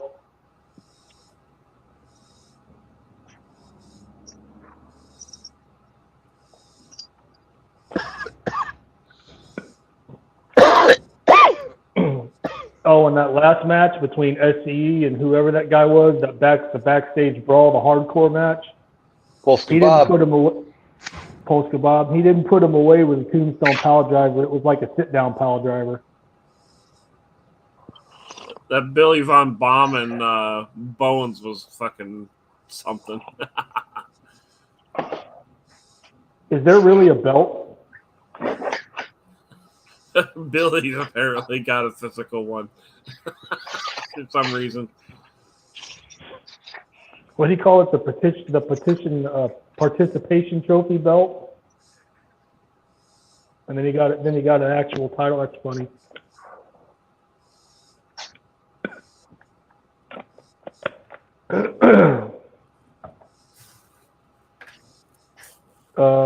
Riggs JR's asking, is Snake back? Saw him yesterday in the stream. Commented here and there, but glad he's still with us. Hey.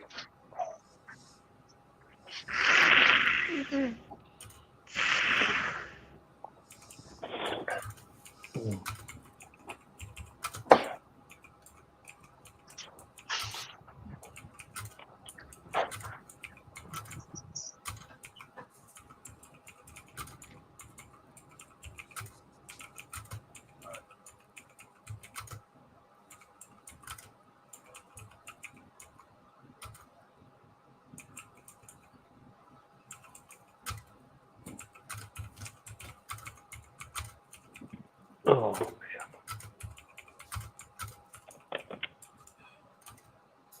Sorry, guys, I had to step off for a minute. What was you saying, Ramani? no, I was just asking about. I said something about the hardcore backstage match between SCE and Polska Bob. You guys said that when SCE finished Bob off and put him away, he used a tombstone. It wasn't a tombstone. It was like a sit down pile driver. Because I was doing commentary along with you guys, or I was trying to, because I was laughing. Dude, that tombstone pile driver from SCE, that was so cool. That was freaking awesome. Who's actually doing the controlling of that? It's just the game itself. Nobody's controlling it. So just the game. There's no. It's just random. The game is just randomly pulling out moves and out. That's cool. Yeah, it's to take away the control mechanism, so it's not one-sided every match. Yeah. I was happy. So the computer wrestles against itself in every match. It's a guaranteed random.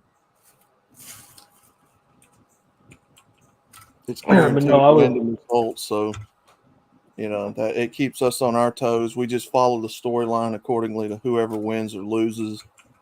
Yeah.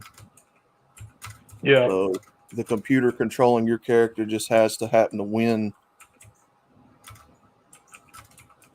AI versus AI, basically. Yeah. No, I was having fun watching that yesterday. Neighbors probably thought I was crazy because I was in here yelling and screaming, calling out moves and stuff. Yeah. But Woohoo! but it's to ensure that there's no unfair advantages or favoritism.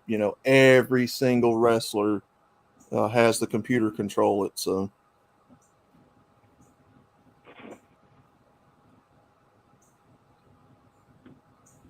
but honestly, I don't know why Ike hasn't made a lot of you guys. I think Chaos is going to do something. Yeah, Chaos has been talking about doing it too. He wants to pair me up with Flanders. I'm like, all right. I've mentioned it to Ike. I've mentioned it to Ike about all these fake characters. I know some people don't like that.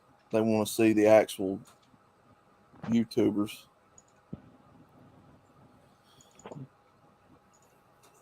And why they've been hung up on the divas lately, I have no clue. But then again, Ike's not a MGTOW channel, so. Yeah, I can't wait for you guys to see these pics, man. What they sent me in the mail, it's fucking awesome.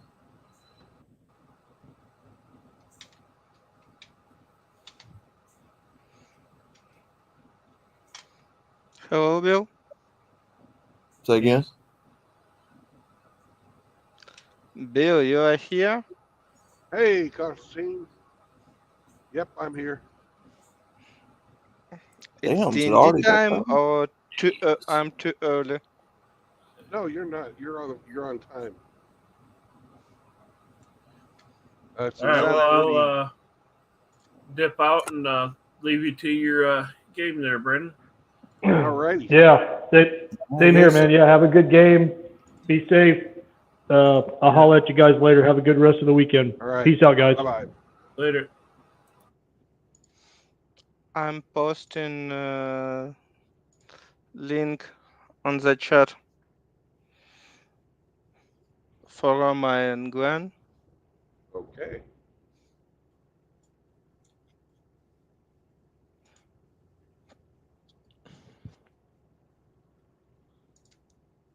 How's your weekend been going? Fine. Study a little bit, buy some stuff, looking on rain outside. But again, we still have the light. And I'm just thinking about race, what I will play next campaign. Depends on what character you go for. Yep. We'll see how it's going. Yep.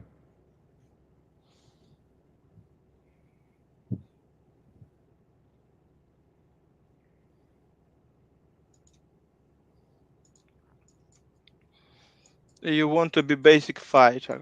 Which race? Maybe. I don't know.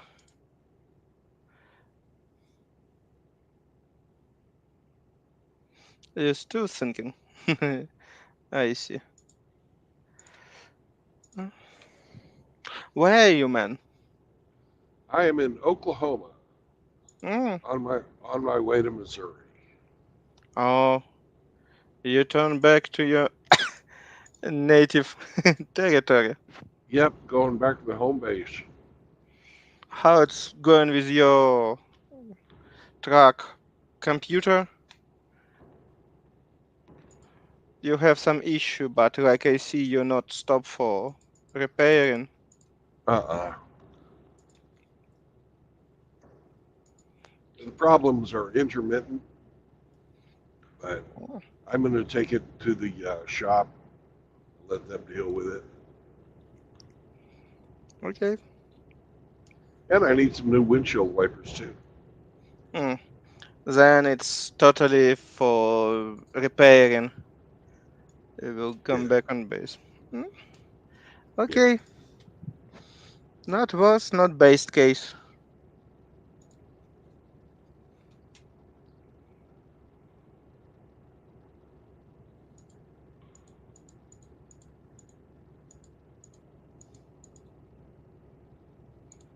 Hmm, We'll see The how it's worst, going.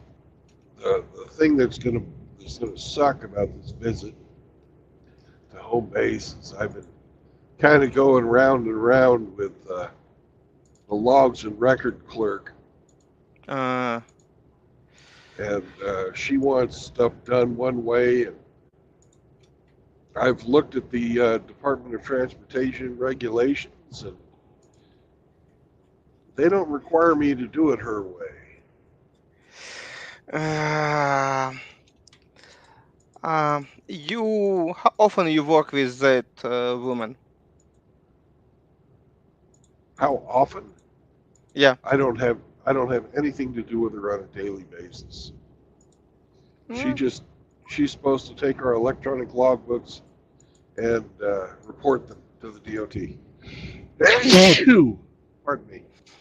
Oh, bless you. Okay. It's hard to answer that pretty hard question.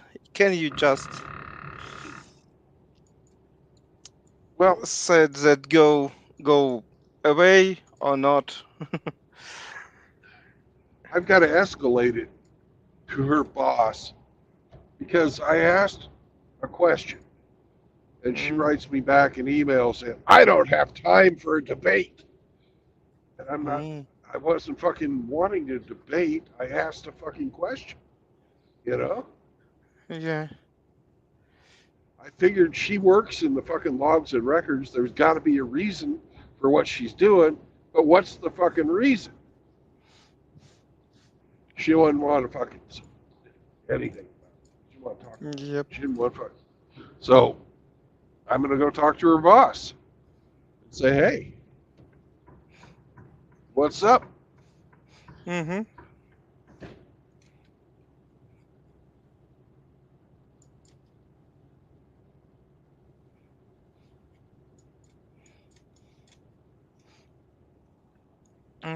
It's fine policy if you not work with her on daily basis. You can just talk with her boss. Yeah. You know, I'm the guy that puts fucking bread on her table. She wouldn't have a job if it wasn't for people like me. She needs to fucking treat with a little bit more respect. And I don't give a fuck about, her feelings. She needs to be perfect. That's all I ask. I'm not asking to be her friend. I'm not asking to fucking, take her out to dinner or anything like that. I'm just asking for a professional relationship.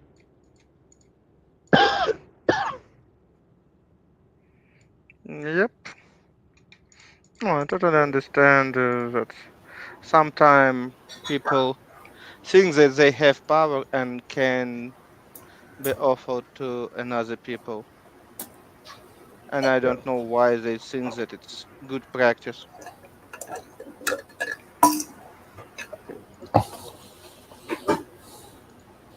Hi, everybody. How's it Hey. going? What's up, Glenn? Hey, Glenn.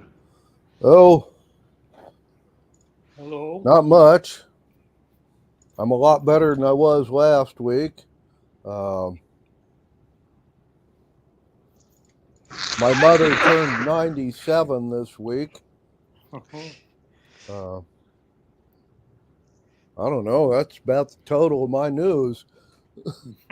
Congratulations to Mary Catherine. Yeah. And she's still doing just fine. You know, Yeah. she's probably going to outlive all of us. Mm, Then I don't know. We have nothing against that stuff. Yeah.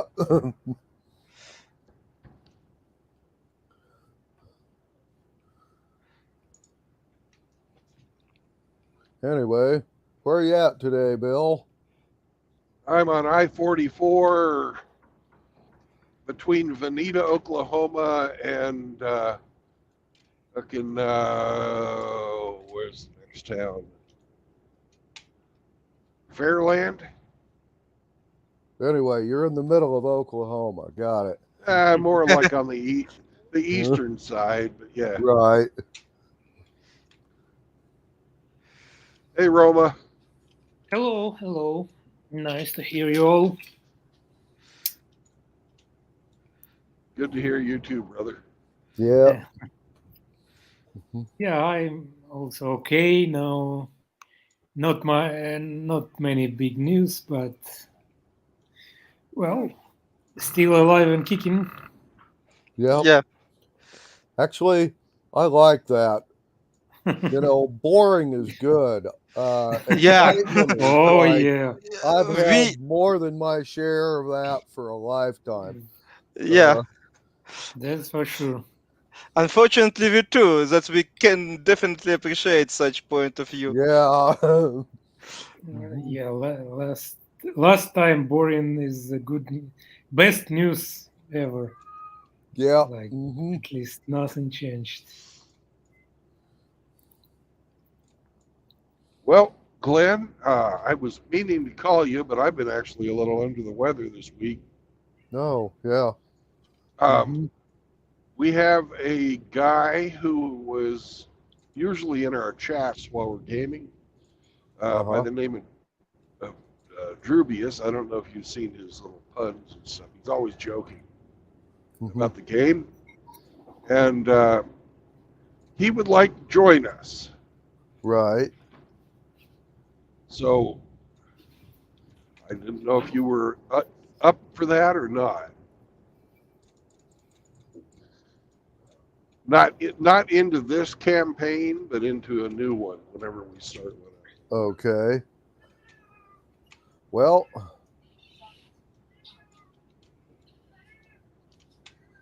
I really don't have anything online to start a new one right away, but yeah. Tell him if he gives me like a couple of weeks, I can grab something out of a hat and,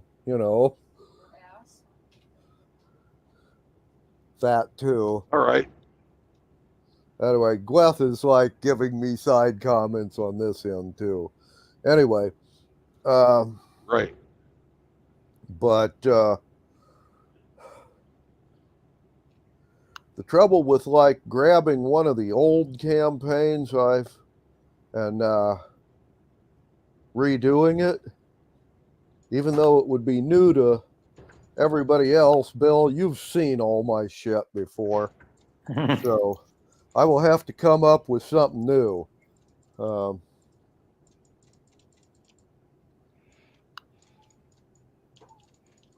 So okay. But like I said, if you give me a couple of weeks, he's never played he's never played D&D. Yep. Okay. But he went and got himself some dice and the player's handbook. Right. It's already a good start. Okay. It's for our shenanigans. It's not a big deal, but for him. Okay. Couple of quick questions to help myself out here.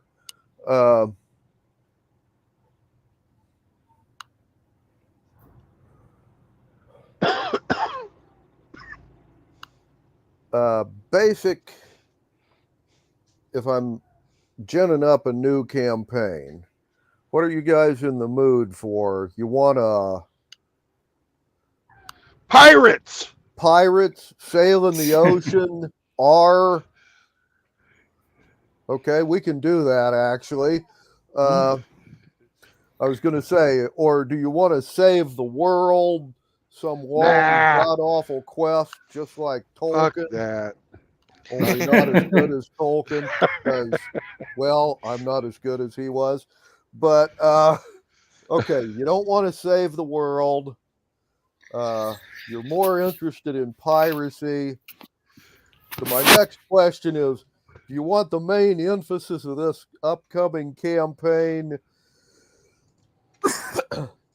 Banging mermaids. Or do you want something more like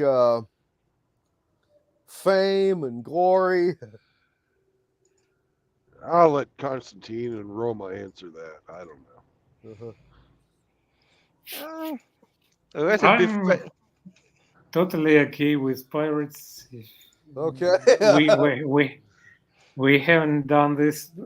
We played mercenaries, but yeah, it's not quite the same. And the pirates are all about the booty. Well, yeah. And don't forget, betraying's all a part of pirating. Supposedly, yeah, but yes, but we're never more dangerous than when we're dead. Yep, there is that one. Yep. Now, a quick question for Roman and Constantine. Have you ever seen the movie Yellowbeard? It's a pirate comedy, and if you're playing a pirate campaign, you really should watch that movie at least once. Bill has seen it enough time that he's quoting lines from it, and I can too, but okay. It's a very funny movie. And it's probably yeah. Cheech and Chong and Monty Python got together and made a movie. About pirates. Oh, yep. Interesting. Yeah. Yep. Interesting. Yeah. Also had Madeline Kahn in it, who was a great lady comedian. Back With before huge she passed knockers. away. Okay. Anyway,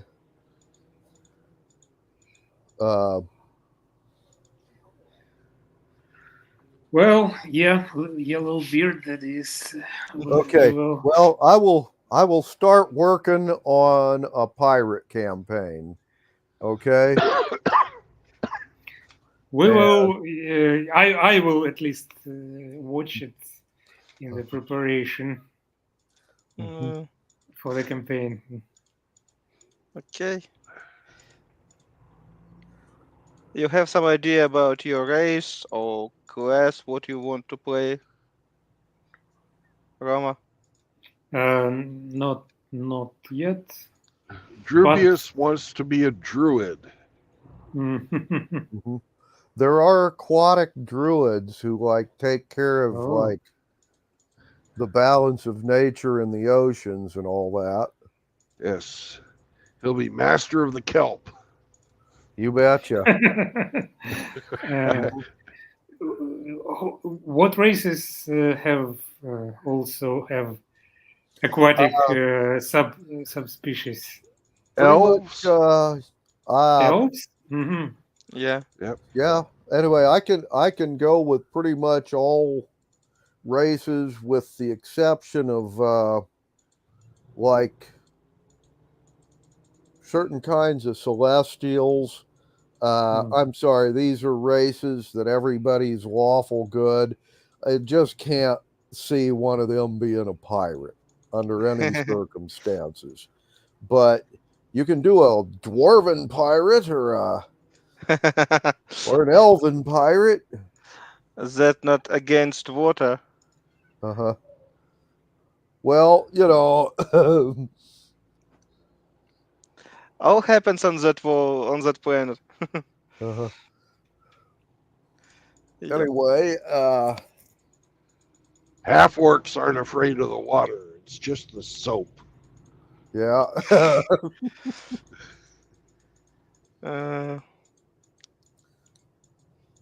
I think about some extravagant race like changeling or something like that. Now, keeping in mind that I was just having a conversation with Kathleen about the history of piracy just a couple of days ago, and they can document cases of piracy in different parts of the world, going all the way back to the late Stone Age. And pretty much everybody since then. Mhm. You know, so Chinese pirates, European pirates, African pirates, you name it. At one time or another, there have been pirates operating pretty much on any ocean you want to name.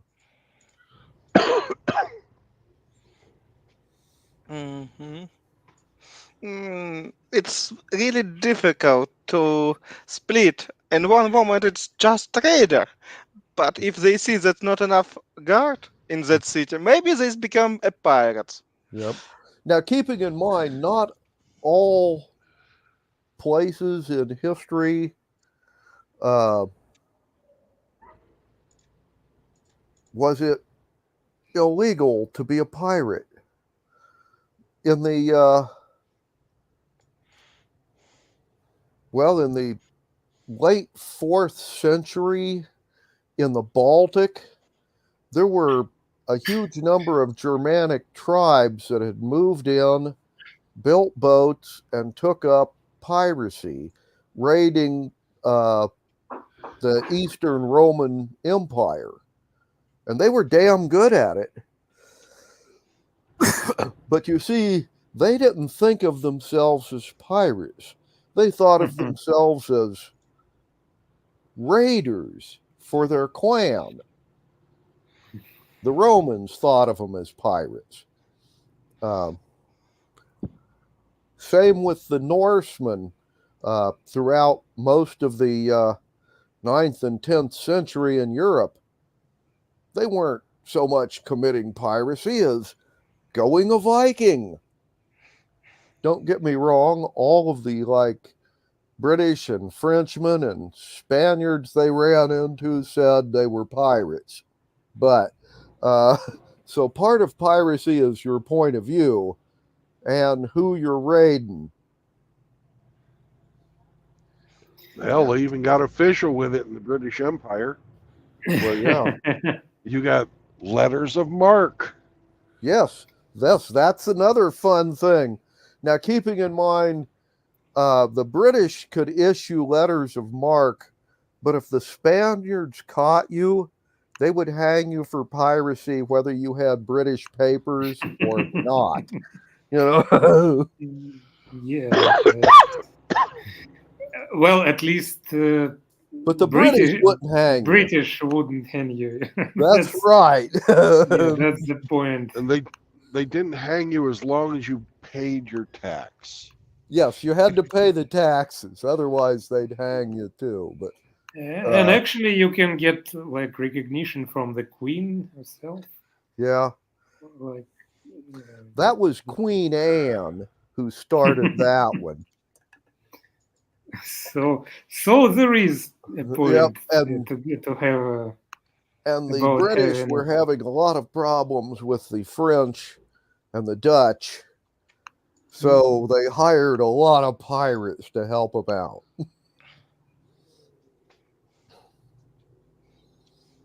But yeah.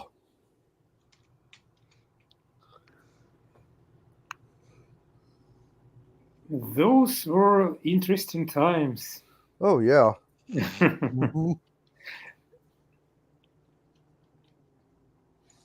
Baroque. Okay. Well, that gives me something to start with. You're going to have easy access to at least a couple of different continents and have a lot of islands and places in between to hide from official navies. So I will have to come up with a new map as well. But that's okay. I have graph paper and colored pencils. Admit it, you like it. Yeah. If you already know what to do and just have, I have pencils for that stuff. No, for me, I need to go to buy a new pencil for that nonsense. And no, not any chance that I will do it just from the beginning. I need to think about it a little bit more. I not spend a lot of time on my map when I'm DMing. Yeah. We'll see how it's going. Yeah.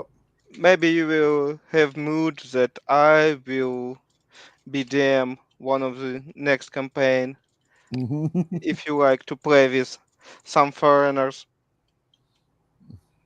Yeah. How it's going? Because now I just not feel that I have enough free time with diploma and all that nonsense. Right. Well. Yep. And for the next couple of weeks, you guys can think about what kind of characters you want to play, what race, that sort of thing. Yeah. Mm-hmm. I already at least choose class what I want to try. Mm-hmm. I never play sorcerer, and it will be fun experience. Mm-hmm. And we Yeah. can expand this into spell jamming too. Oh. Well, yeah, that's the other thing. In theory, one could like do a Spelljammer campaign where you are you basically have enchanted flying ships and you go from world to world. Yep. But I have a first edition Spelljammer book. I do not have 5th edition, and I ain't gonna shuck out money for it. So yeah. Okay, on the water we are. Uh-huh. Yep. I not said it on stream, but we're talking a few minutes ago about piracy. Uh-huh. Yeah. Well, you can be pirates in a Spelljammer campaign too. I mean, you know. You don't get my joke. Okay, fine. It's happening. Yeah.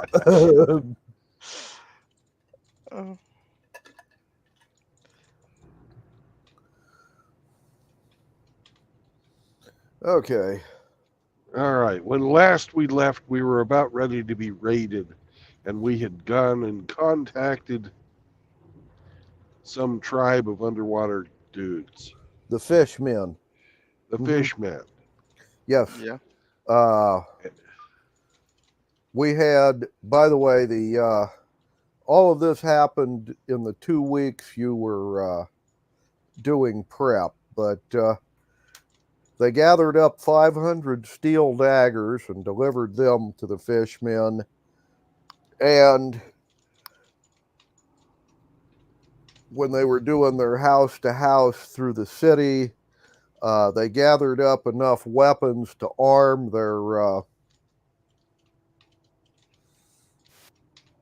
militia, so to speak. And they also delivered 50 harpoons and 50 steel axes to the fishmen. Partial payment. So they said they were going to show up with 500 warriors and 300 sharks. Oh. And I went and read what they've got in the Player's Handbook and Dungeon Master's Guide and whatnot on ritual magic. Uh-huh. And I also went back and looked at the game notes for when you guys were dealing with the Typhoonal Dragon. And, okay, the ritual actually summons the dragon immediately. Ah. And the typhoon forms around the dragon. Takes about a half hour. There was a 2-day delay because it took 2 days to travel from the island to the mainland where the typhoon was making landfall. So you'd basically want to do it about an hour before the enemy fleet got there on the day of the invasion. Okay. Also, during that 2-week period when you were doing prep, I'm not sure if I mentioned it, but the dragon showed up with the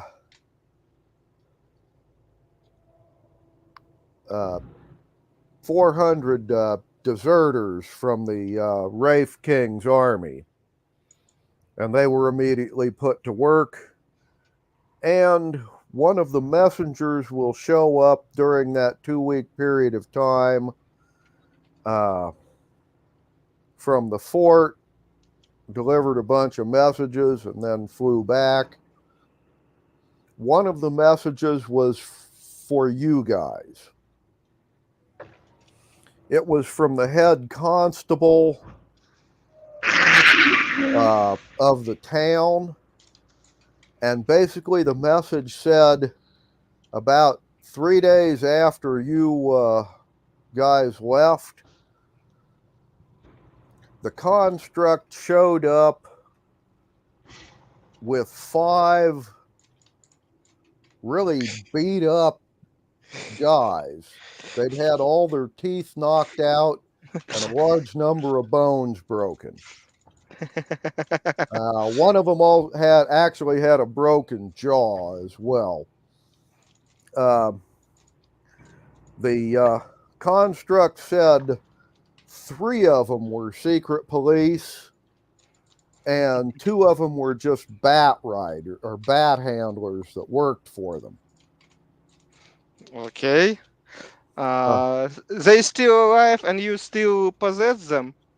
Well, actually, one of the secret police died of his injuries. He was going into shock when they got him there.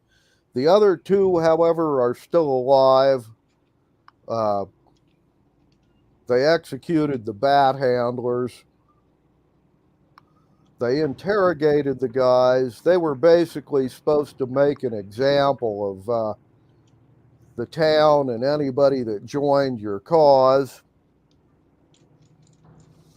The construct said they had a potion bottle of kraken lure that they were going to like pour into the harbor.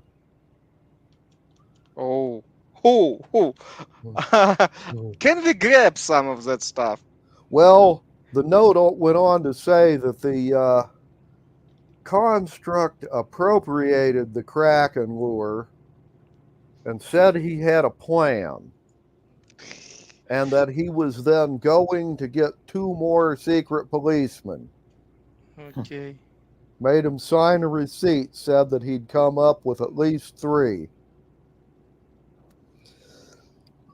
Apparently he's still trying to catch 5 altogether. And he didn't let him like swallow poison in a hollow tooth or any of that when he took him prisoner.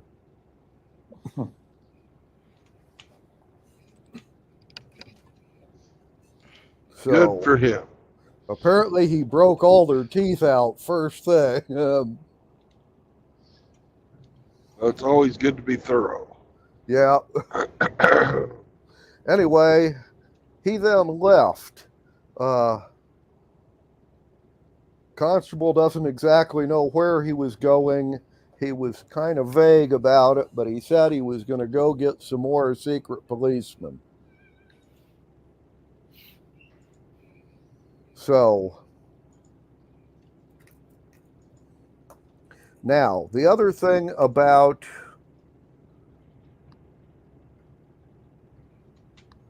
the ritual you want to try. According to ritual magic, you have to be high enough level to cast whatever spell you're doing as a ritual, and it also has to be able to be performed as a ritual. You have a perfect memory, so you're going to try and reproduce a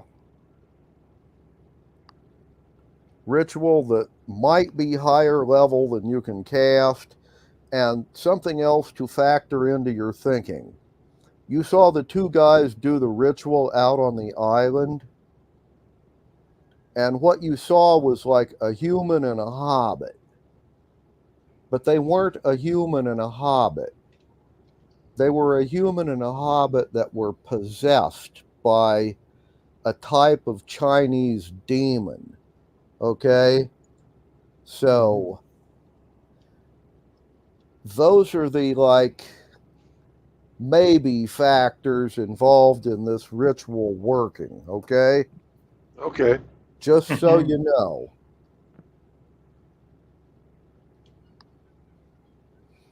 Anyway. So, what's the name of the spell? It's basically a variation on monster summoning, but it's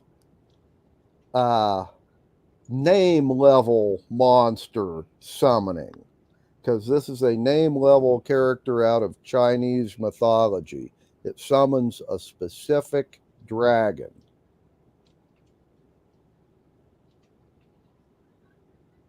Well, then that's definitely higher level than I can cast. Yeah. You can still try it, but Yeah, it can't hurt, I guess. Other than well, the other blowback thing you or- could try, which is also a possibility, is just use a sending spell and send the dragon a message. That is a spell that you are high enough level to cast. That's true. You know?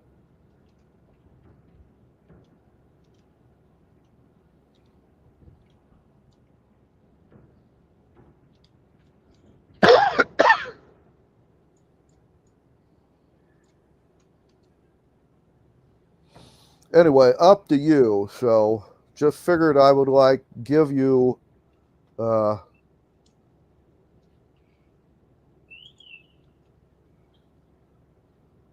background. Okay. All right. Yeah, I think we'll go with the sending route. 'Cause Okay. I wouldn't want the fucking backlash from that spell if that ritual if it didn't work out. Right. It is possible that you could get a spell malfunction that would be, well, bad. Yeah. So, try a sending spell and see if the dragon answers you. Hey, we haven't talked in 10,000 years, but remember us?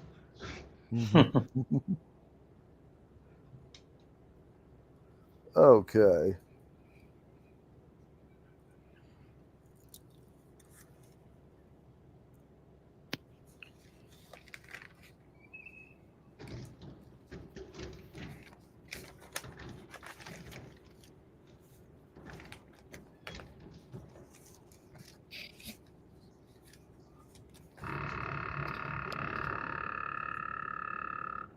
Well, then, you'll send the spell.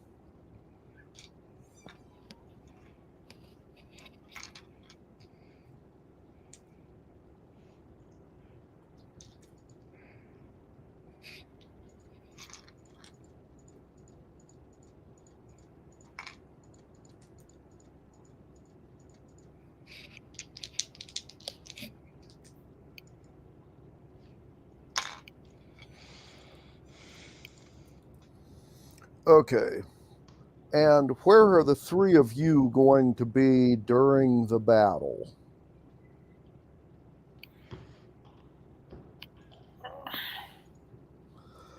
You will have evacuated all the non-combatants from the city.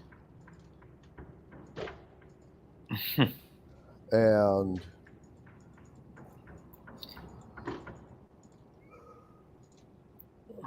Well, I would like to try to participate in the battle, but yeah, does anyone have some kind of cap of water breathing to borrow? You want the cap? We only have one. What? however, there are several potions of water breathing available to you. Okay. Now, those things only last like an hour. Yeah, but you really want to be inside that massacre that we're planning? Typhoon on the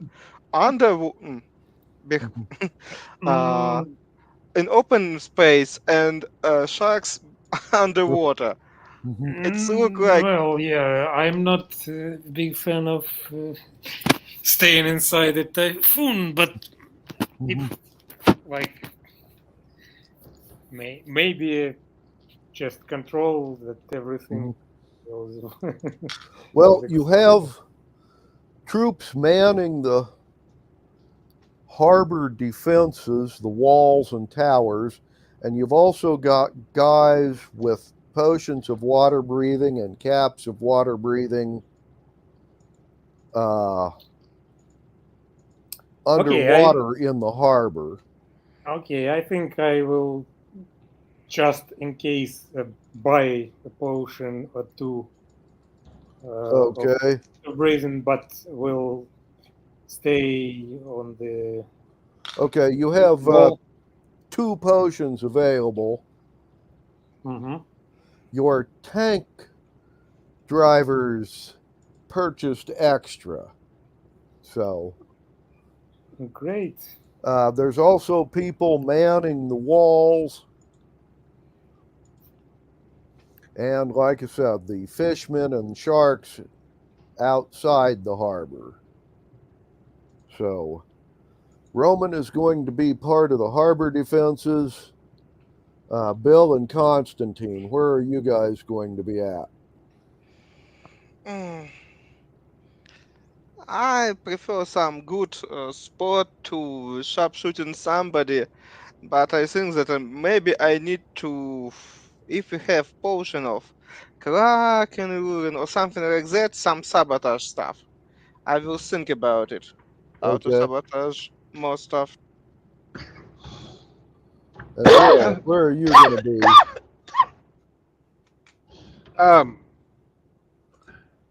I am going to be on my magic carpet, and if need be, I'll go wherever the enemy decides to go. So I'm going to be flying, cruising around. Yep, invisible. Okay, flying around invisible. Got it.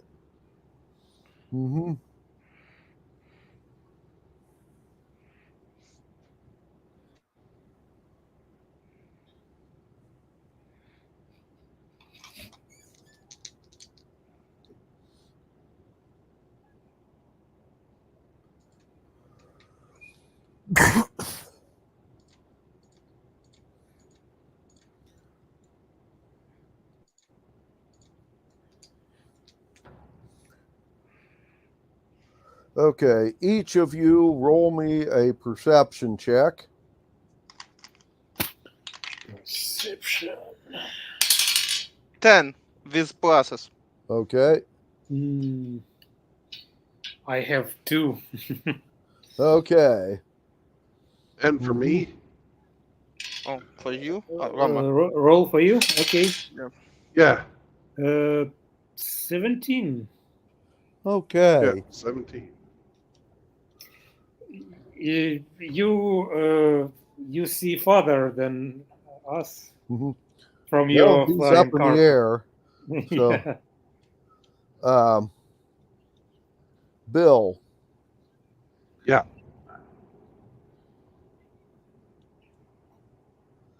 there's a very large number of ships approaching the harbor. Okay. Okay. Probably 5,500 of them altogether.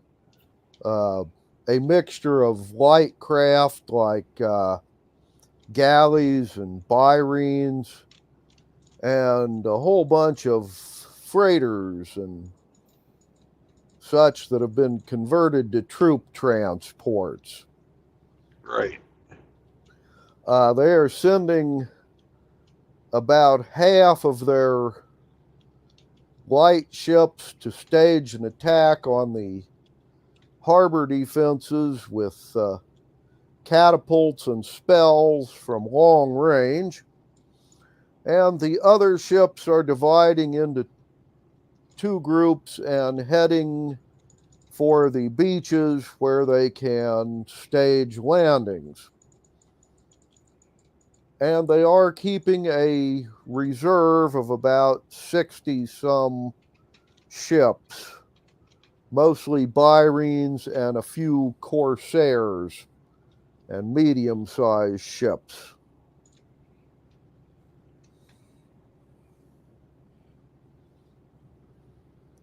All right. Well, and we'll report that. Mm-hmm. And we have people.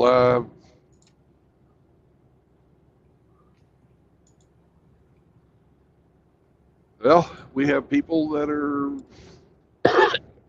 Excuse me. We've already prepared the beaches. Yep. To fuck. Yes, they're heavily booby trapped.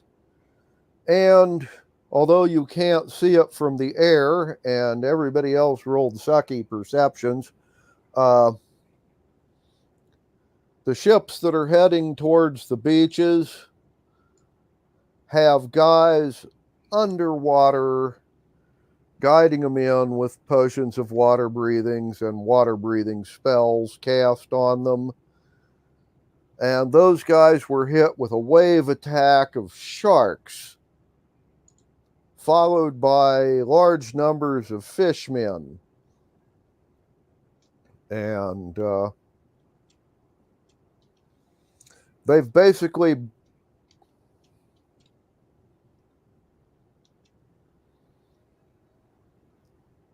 split their forces to attack the two different landings.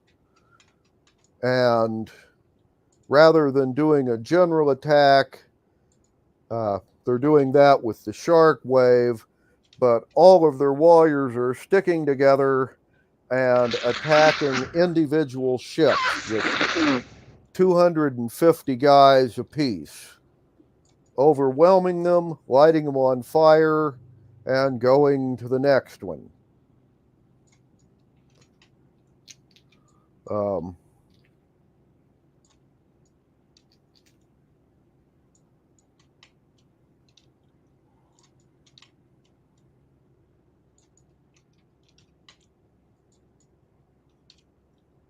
Looks like they have succeeded in taking out 5 ships in the middle of landing. 1%. Yay. Yeah. And all of the ships they attacked were troop transports, by the way. Maybe we need to call our friend Dragon. It's yeah. Probably.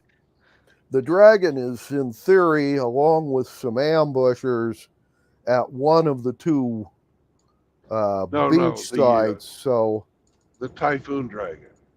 The Typhoon Dragon, right? Yeah, I thought you meant the brass dragon that's helping you guys. No.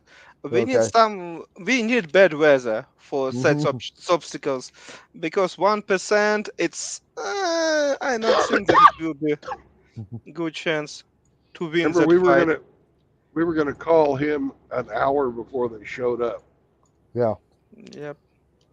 And he has not put in an appearance just yet. Anyway, and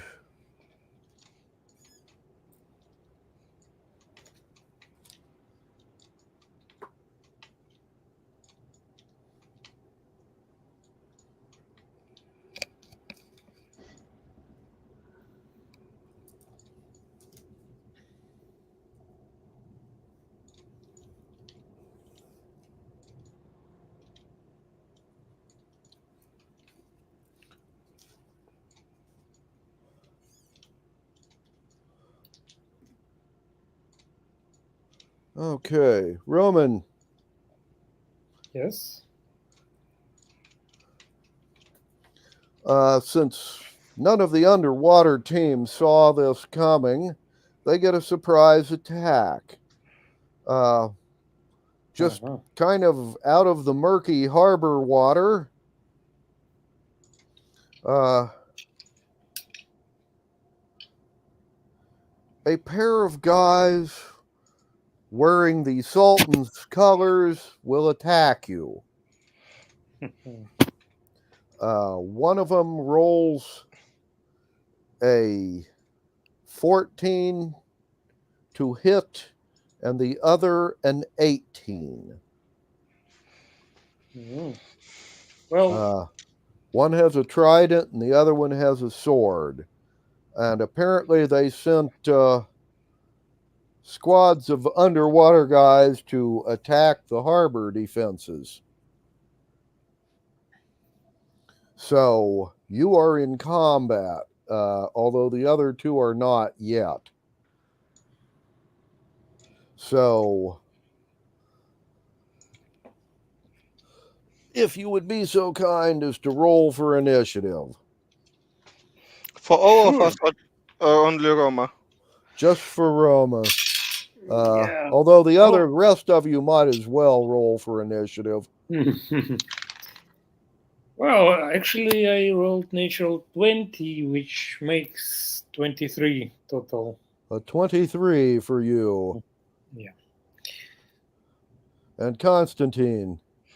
Mine is 17 total. 17 total. With all my pluses, yep. And Bill. Somebody roll for Bill. +3. 19 before pluses. So that makes it a 22. A 22 for Bill. Okay. Gotcha.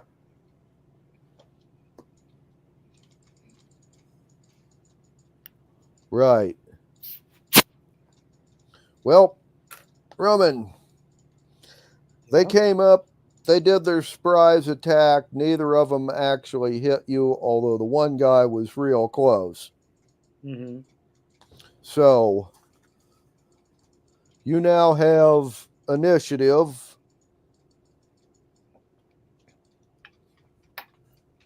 Yeah, and I'm enraged. Also, well, it's a bonus action, so I guess it will be in effect after the action, right?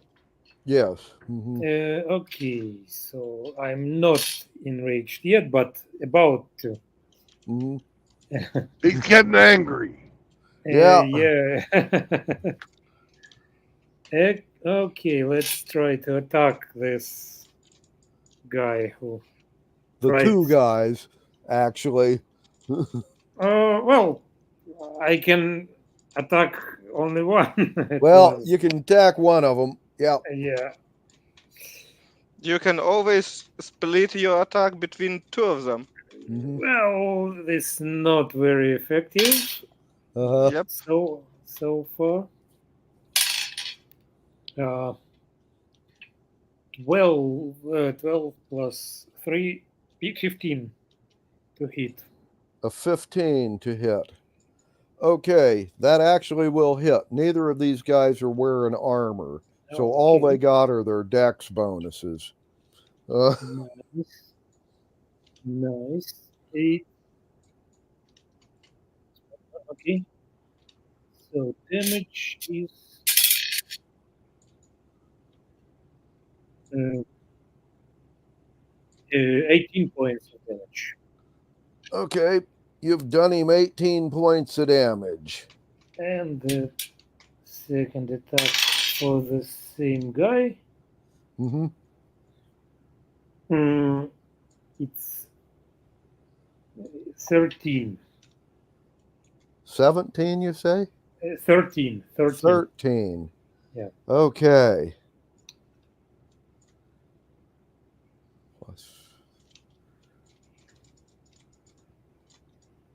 Yes, that will hit just barely. Okay, that's nice to hear. It's 17 to hit. Okay. So he has 30. You've done him 35 points of damage so far. Mm-hmm. Okay. And I'm enraged. And you're enraged. Okay.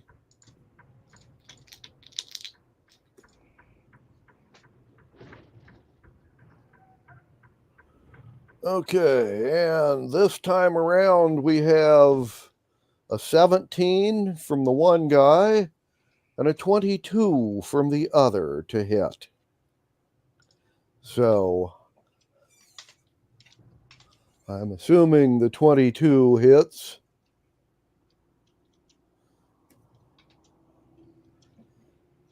Okay, that's pathetic. And he rolls 7 points of damage total. He rolled, well, the absolute minimum he can roll. And that would end this round.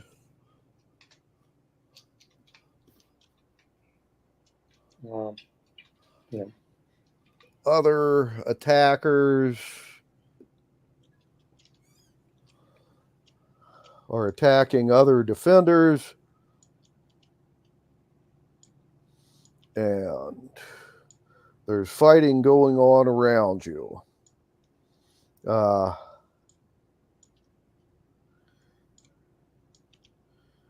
And next round, you're up.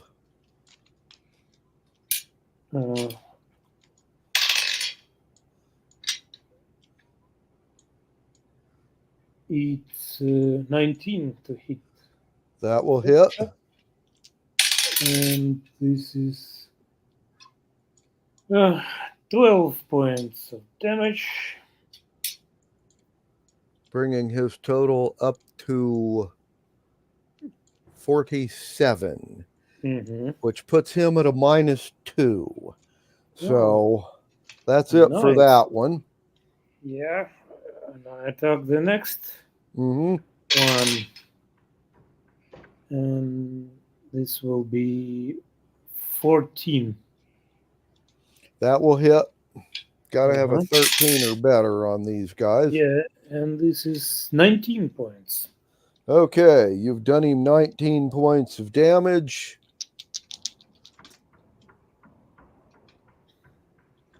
Okay, and he has just rolled a natural 20.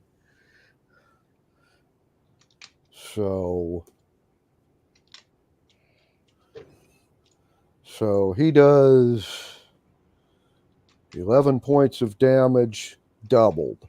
He just did you 22 points of damage. And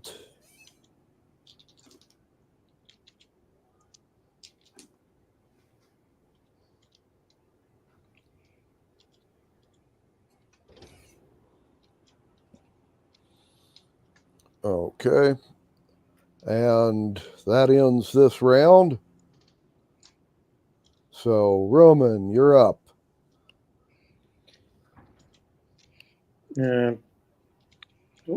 22. Okay, that hits. No. Okay. let's see, 21 actually. Okay. That hits. So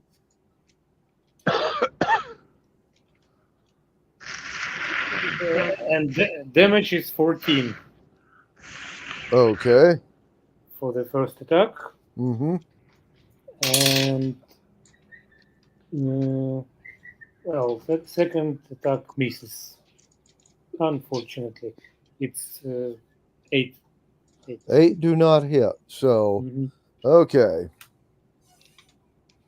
And let's see how he does. Okay, an 11 don't hit you, does it? No, it doesn't. Okay, and right.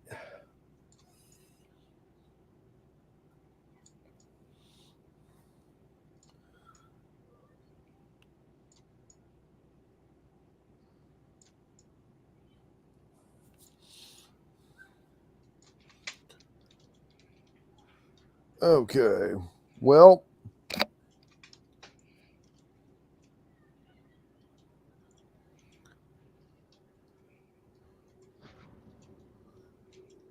Bill, Yo, one of the 2 towers that are guarding the entrance to the harbor,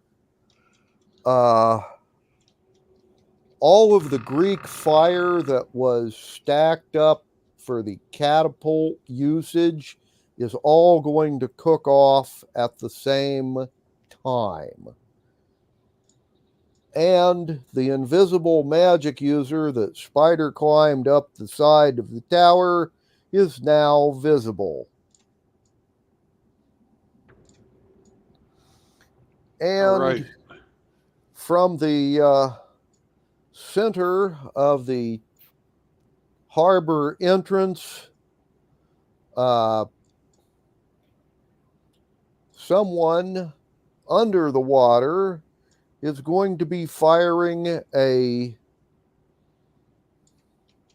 shatter spell on the harbor chain and breaking the harbor chain. That guy is also now visible, although underwater.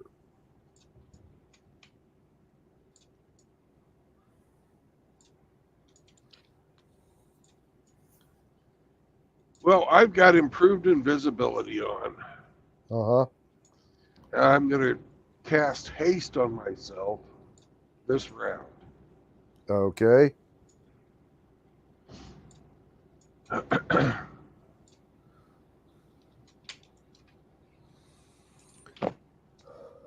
Okay.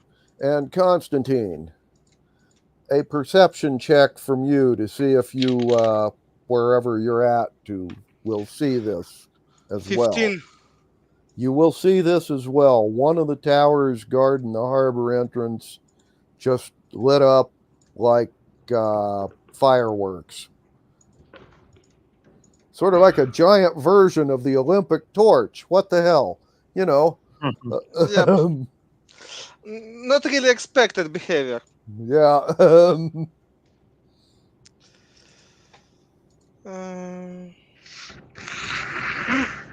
Okay. Well,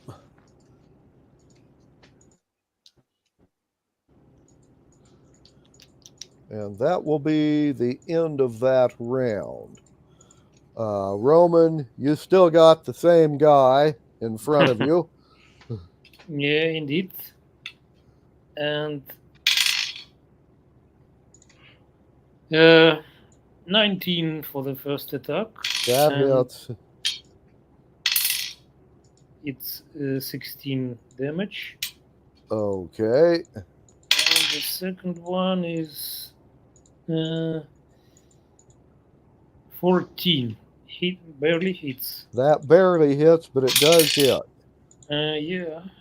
And again, 16 points of damage.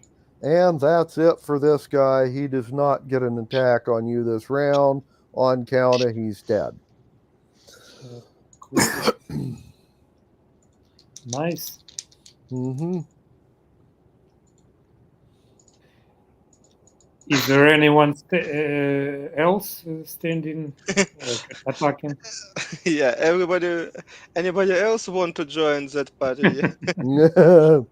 There's a magic user over there by the chain.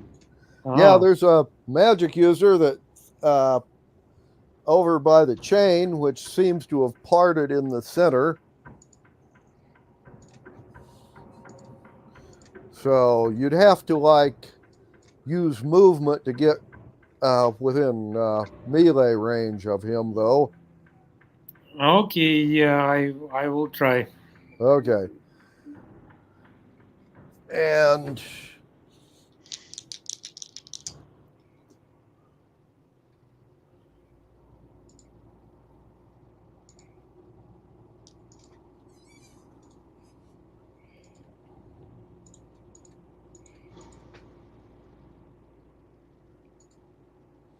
okay.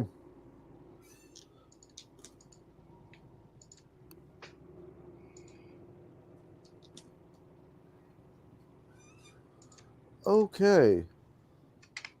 Harbor defenders. On the tower that's not currently in flames, just rolled a natural 20 with a catapult loaded with one of those lava bombs on the magic user that just broke the harbor chain. So, Roman, you got a great view of that guy being like smacked in the face with molten lava underwater. Okay, yeah. And I wouldn't want to like get on the barrage. Yeah.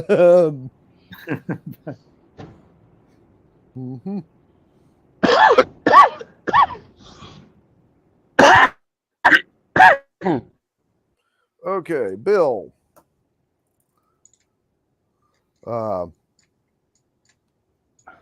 At this point, you are hasted and invisible and moving, I'm assuming, towards the burning tower. Well, I'm within an arrow shot already, but Okay. I am moving, so as not to present a stationary target for anybody who can see invisible. And I will be firing 4 crossbow bolts, poison crossbow bolts, at the guy who did the spider climb. Okie dokie. Do you need 4 rolls? 4 20-siders, please. I will roll for all 4 at the same time. 219, 11, and 2. Okay.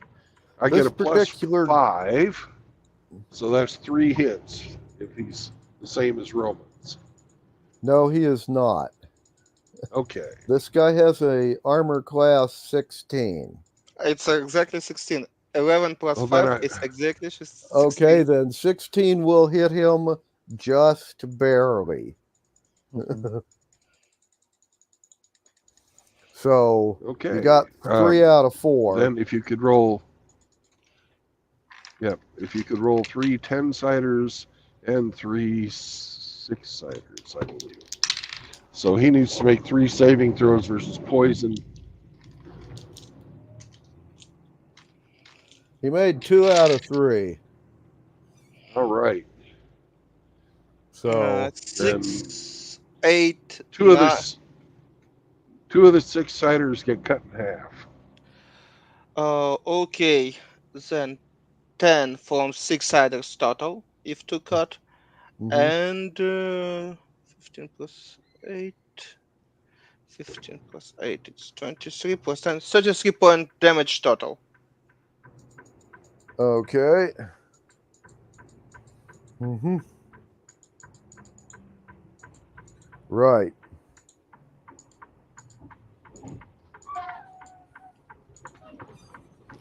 Well then.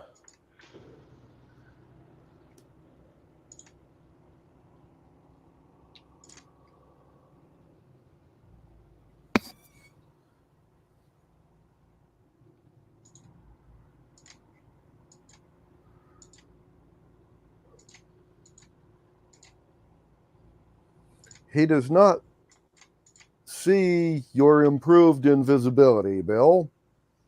Good. So his response is to do a Misty Step spell and put himself on the wall 30 feet away from this tower.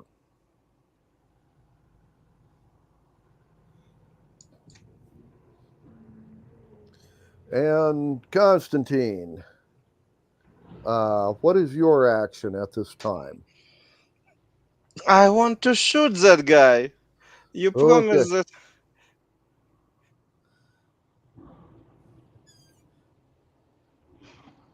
And I am assuming this is going to be a ranged attack. Yep. Crossbow expert and all that nonsense. Okay. Steady aim for advantages. It's not necessary. 19 with 11 plus is probably hit.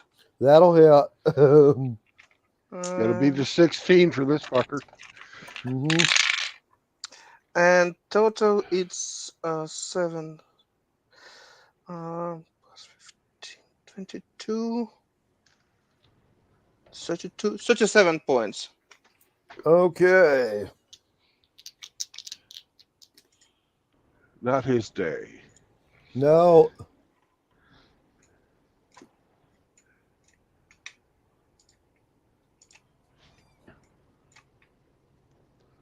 Because he's taken 70 points of damage. Yes, he is deceased, and then some. Yeah.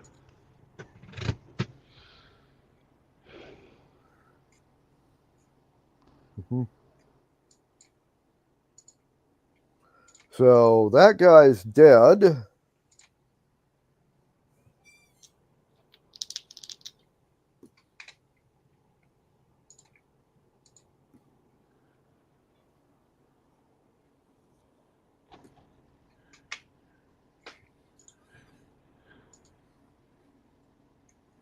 And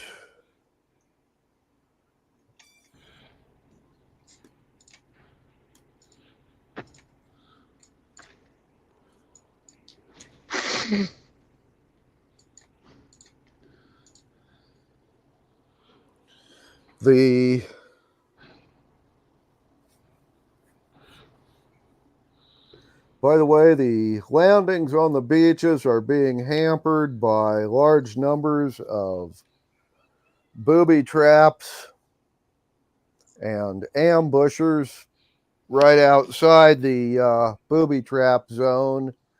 And all of the ships are being attacked by fishmen. So all of the military magic users are firing the fireballs and lightning bolts they were hoping to use in combat into the water under the ships, where the concussive effect will stun the sharks and the fishmen.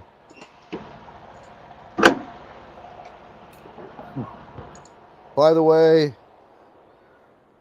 Dragon rolled a nat 20 on his first breath weapon ambush and a 19 on his second one. So, defenders are doing real well so far.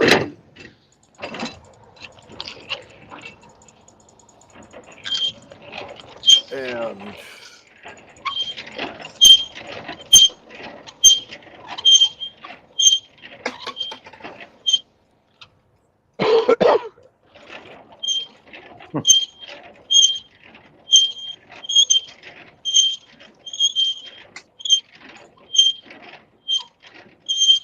anyway, Oh, interested what's Bill doing? yeah, funny noises there, Bill. I'm putting down the landing gear on my trailer. That's what I Oh. figured, but I am assuming you're about to unhitch that puppy. Yeah. Good for you. But first, we're going to de-water the dog. Right. It's necessary stuff too. Yeah. No way around. It's way around exists, but you not wanted. Yeah.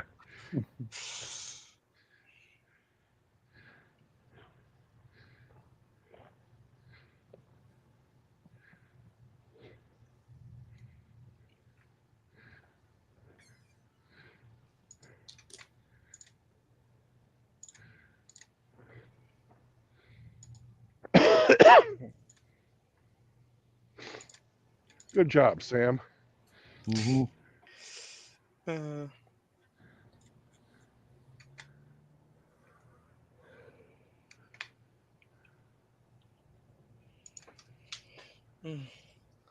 All right.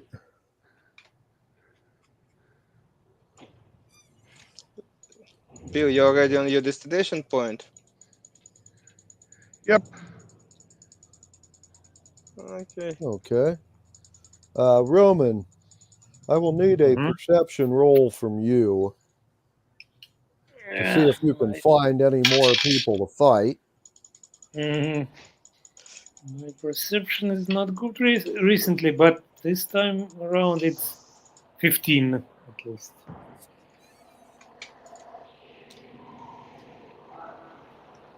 And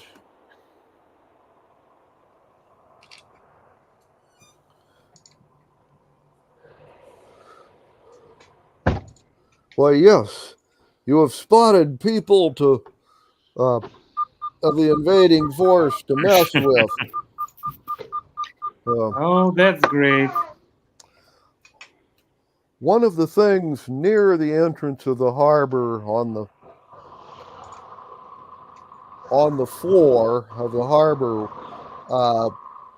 a group of gnomish artifactors had set up a giant harpoon gun that was tied to anchors. It was to shoot the bottom of ships and, well, hold them in place, at the end of the line of the tether on the harpoon.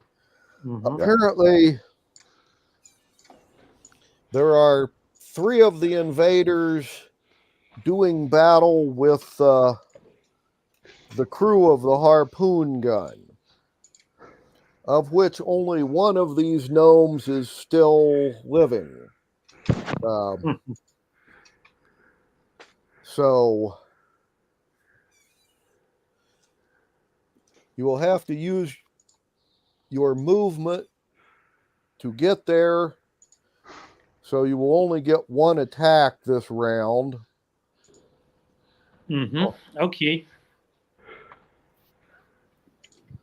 But you can get there in time to help out the gnomish harpoon guy. Absolutely.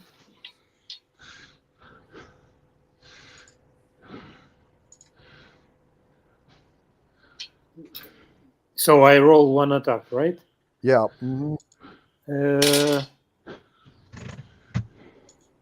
It's 17. Okay, that will hit. And it's 17 points of damage. Okay. Just by coincidence. Well, then, you've done him 17 points of damage. That will end the surprise.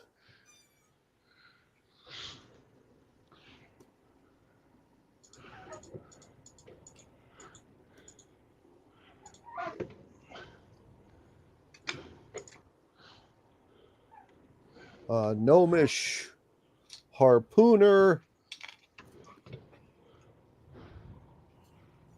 We'll just do the guy 6 more points of damage.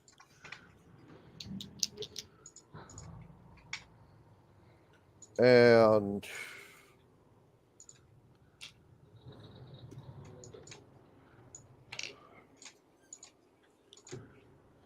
one of them will turn, and one of the others and the guy that you wounded will turn, and both of them will miss you. The other fellow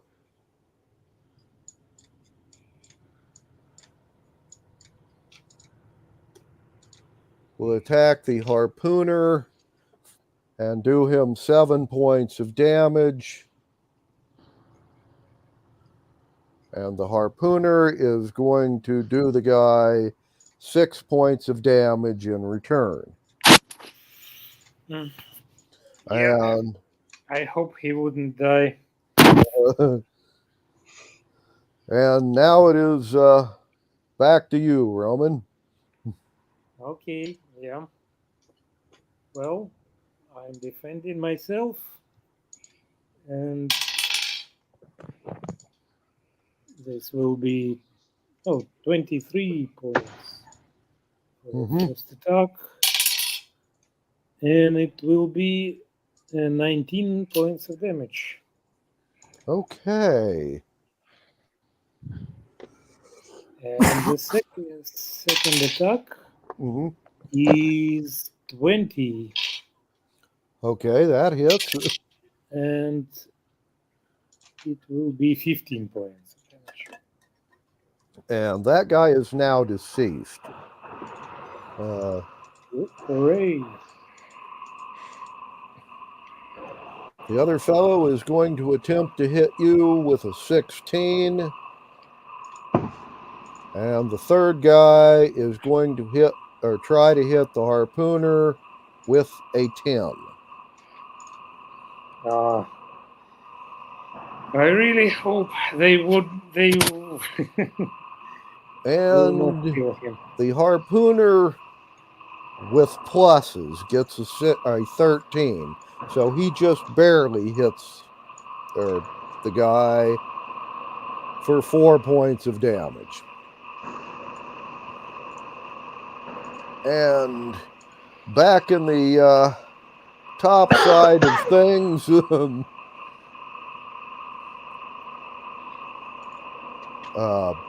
Bill and Constantine. They do Constantine first. I'm just Okay. about ready to be able to roll my own dice, but I'm not there yet. Okay, Constantine. You killed the magic user last time. There are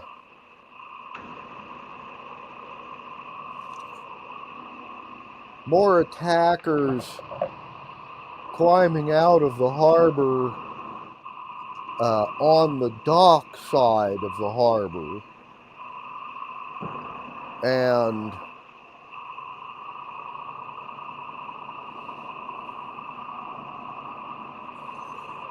they are now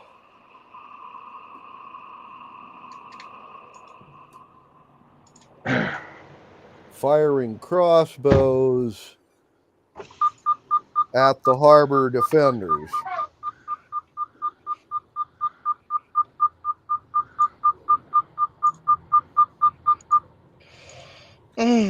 As always, just starting with wisdom check.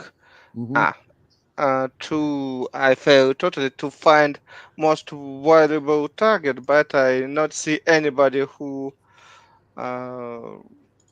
worth my attention. Mm-hmm. But then just see what is going on around and stuff. Oh, I see.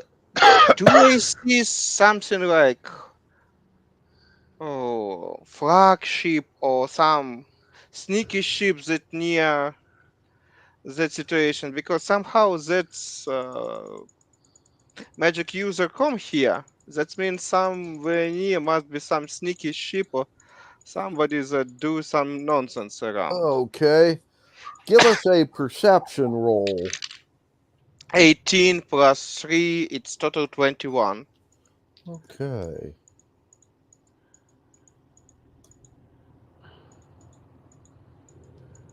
Constantine, you're looking around for guys being sneaky. Yep. Well,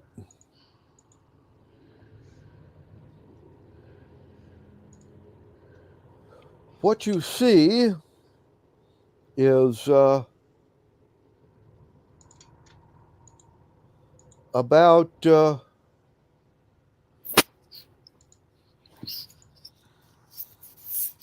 halfway from the harbor entrance to the docks on the sides of the walls. You see two guys come out of the water and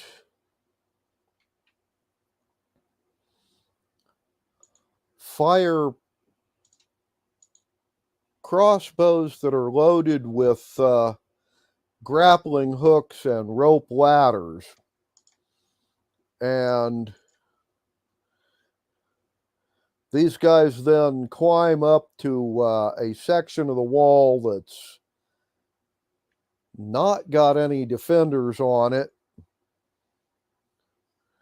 and start heading into the city, ignoring the harbor, just climbing over the harbor wall and then down the other side. Mm-hmm.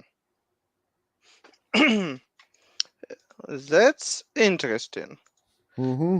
Then I go after them. If I can shoot them, I will just go after them. Because I not like that people. Mm-hmm. All right. Well, they have taken their action. You can fly within range and take a pot shot at one of them. No, I want to go after them, see what they planning. So you just want to follow them. Yeah, follow them sneaky. Okay. Then I Stealth will need a stealth roll from you. 16 plus 12, 28. That's pretty stealthy. Yep, even in flying condition. Okay. And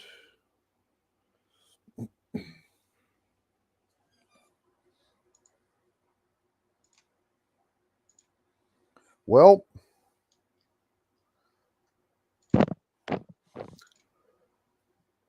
one of them is heading towards the central part of the city. He seems to be keeping to the alleys and the back streets and going into hiding when anybody gets close.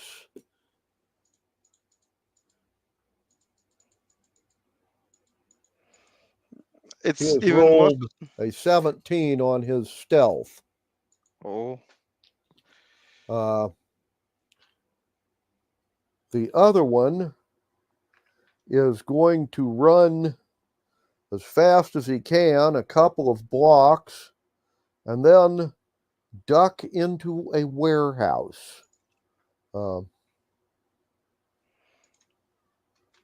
which is winding the street this close to the harbor.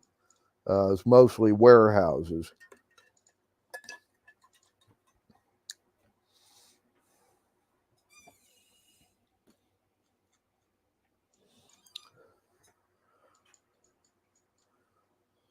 So they're splitting up. I want to see that guy at that warehouse. I want to sneak in with that warehouse and see what he's hiding there. In worst Mhm. case, I will kill him personally. Maybe just interrogate him Mhm. and figure out what they're planning to do. Okay. Well,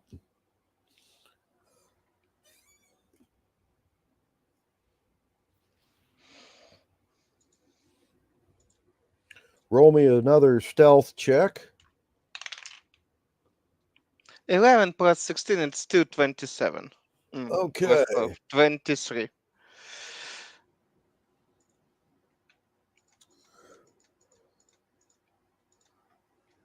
And I will need a perception roll. 13 plus 3, 16. Okay.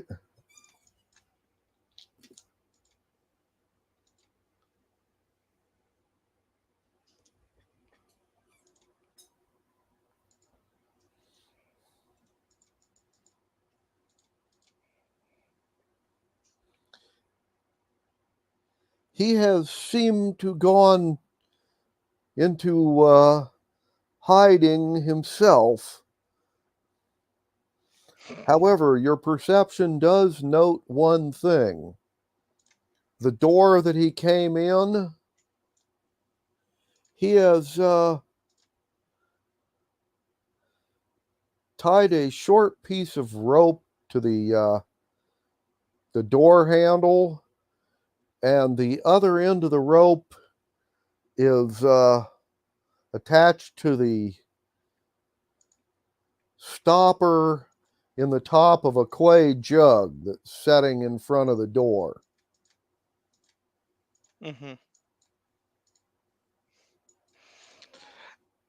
It's probably some kind of trap, and he's not really appreciate visitors.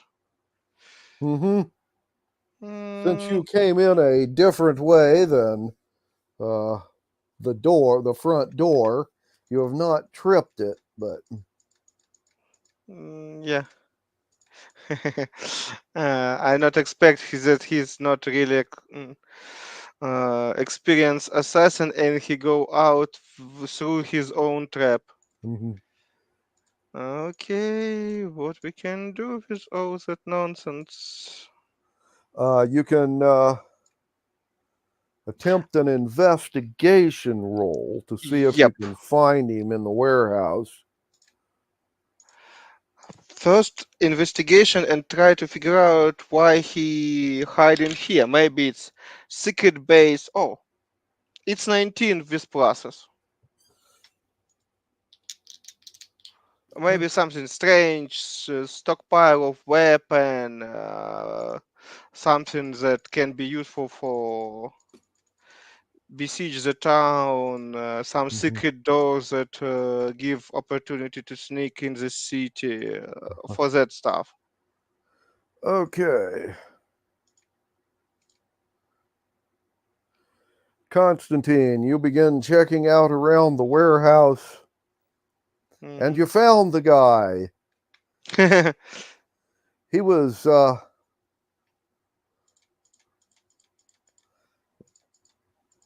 lying flat on top of a stack of crates, watching the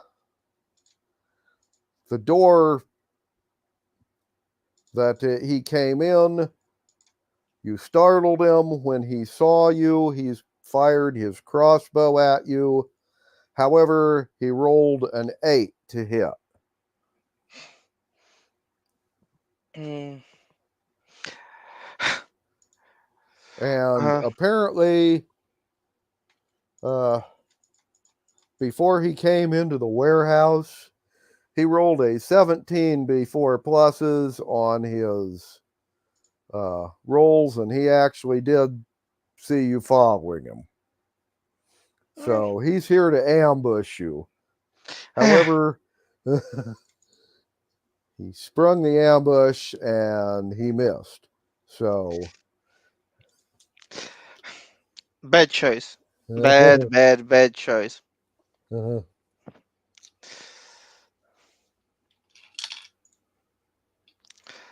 Want to talk or want to die? Because I will understand that it's row initiative, but in my turn, I ask him that question. And his response is to say,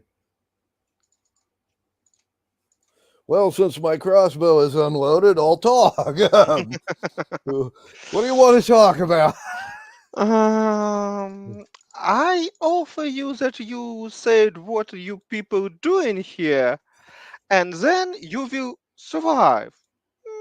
Just prison or something like that. We can make agreement. Well, other option is torture. We do the same stuff, but torture, pain, other non-present nonsense. Yeah. Oh, he always hated that stuff. I agree with you about that. Anyway, but he tells you it's no big deal. As for what he's doing here, well, it's kind of obvious. He was part of the underwater infiltration team for the fleet. By the way, he thought the sharks were a pretty cool defense. Where the hell did you get them all? We'll talk about that later. You understand that that's not an answer. I need what your team must do exactly now. Open the gate, disrupt arsenal, drinking water. What you planning to do? That's my question. I understand that you. No. Nothing as crass as all that. He was just going to go and find the the commanders of the defenses, your general and whatnot, and then just assassinate him, in the middle of the battle. It's kind of a time-honored tradition. Really throws a wrench in the defenders' plans when, they have to switch commanders in the middle of a fight. Perfect. We understand each other. You can give me your weapon and let's go and some prison. If your team win, you will be free. If not, just sit in prison and you will stay alive. My word is precious. Well then,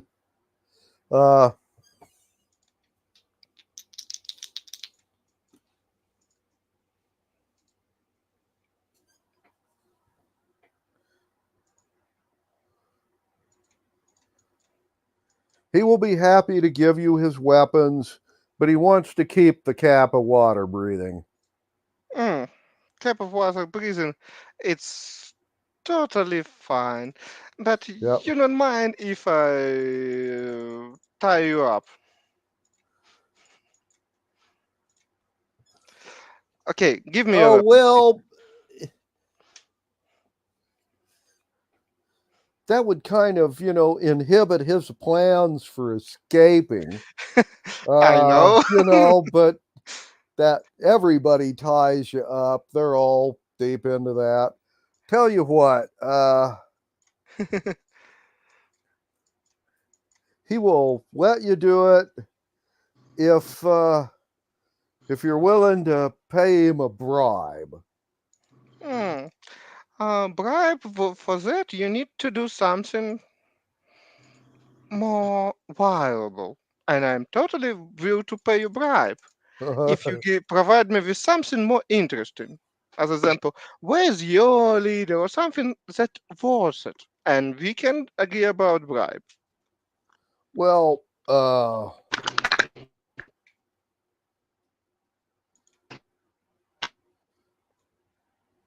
as far as that goes, he'd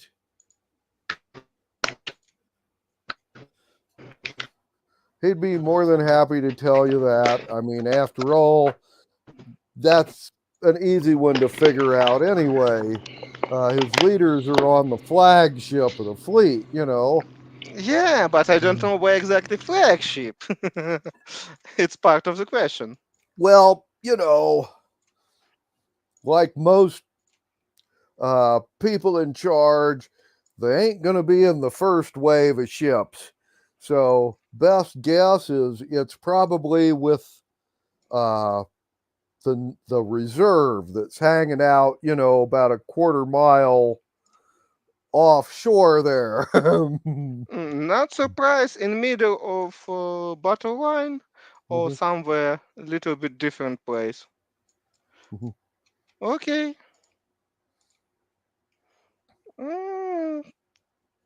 Sambra. He thinks that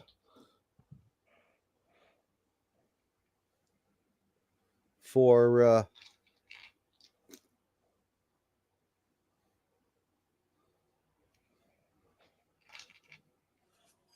you know, letting you tie him up,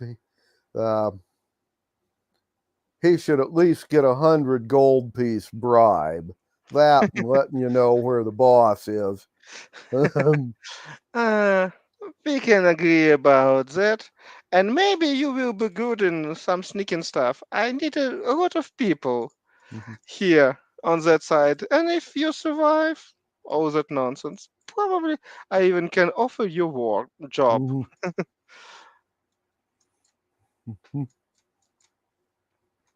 Anyway, he will hand you at this point in time 3 poison daggers, a garrote,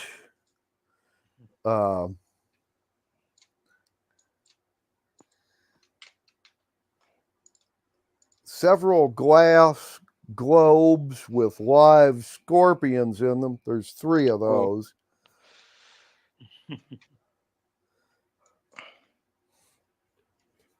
And a couple of doses of poison, like the kind you would add to someone's food or drink. Okay. And of course, he's going to give you his crossbow too. Yep.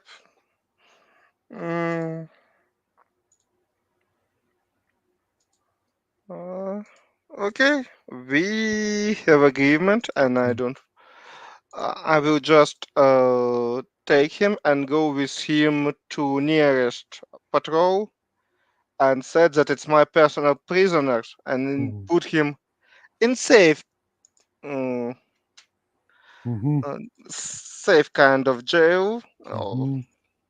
I want to talk with him later. Okay. And turn back to harbor. I need to our chief and say that we have at least one assassin that plan kill one of the generals, and we need to take care of him later. Okay. And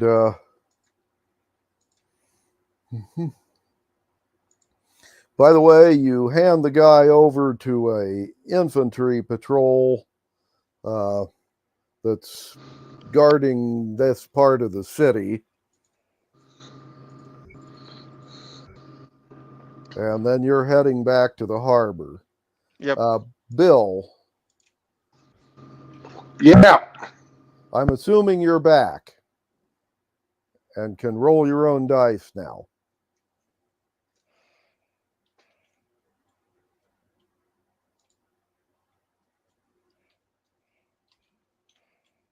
Or not, as the case may be.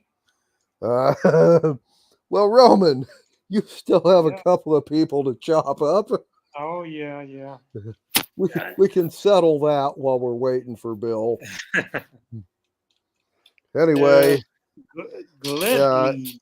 it's the top of the round, so you get to go first. You got a guy facing you, and the gnome's got a guy facing him. So, Yeah, I really want to save this mhm, guy before they chop him mhm. up. Well, first roll is 15 Mhm. to hit, and damage is 19 again. Okay.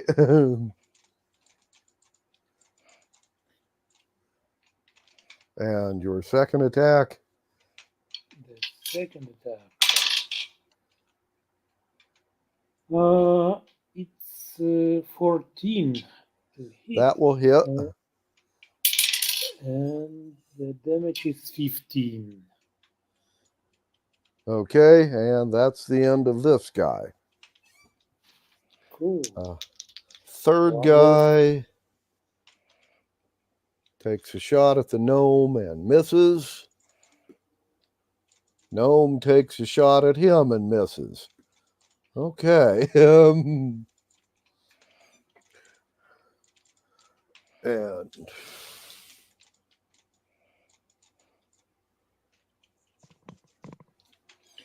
That is perfectly fine. And back to you. Okay. Well, the first one is 1 plus.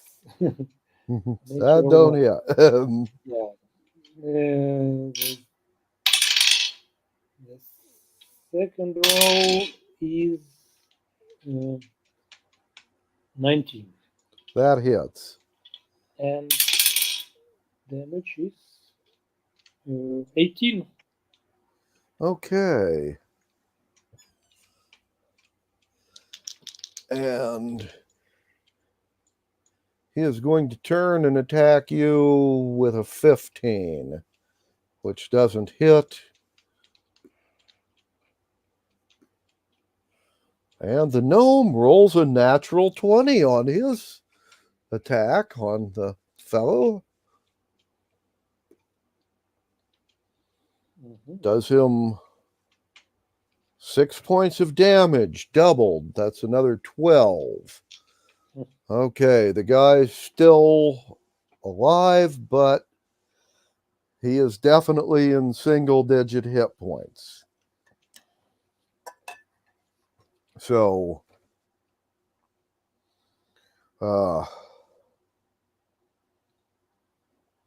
back to you, Roman. Okay, let's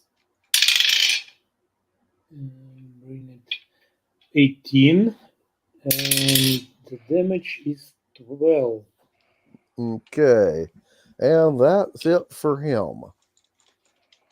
Oh, great. So, and the gnome is still alive, although he is like seriously wounded. oh, yeah, I have a second attack. Mm-hmm. And But you're out of opponents at this time. Yes, that was the last one. I thought there was one more which tortured the gnome. No, you took care of those, the other one. Okay. So, well, I'm glad this guy is alive. I will help him out. Well, I don't have health potions. Oh, no, I actually have healing potion. I give him a healing well, potion. he could use one. I guess he doesn't heal well.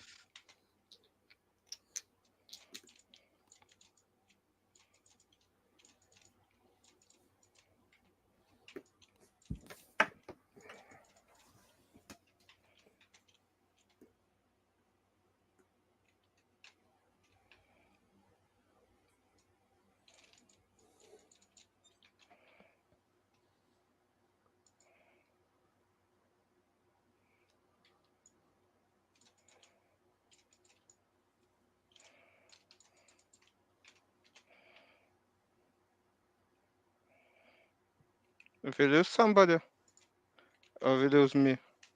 No, we are Mhm. waiting. Yeah. We lost Bill. Okay. Hopefully not for long. Mm-hmm.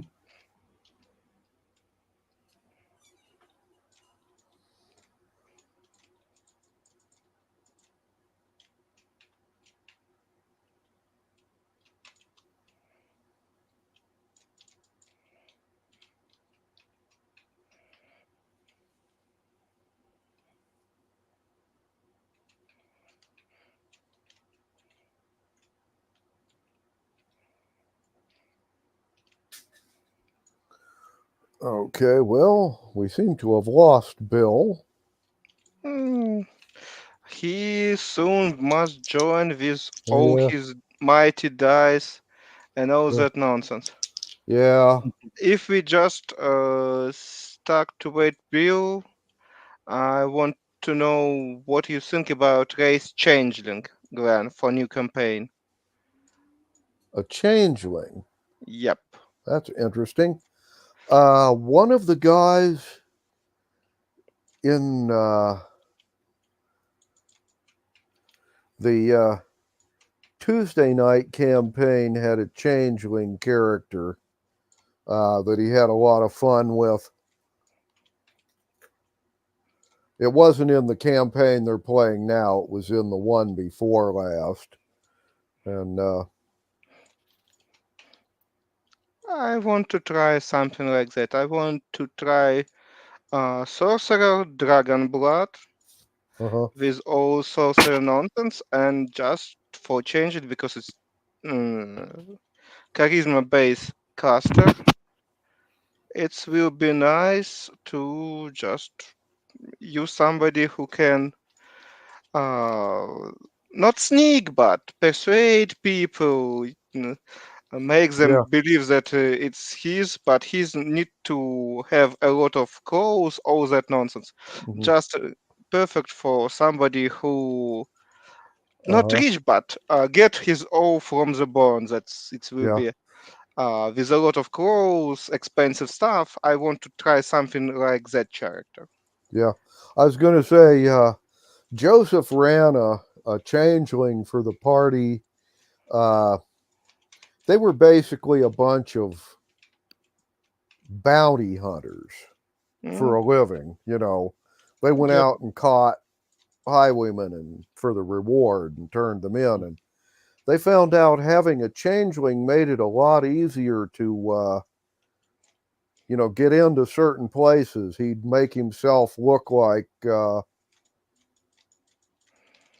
one of the guards, and he could talk people into opening the door. Mm-hmm.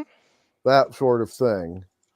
They made serious use of that on a couple of occasions. It will So be, yeah. changelings do have a lot of potential if you use them right. Of course, you have to worry about there are like certain places where being a changeling would, well, get you arrested and Just not show that you are changeling and yeah, just yeah. for being a changeling. Yeah. There are some places where people are pretty paranoid. You can find places where you can be arrested for that you are human, or for that you are orc, or for that you are dwarf. It's Actually, I ran a place one time where you could be arrested for being a half orc. Hmm. a little bit racist, That's but it's okay. unacceptable. Yeah, and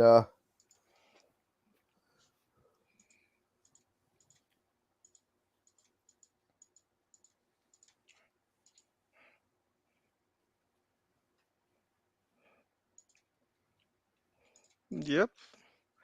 That means you're not really bothered if I choose such kind of character. No. It was my main question because I don't know how to look for your perspective because Mm-hmm. I want to try something new. I never play for such kind of character and I just interested in doing something ridiculous. I never play sorcerer. I know that they're very interesting to play. Right. Yeah. And I promise that I don't make some nonsense like coffee lock. You know that kind of nonsense. Yeah. What? I don't know. It's when you mix multi-class few levels in Warlock, the rest of them is Sorcerer. Warlock can restore his spell points after 1 hour of rest, and you can collect a lot of points. That's why you just can have practically infinite spell slot pools. Of course, there are some disadvantages with sorcerers too. On occasion, they have magic surges that they don't control and things like that. It's main issue that you have limited amount of different spell. Yeah. You know wizards that have whole spell book. You not druids that can change for everything. Each day you can choose what you want. Sorcerer, if you mess up with your spells, you mess up with your spells. That's main limitation on them, and they're pretty limited of what kind of spell you have. They're very powerful in their spell, but if you choose something like comprehend language, it's not work very well for them.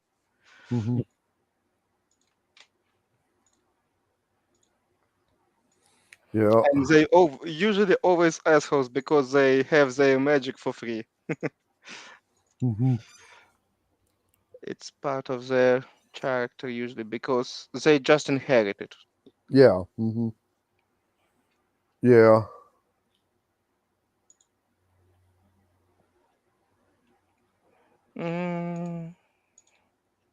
Okay. We missed Bill, but okay, Rama, what do you have in your mind about new character? Since we are going to be in aquatic setting, I thought maybe character who at least like are fine with water. Maybe indeed some elf.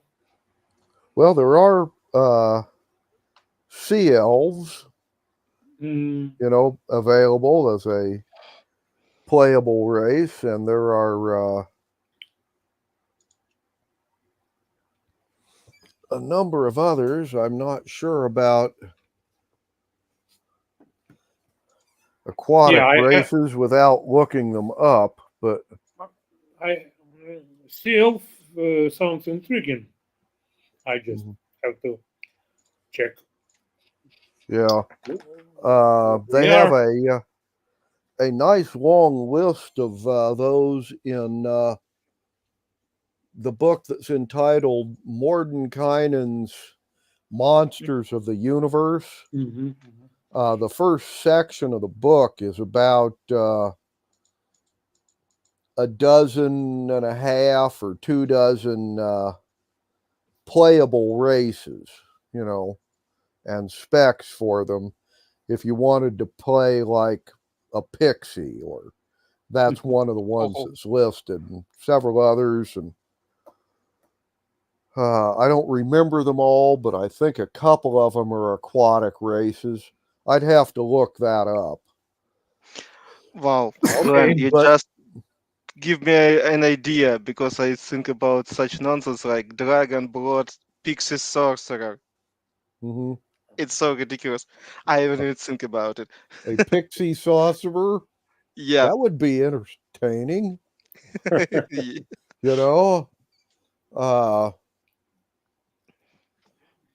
And anyway, but there were several aquatic races listed. I just don't remember what they are. One of them was like I said, the sea elves, the aquatic elves. So, but I'd have to look to tell you the others.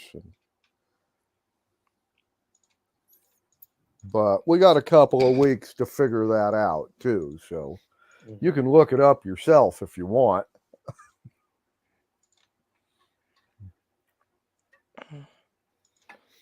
Yeah, I'm not. I don't know about the class yet. But yeah, like I say, but yeah, look up Mordenkainen's Monsters of the Universe. Mhm. Or is it Multiverse? Multiverse. Multiverse, yeah, Monsters of the Multiverse. That's right. And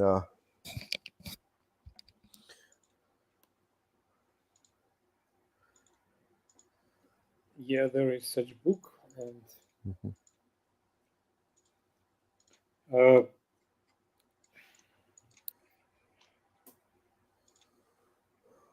Yeah, it's exist. mm-hmm.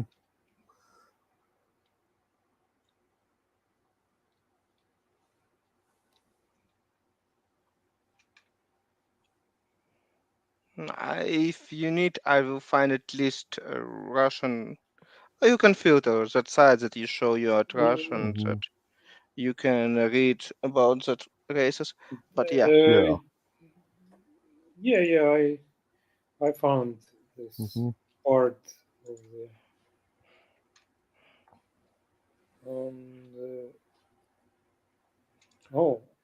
Yeah. can live to be over 750 years old. That's a bonus, but, Yeah. but not in the game. Although, who knows? Yeah, a lot of dark vision. Yeah. Breathe air and water. Oh, and Constantine. Mm-hmm. If you do pick a race like Pixies or one of the other fairy folk or some of them, those guys get certain magical spells each day just for being a pixie. They are, as a race, they can fly and they can cast God, whatever it is, I already blink read or it. confusion so many times a day. If you choose one of those races, like a pixie sorcerer, you'd get those spells in addition to your sorcerer spells. I already read. They can cast Fairy Fire, Enlarge Reduce, and Druidcraft. Depends Okay. on level. Right. Okay. So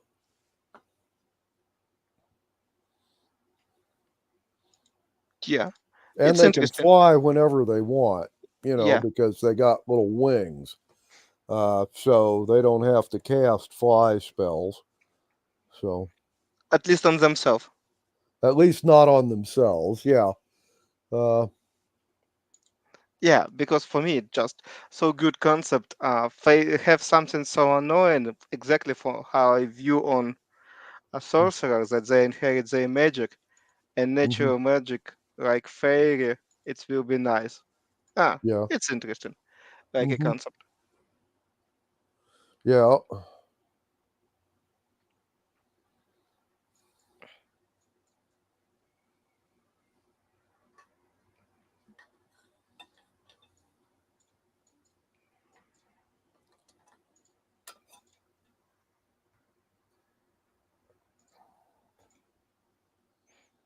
I will think, but again, now at this planet it will be Ochejan, or I will read a little bit more about Fae. Maybe it will Yeah. be Fae.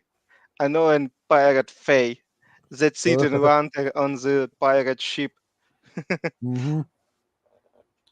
I can see where, one of the fairy folk would be real handy for piracy, sneaking in and out. And Yeah. since pirates don't just attack other ships, they also do longshore raiding against towns and castles and such. Having a pixie go in ahead of time and, I don't know, disable the alarm bell so they can't sound the alarm, that could give your pirates a nice advantage, Yep.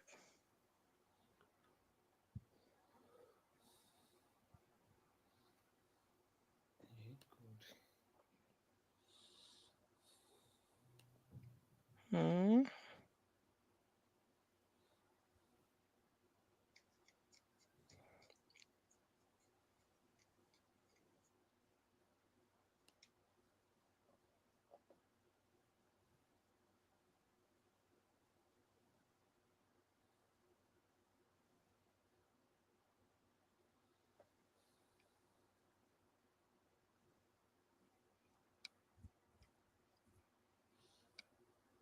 Mm. I will see.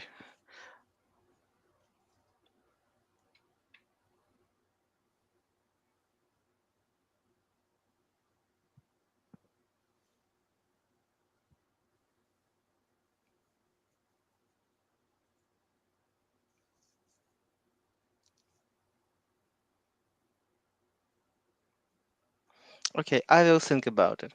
Anyway, yeah, well, like I said, you got a couple of weeks to figure it out, so And look probably up a will. couple of things, read them, figure out what you want, Sure. We'll build for probably already 20-30 minutes. Yeah. Uh,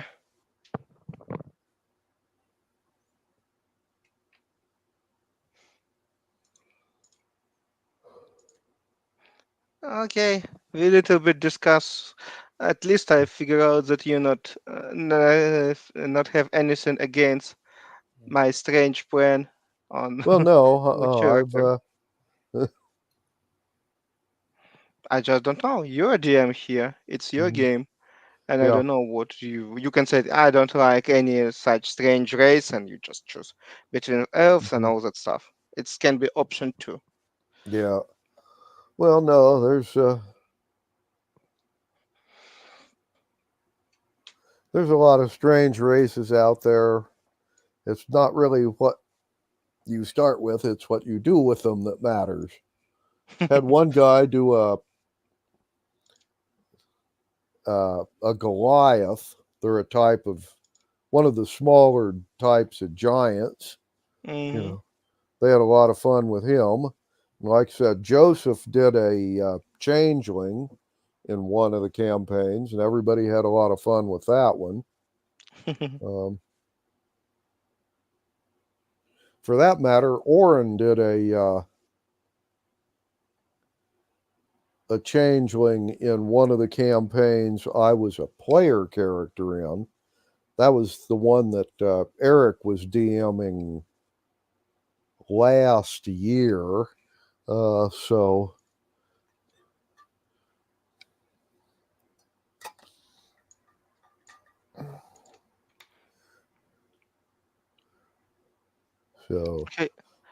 Okay, and later when you choose, you will say us which starting level will be fine for us. Well, if we start the new campaign, you'll all start as first level characters. Okay.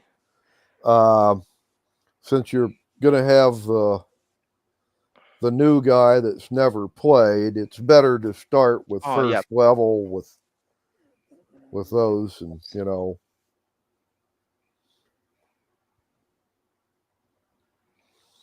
anyway.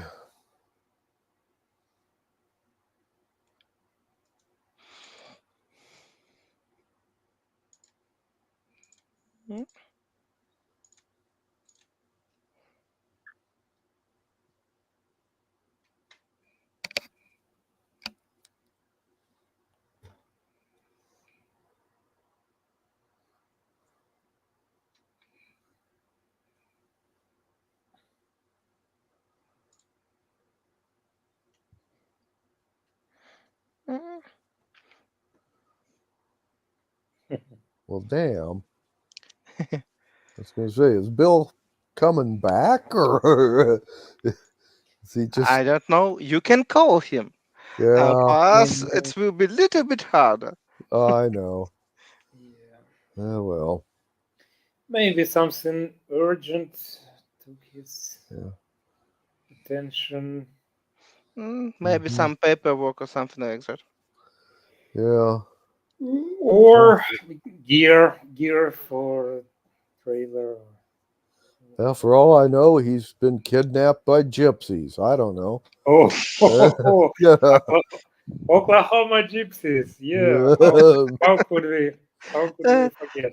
Okay, this is unlikely, but possible. Oh, I hope they will let him go Yeah. in a minute or Okay, we're talking about Oklahoma. more think about some Western scenario when he was surrounded by Yeah, Indians, maybe. like Yeah. a sheriff in Westerns. Native Yeah. Americans. Yeah. Yeah, it's more likely you'd find a bunch of rednecks than you would a bunch of gypsies in Oklahoma. But Uh, oh well.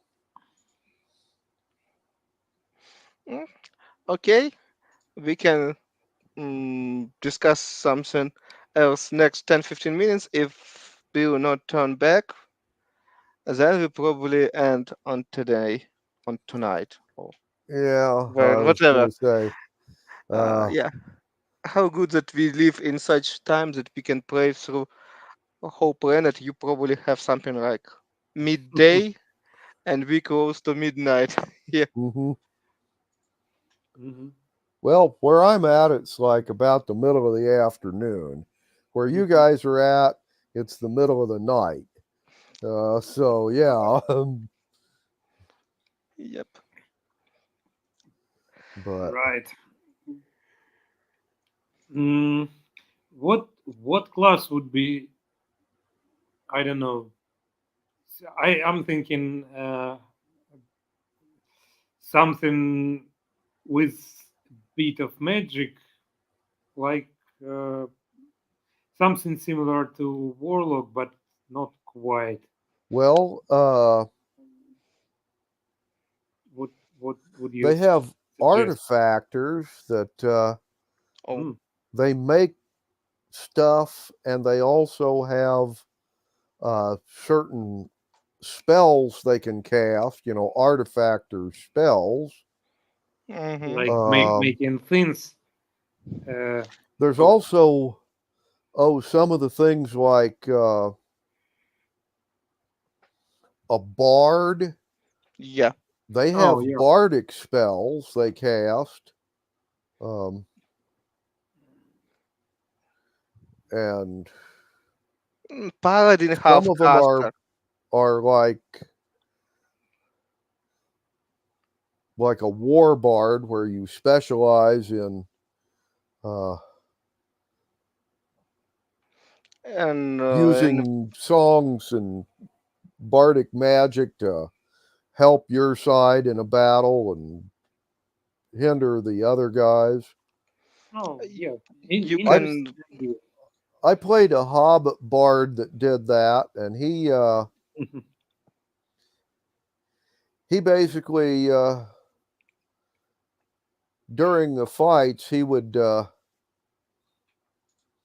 backstab and then try to get out of melee range, and he could throw bardic spells and shoot people with his crossbow from a distance.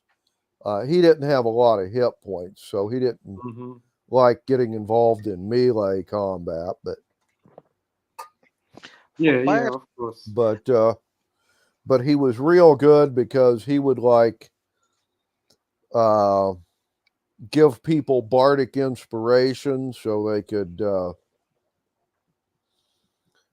roll an extra 6-sider or 8-sider when he got high enough level, and then add that to their 20-sider rolls. And, you know, made it a lot nicer for Yeah. people's saving throws or to hit rolls. Basically, support for the party. He was support for the party that could also throw spells on top of that. Well, yeah, I will look into this. Glenn, Maybe. There's also Bill was Bart the previous campaign, right? And there's also, you know, like I said, druids and clerics that cast spells, and if you're like a cleric of one of the war gods, you can you get pluses on your fighting as well as the ability to cast spells. But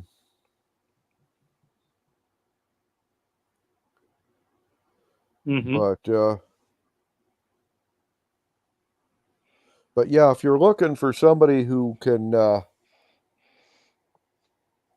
cast spells as well as do other things, like I said, something like an artifactor class or a bardic class, those are made to do that kind of stuff. If you're interested in play something like Iron Man, that will be Artificer. You can charm all your armor and make him really powerful. And in Bard they have two subclasses called Collegiate of Swords and College of Valor, and both of them pretty good in combat. If you're interested. But again, Glenn, do you accept gunpowder in your pirate campaign? You know, that was one of the questions I was going to ask you guys. That's why if you will be proficient in guns if you will play Artificer. It's separate stuff. No, and this question too, right. But yeah, there's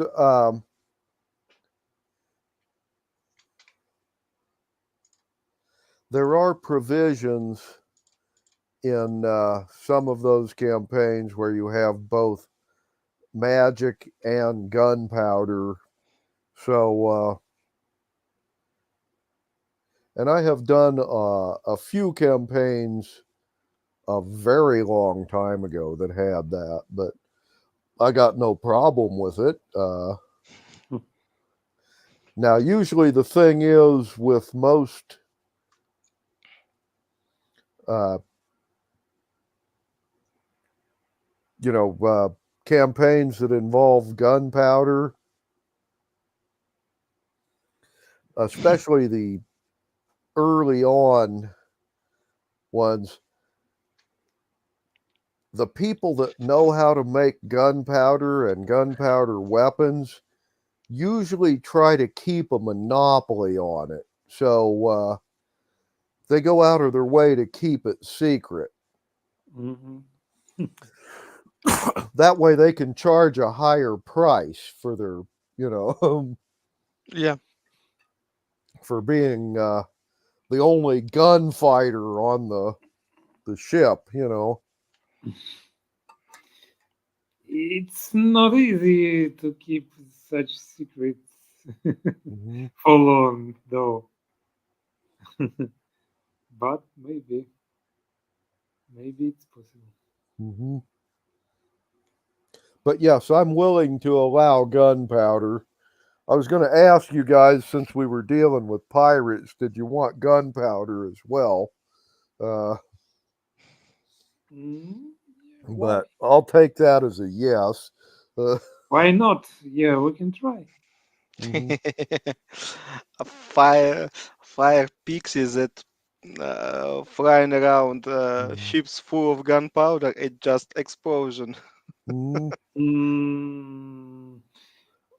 Well, an Well, awful lot of the early ships actually did uh-huh. get sank when their gunpowder magazines cooked off and blew up the Yeah, ship. yeah. One cannonball into the Yeah. gunpowder.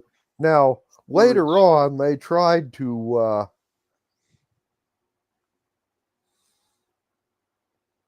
armor the places they stored the gunpowder, or in a couple of cases, people got real clever and had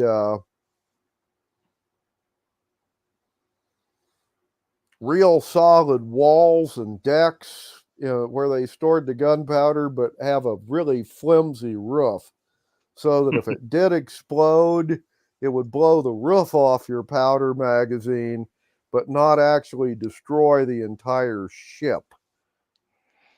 Yeah, Sometimes that worked and sometimes it didn't. yeah. Even in First and Second World War, when Oh yeah, something when they'd been using gunpowder for centuries and high explosives and they Mhm. need fix that problem at least till Second World War, definitely. Now with rockets, I don't know. It's more or less fine. Yeah. But Well, I was going to say, the British lost a lot of their light cruisers during the Second Battle of Jutland because,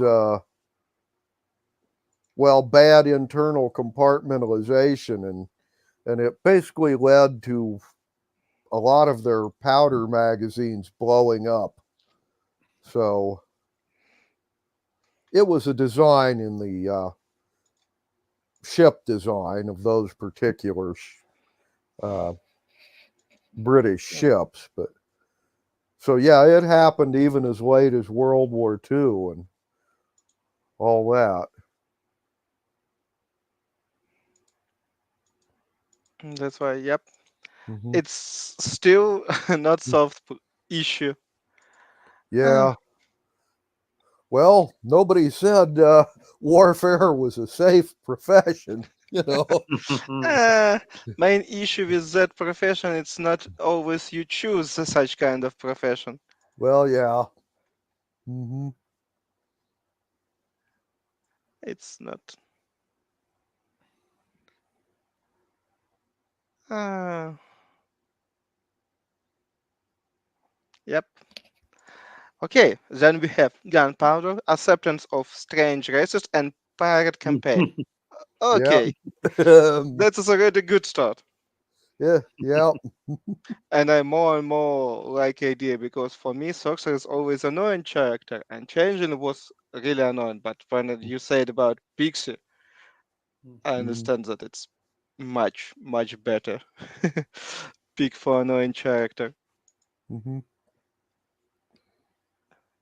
Somebody with bad mood. Yep. I will Yeah. think about it. Hmm. Yeah. And I'll grab my World Builder's Guide and start flipping through that and build us a pirate campaign. Keeping in mind a lot of pirates throughout history started out as parts of regular navies that lost the war. And Yep. suddenly the kingdom you used to fight for is been conquered by the other guys. And the people that are out on the ships have the choice of, sailing back home and surrendering to the new rulers or becoming pirates and keep on sailing, keeping in mind a lot of times, depending upon which period of history, the people that went in and surrendered, they would let all the common sailors go and imprison all the officers. Yep. For ransom. So it really didn't, in a lot of times, it really didn't benefit people much to surrender and, join the new kingdom. So, like I said, in a lot of their cases, they just became pirates because they didn't have any place else to go. Yep. Mm-hmm. No, it's all known history, and nobody know how it's all going. But again, it can be interested. Yeah. Like we see, probably Bill not turn back. Send him our regards. I will write or talk to him later if he turn back at some point. Have a nice weekend. Good to see you guys too. And like I said, I'll get out my World Builders Guide and start ginning up a pirate campaign. And We'll I see guess how I'll good. talk to you guys next Saturday. Yep. Okay. Okay. Have a nice weekend. You Bye bye. too. Have a good weekend. Bye bye. Bye bye.